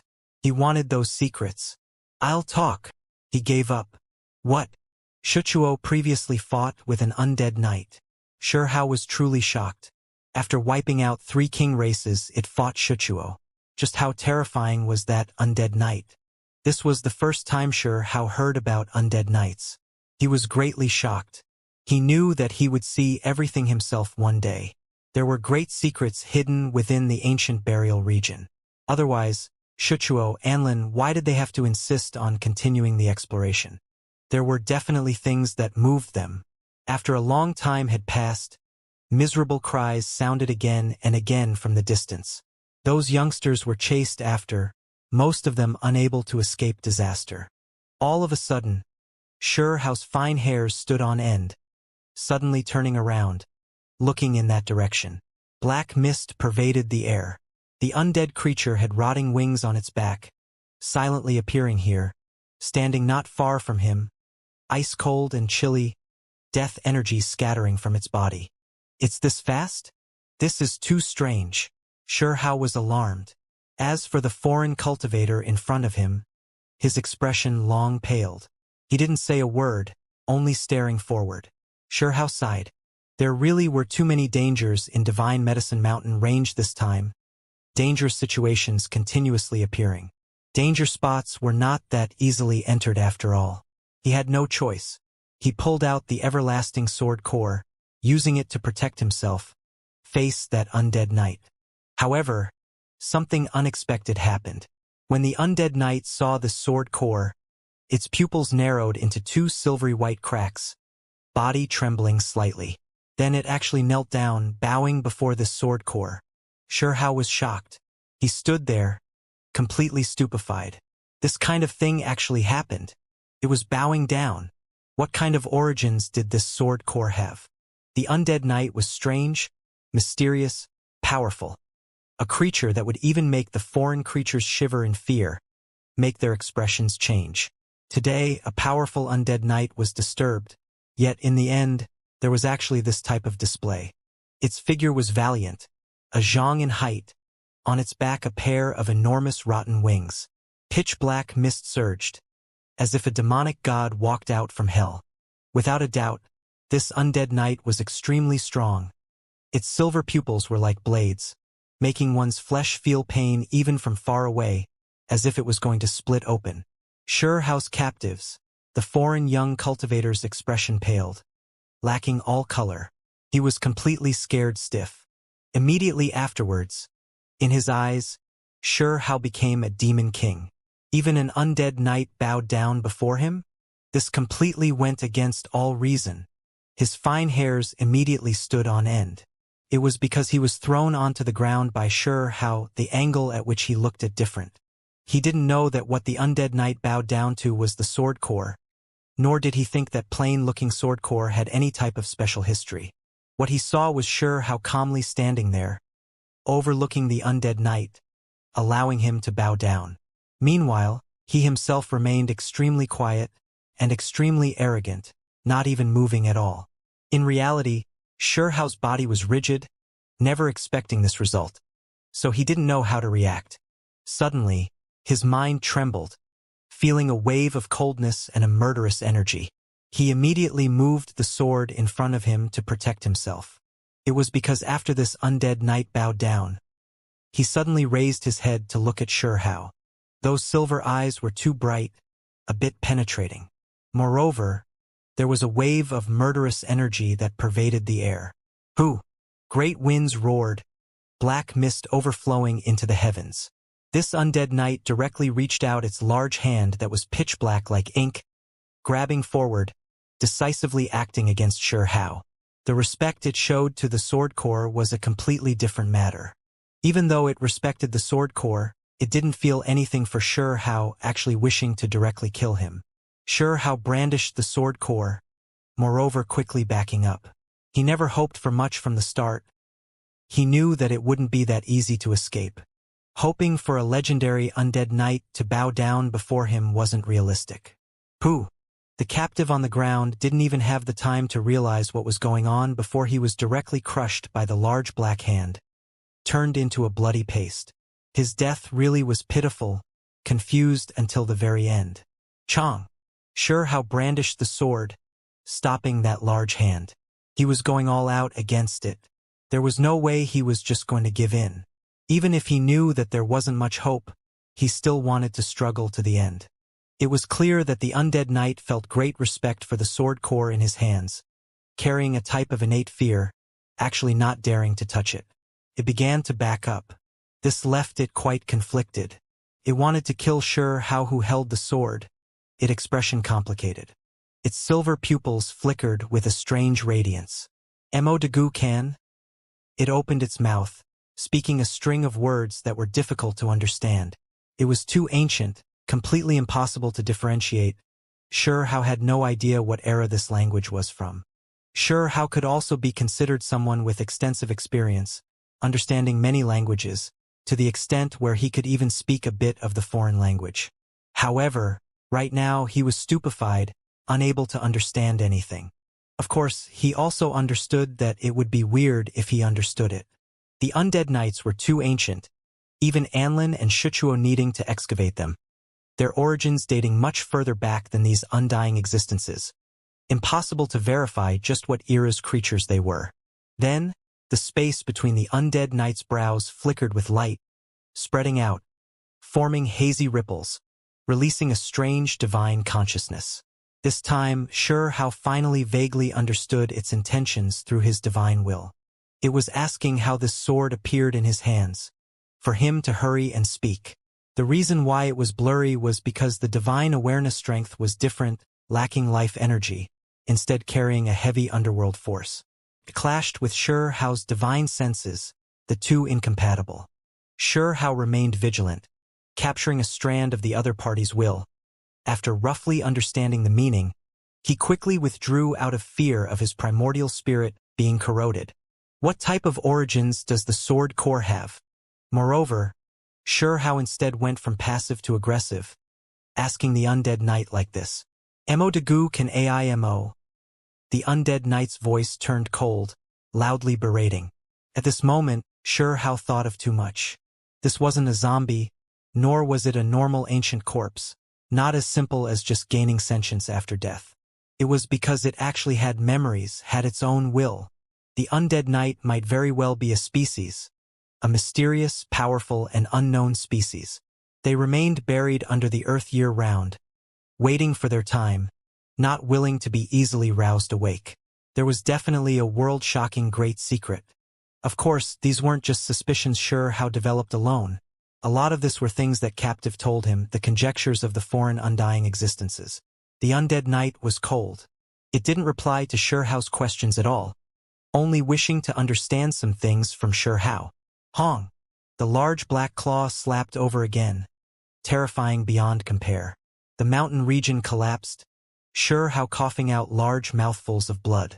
This was just some of the aftereffects, yet he avoided the frontal assault. This time he raised the sword core, hacking forward. The undead knight was startled and fearful, clenching its teeth viciously, actually directly grabbing forward. Shi Hao was a bit confused. The other side was clearly so powerful, so why did he fear this sword core so much? Wang! The void trembled, sword core vibrating softly, releasing strange brilliance. Immediately afterwards, Shi Hao finally understood why the undead knight was so scared. It started to tremble on the spot, continuously backing up, not daring to approach this ancient sword. Under the powerful pressure, especially under the unique stimulation of the undead knight, the sword core shone, becoming resplendent like a rainbow, cutting across this place. This sword core completely erupted, releasing powerful divine might. A great rain of light scattered down, brilliant sword light shocking the supernatural, crushing the heavenly sun. It was too resplendent and dazzling, holy and flawless like ascension light. Meanwhile, a human creature even more so appeared on the sword core, rising with multicolored light. This was the imprint on the sword core right now truly appearing. This scene made one suspect if someone was ascending to immortality. It was too dazzling. Of course, this wasn't all, because these were things that Xianxia had already seen a while ago. Under this mystical scene, there were other secrets, precisely the reason why the undead knight was so scared. The human-shaped creature ascended to immortality. Beneath its fear, the dim earth below the rain of light revealed an even more magnificent scene. This was a great ancient burial ground, burial mounds endless, the great abyss pitch black, ancient caves everywhere. It was unknown just how many creatures were buried here. This scene was extremely vague, as if it was dyed under the blood-soaked sun of dusk. Blood flowed, gathering into a stream. It flowed past burial sites one after another, silent and terrifying. There was one unremarkable ancient grave that was split open. Inside of it a copper coffin. It was the only one not soaked or approached by the blood. Meanwhile, a human-shaped creature sat on top of the copper coffin. A hand was holding its knees, its head tilted, gazing towards the blood-dyed setting sun, body unmoving. This scene was quite blurry, extremely unclear, difficult for Xianxia how to see it clearly no matter how he tried. However, this scene was definitely shocking, leaving Xianxia stunned, giving him a bit of an alarmed feeling terrified. One had to understand that this scene was right below the immortal ascension scene, all of it reflected by the everlasting sword core created by it. A single sword core, two types of imprints, two scenes. This was the first time this appeared, being witnessed by Xianxia. Above, the rain of light was concentrated, incredibly divine with human-shaped creatures ascending. Below, the burial region stretched continuously, blood flowing. A copper coffin rested on a burial mound, a creature seated on it.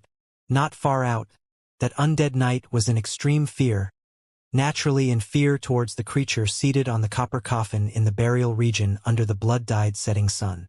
Why did it end up like this? In Xianxia's consciousness, the everlasting sword core was holy, also possessing a type of offensive might. It was the rough core of an immortal precious artifact. However, now it actually revealed this type of scene. I've never seen this before. There was actually this scene below the sacred ascension. Xianxia was shocked. He stared at the sword core in his hand carefully. Sure enough, there were some blurry traces on it after all, the scene of the burial region. Right now, it was because the sword core was lightly trembling that these two scenes appeared. He realized that this sword core was far more mysterious than he had originally thought, even more ancient. When he was in the 3,000 provinces, there were some people who believed that it was a naturally formed precious artifact, because its earliest discovery was from inside of a rock within an ancient mine. Its past owners all met miserable ends. This sword was extremely inauspicious. Meanwhile, in the 9 heavens above, there were some individuals who had examined it before, feeling like it might have been the sword of an immortal king, extremely familiar. Moreover, in the foreign side, there are also experts who recognized it. When he was fighting over the imperishable scripture, encountering He Wuxia, he had stated that this sword core was just as ancient as the immortal smelting pot. At the same time, He Wuxia had previously disparaged this sword, stating that no matter how heaven-defying it was made of different scraps. However, now it seemed like all of them were wrong. This sword core's degree of mystery was unimaginable, far more so than what anyone predicted, its origins incredibly great.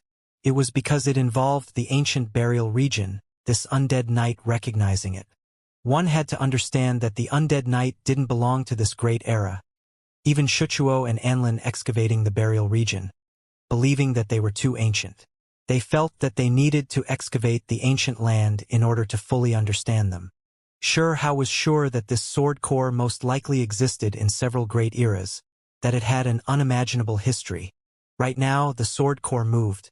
Above was an immortal ascension scene, below a terrifying burial ground scene.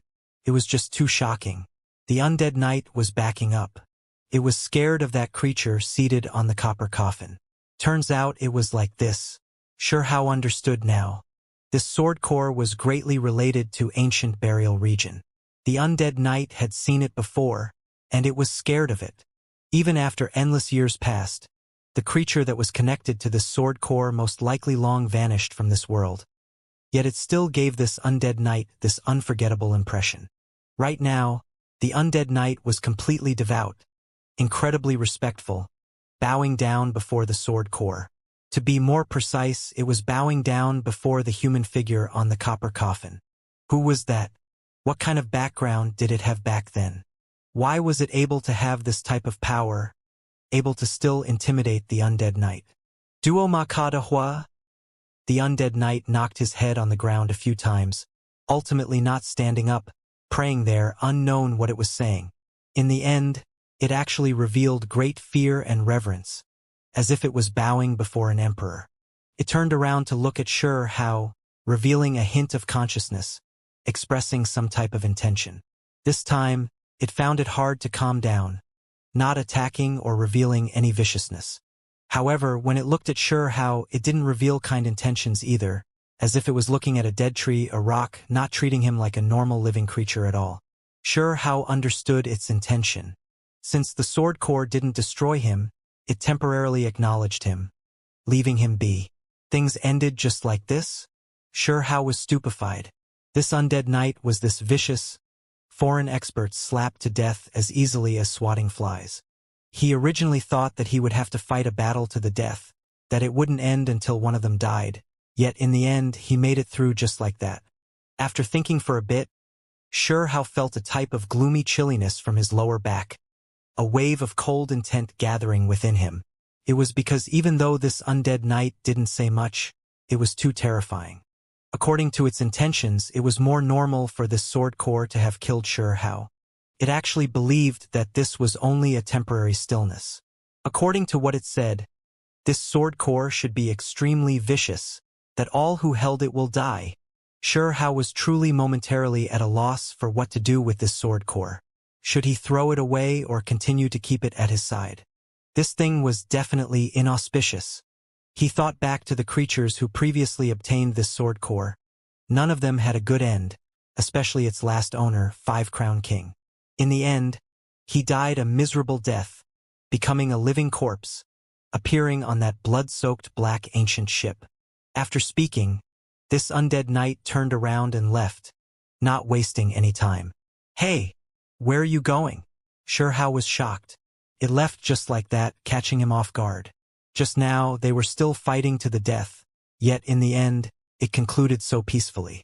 I am going where I must. This was an extremely simple reply. It didn't stop, its gait slow, carrying thick black mist as it headed into the distance. It ended just like that. Xianxia stroked the sword core.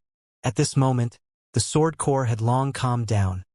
Regardless of whether it was the ascension light or the blood-soaked burial region's copper coffin and the humanoid creature seated on it, they all disappeared. Wait, Xianxia suddenly said. What is it? The undead knight stopped. It was still because of the sword core, making it feel not as decisive, a bit reluctant, as if it recalled something. Of course, the two's conversation was not exchanged through normal words, but rather divine will. It was because the difference in great era was too great. There was no way the two could understand each other. In reality, even communicating with divine consciousness was a bit difficult, because they possessed different attributes of power that would mutually devour each other. It was extremely terrifying. A single mistake and it would result in injuries to one side. For even the divine senses to carry death energy, underworld force, this undead knight really was frightening. Xianxia had no choice but to protect his own body with divine force out of fear of being corroded. You are leaving just like that? You don't want to know how the sword core ended up in my hands, Xianxia said. He was trying to keep the other party behind, wishing to learn more secrets from this undead knight. Speak! The undead knight's words were simple, only saying this single word. Xianxia endured the urge to roll his eyes. This undead knight who looked like he crawled out from hell was too direct, really like a blockhead, impossible to communicate with. Let's exchange information. I will first speak of how I obtained the sword core, and then you tell me about what kind of past it actually has.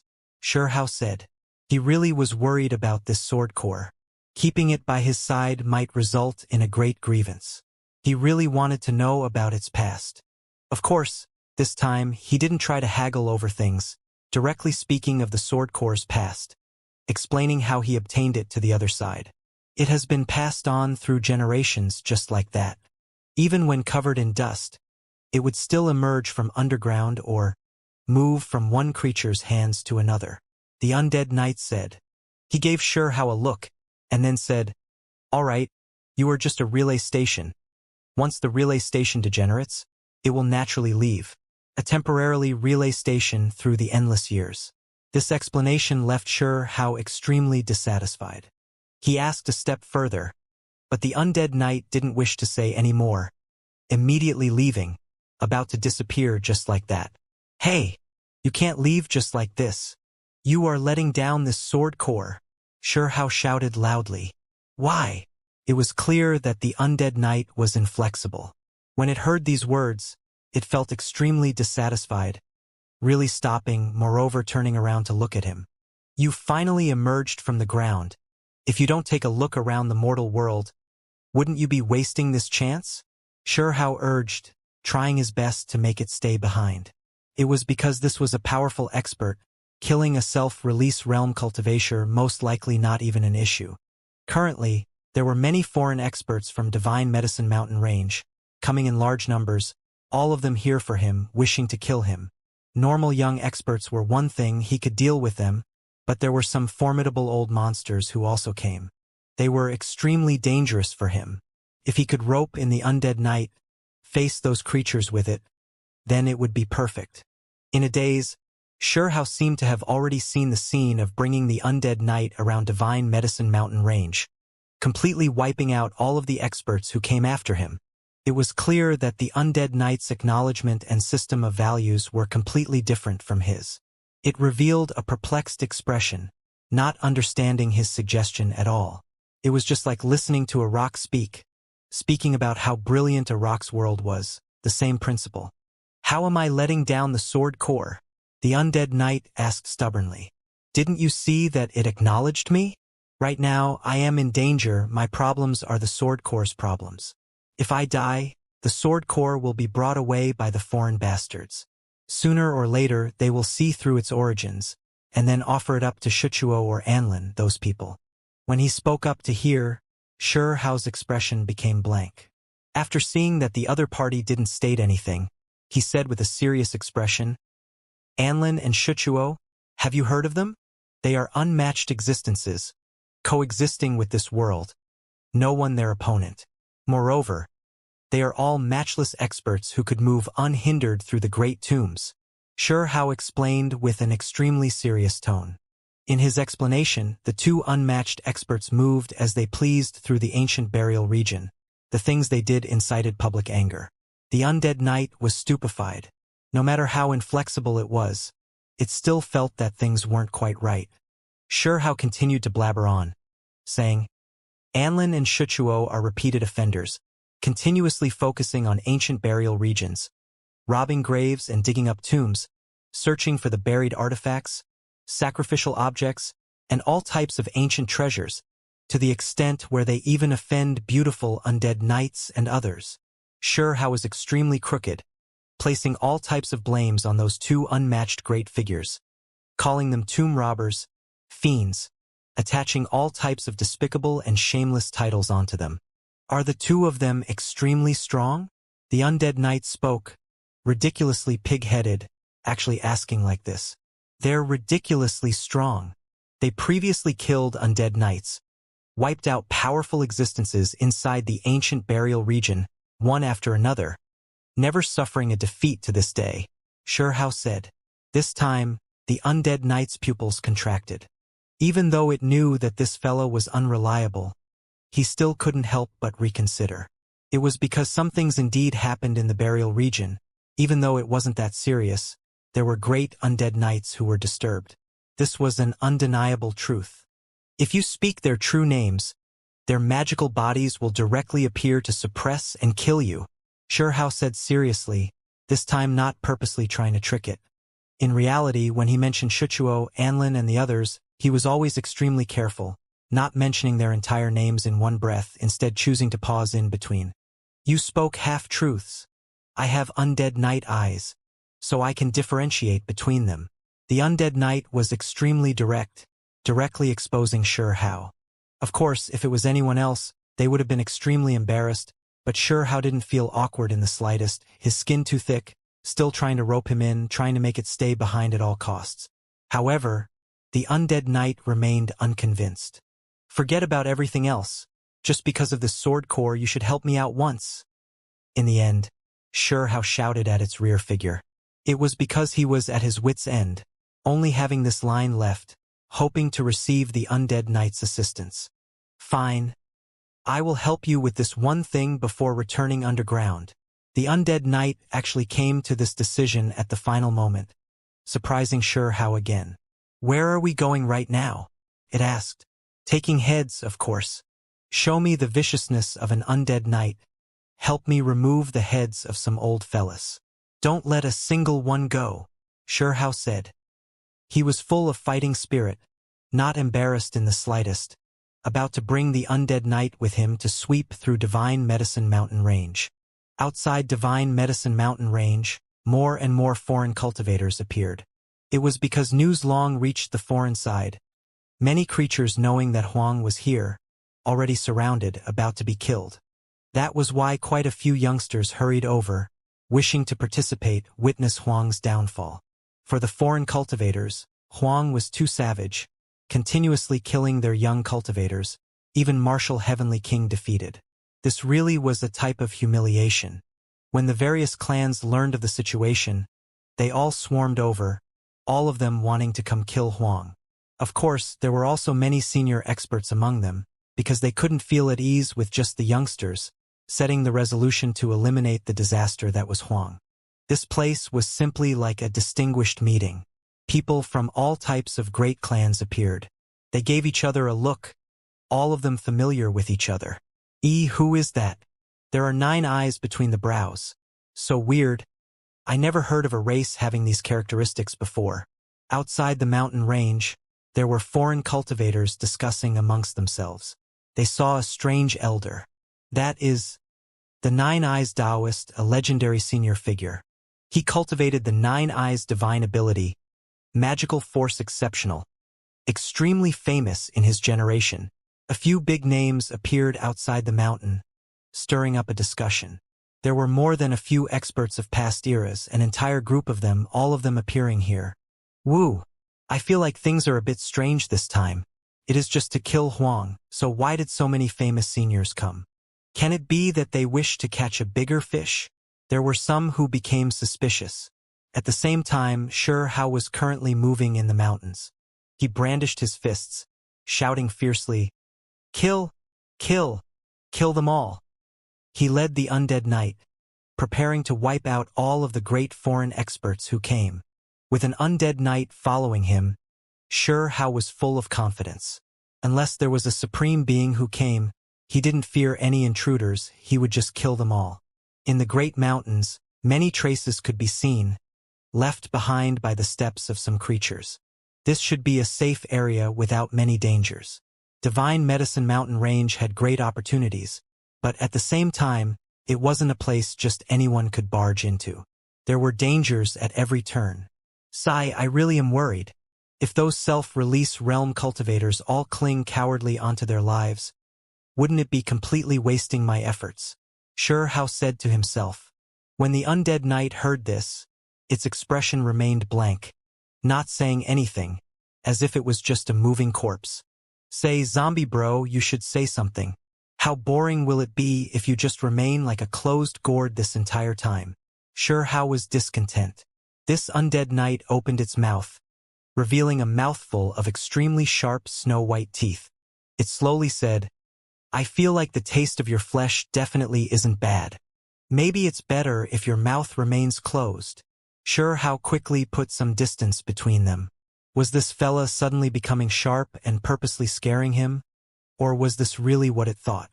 The undead knight no longer opened its mouth, nor did it speak, not showing any expression, silently following at his side just like that.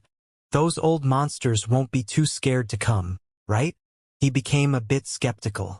Even though he knew that there were many experts who came from outside the mountains, not all of them will necessarily come.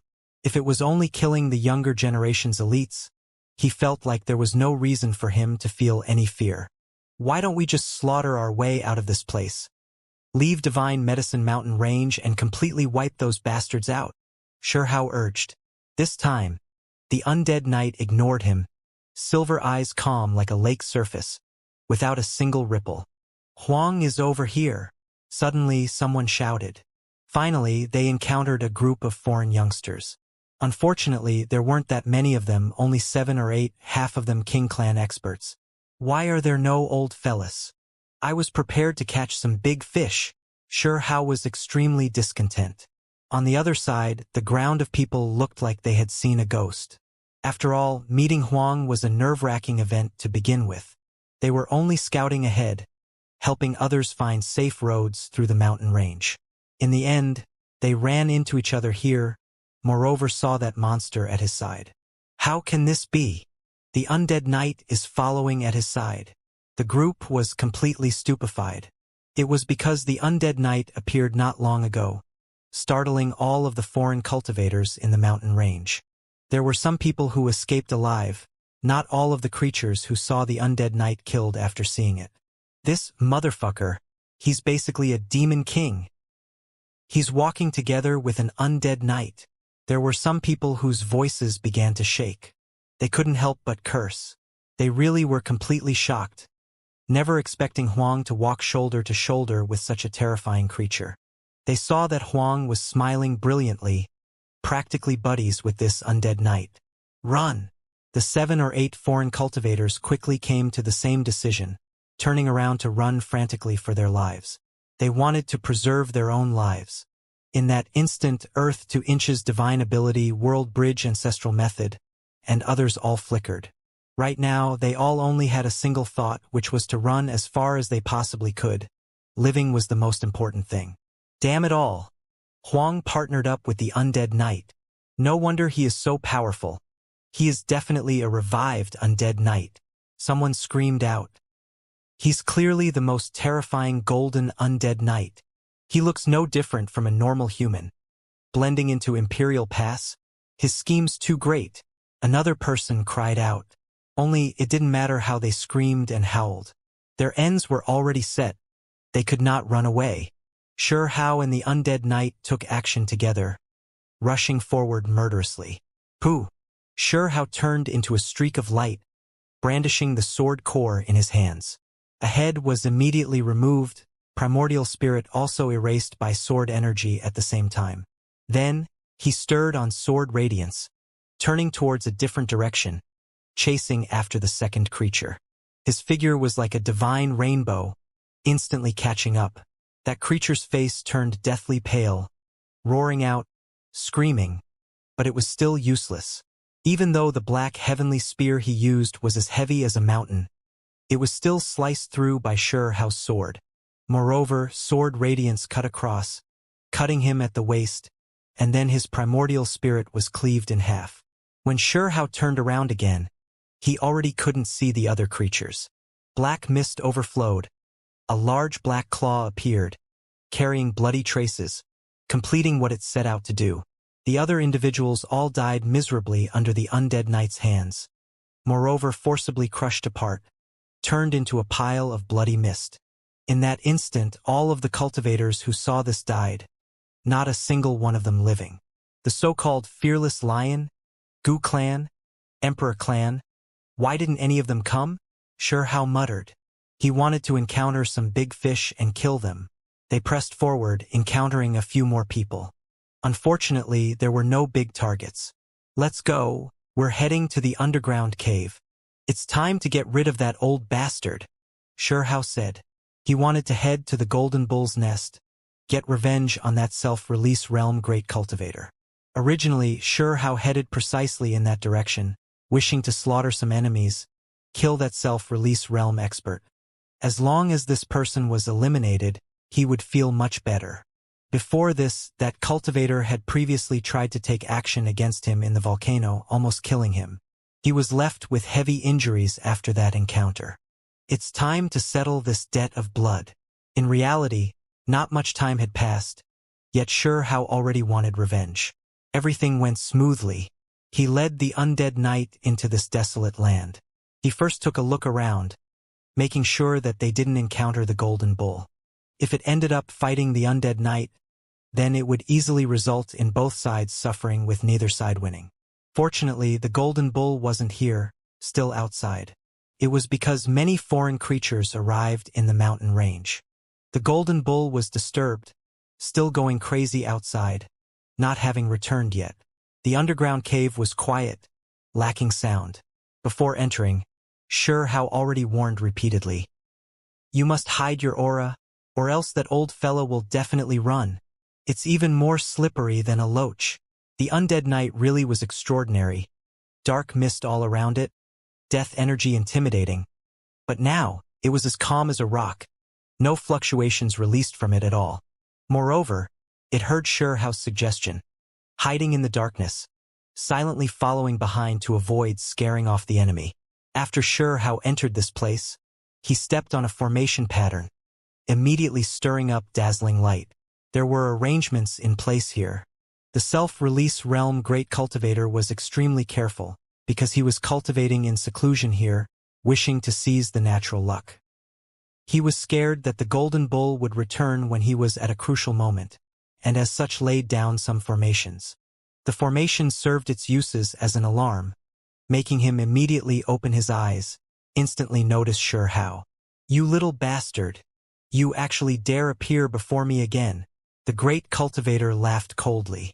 Right now it was confident because its injuries had all been healed, already recovering. This golden pool had unmatched precious liquid, the effects unimaginable.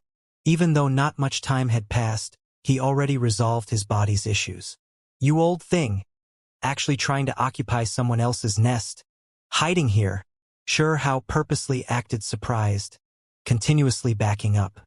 Haha, brat, there really is no path into heaven for you, no door into hell. Have you gotten tired of living? The great cultivator didn't hide anything, roaring with laughter. His eyes flickered with cold light, killing intent pervading the air. Regardless of which side one looked at it from, he had to kill Xianxia. He could eliminate a great disaster for his own side's youngsters, and it also served as a form of silencing in order to prevent Xianxia from escaping and startling the golden bull. Old monster! I'm going to kill you next time, Xianxia shouted. Little bastard, you still want to run after coming here? Just hand over your life. The self-release realm cultivator laughed coldly, reaching out a large hand forward. Chi! Xianxia was like a streak of flowing light, quickly dodging, changing directions, as if he wanted to escape through a great underground crack.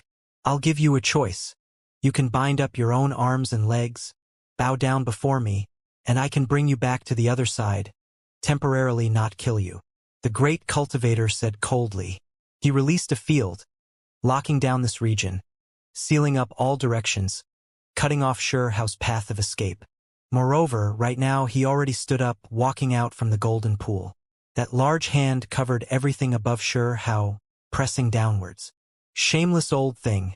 I think it makes more sense for you to be the one who bows down and begs for forgiveness. Xianxia replied. You can just die. The self-release realm great cultivator said coldly, not wishing to say anymore. The large hand slapped down to take Xianxia's life. Pong!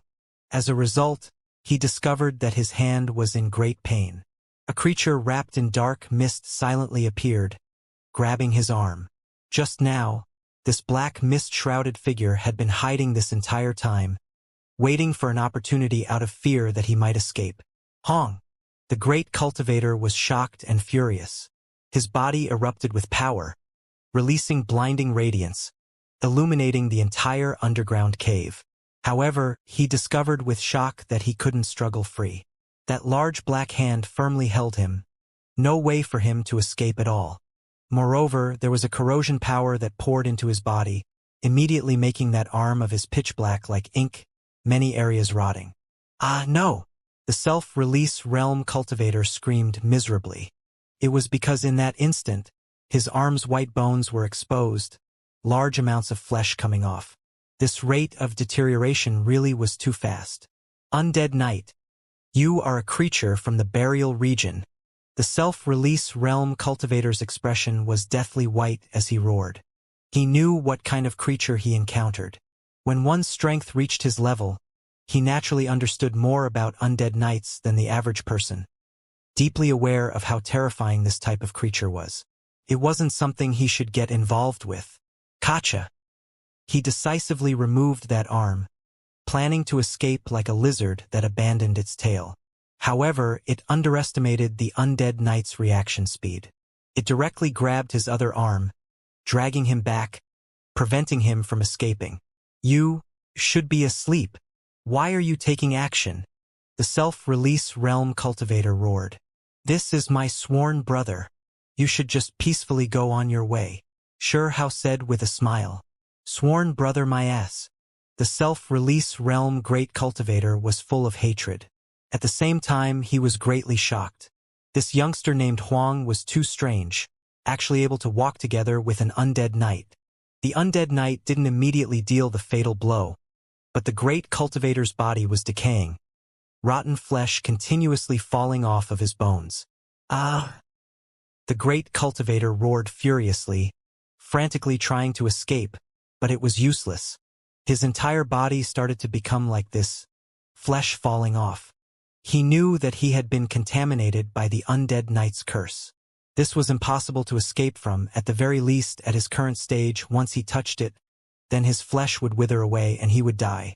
The great cultivator's eyes flickered with light, his face already ulcerating. He looked viciously at Xianxia. He knew that this was all because the young man led the undead knight here, cutting off all of his hopes. Kill! The great cultivator's mouth released sword light, wishing to kill Xianxia, take him down with him. Dang! The undead knight released a finger, death energy overflowing. That streak of sword light immediately broke apart. Kill him to prevent anything unexpected from happening, Xianxia said. Pooh!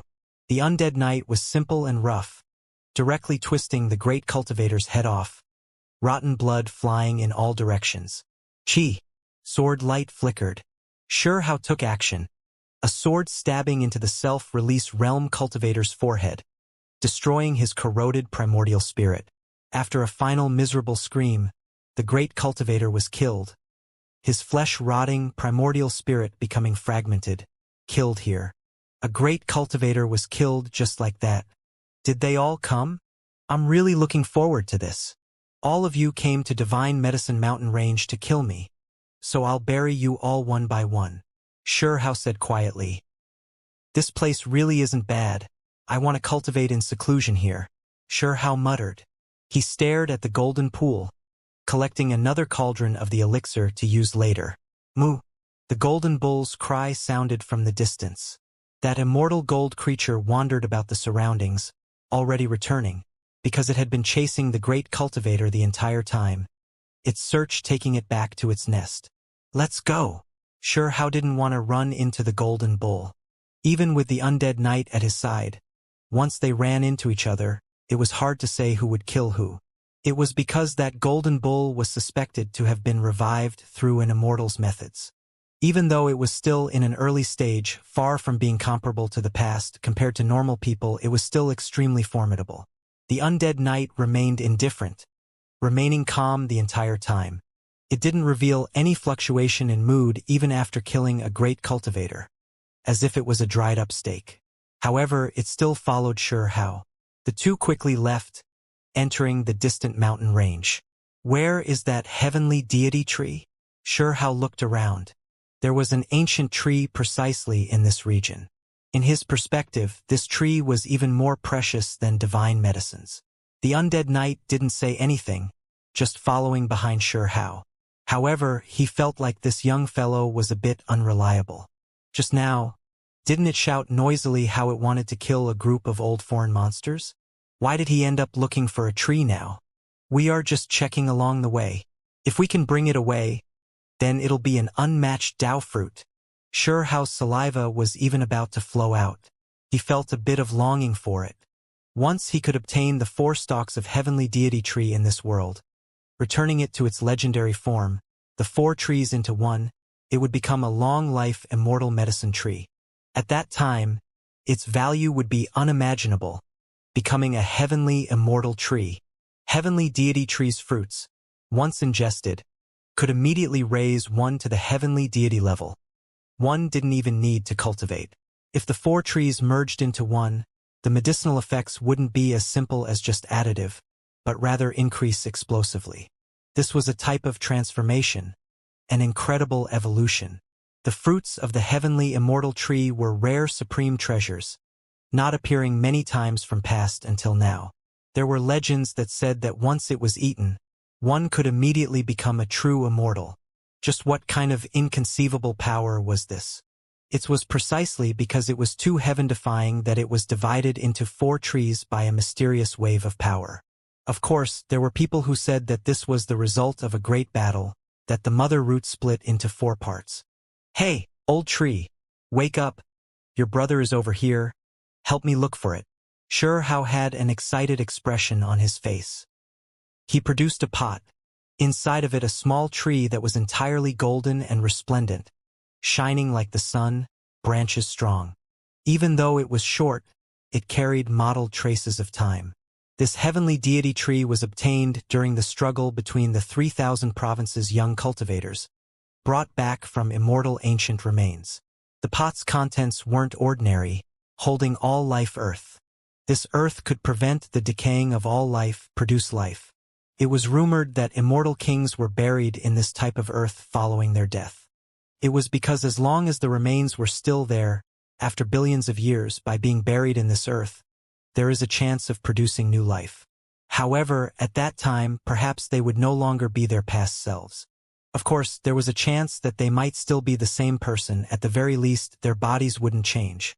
In short, this earth's value was astonishingly high, unimaginable. Sure how regarded it as priceless treasure. Back then, the reason why Sure how could bring away the heavenly deity tree was precisely because of this type of all-life earth. Before the golden heavenly deity tree reacted, fully awakening, the undead knight on the side reacted first. It stared at the all-life earth, an astonishing wave of black mist surging from it. Its silver pupils narrowed into 2 slits, sharp like the edge of a sword. Then, like a ghost, it rushed forward with a single step, wishing to seize the all-life earth. What are you trying to do? Sure how quickly backed up, hugging this pot. He raised the everlasting sword core, standing against him, careful and on guard. Burial earth. Where did you get it from? The undead knight said quietly, its voice hoarse, transmitting an indistinct will. Conversing with Sure how has always been difficult, but fortunately, they could understand each other's intentions.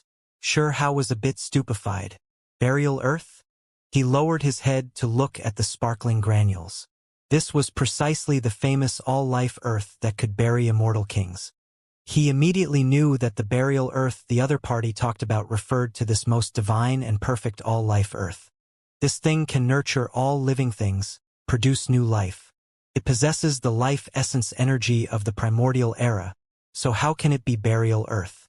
Sure how asked with doubt. This is one of the legendary, most precious burial earths. Yet you actually possess some. The undead knight's pupils flickered with divine radiance. The rotting wings appeared behind him, black mist surging out. His figure towered in the darkness. Even now, Sure how never saw its true appearance. Sure how didn't want to recklessly use his heavenly eyes, fearing that it would reveal a bad reaction. He was a bit stunned. The all-life earth that was used to bury immortal kings actually came from ancient burial region?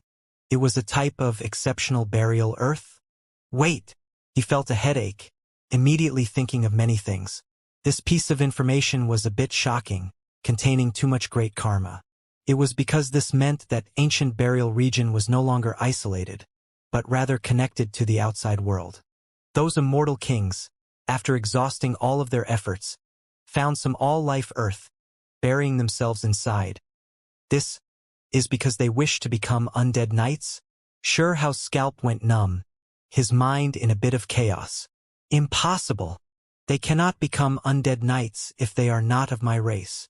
The mysterious creature said with an overcast voice as it approached, coldly rejecting his guess. Aren't you guys dead? Are you really a race? Sure Hao widened his eyes with shock. The undead knight looked at him coldly, feeling dissatisfaction with this type of disrespectful method of address. Its silence told Sure Hao that it wasn't a dead person in the so-called normal reasoning. Can you calm down for a bit? Sure Hao waved his hand. After he produced the all-life earth, a series of suspicions appeared, making him feel a bit overwhelmed. Hey, little fella, what did you call me for? Why can this corpse walk? Are you helping him settle some remaining grudges or something? After a long time had passed, the old heavenly deity tree spoke up, putting on a frivolous appearance like an old rascal. Sure Hao snapped back, no longer thinking too much about it. Your brother is here? Can you call it out? Sure Hao told it that there was a heavenly deity tree here, rooted in a hidden place. Woo, I can sense that there is a mother root nearby, a familiar aura. Let me give it a try. The old tree mumbled, its branches and leaves swaying about. Golden radiance surged, a wave of unique aura immediately rushing towards the distant mountain ridge. Soon afterwards, they saw a tree that wasn't that tall, but it was extremely brilliant, entirely fiery red, leaves like a flying vermilion bird, carrying heaven overflowing fiery light. The heavenly deity trees were of different color. This one was scarlet red, moreover not as large as he had imagined. However, its aura wasn't any bit inferior to the golden one in Sure Hao's hands. Back then, when the golden ancient tree was discovered, the treetops soared into the sky, even taller than a mountain peak. Now it shrunk in size, remaining in the pot, not revealing its true body. Brother, return home, don't run, the golden ancient tree shouted. It was because when it was discovered by that scarlet red ancient tree, it actually uprooted itself, turning around to run, its two roots like feet, running as fast as they could. This wasn't running in a normal reasoning. The mountains, rivers, underground veins all supported it, making its speed even more frightening than earth to inches. It was too fast, disappearing in the blink of an eye. In the distance, its voice before it disappeared sounded, saying, walking together with that damned thing from burial earth. There's no way this old one will be fooled. When Sure Hao heard this, he felt a bit dizzy, feeling like this tree was also a good-for-nothing. They were of common origin after all. This heavenly deity tree took root in the mountain range adjacent to ancient burial region. Clearly knowing what an undead knight was, clearly disliked that type of mysterious creature. Chase after it.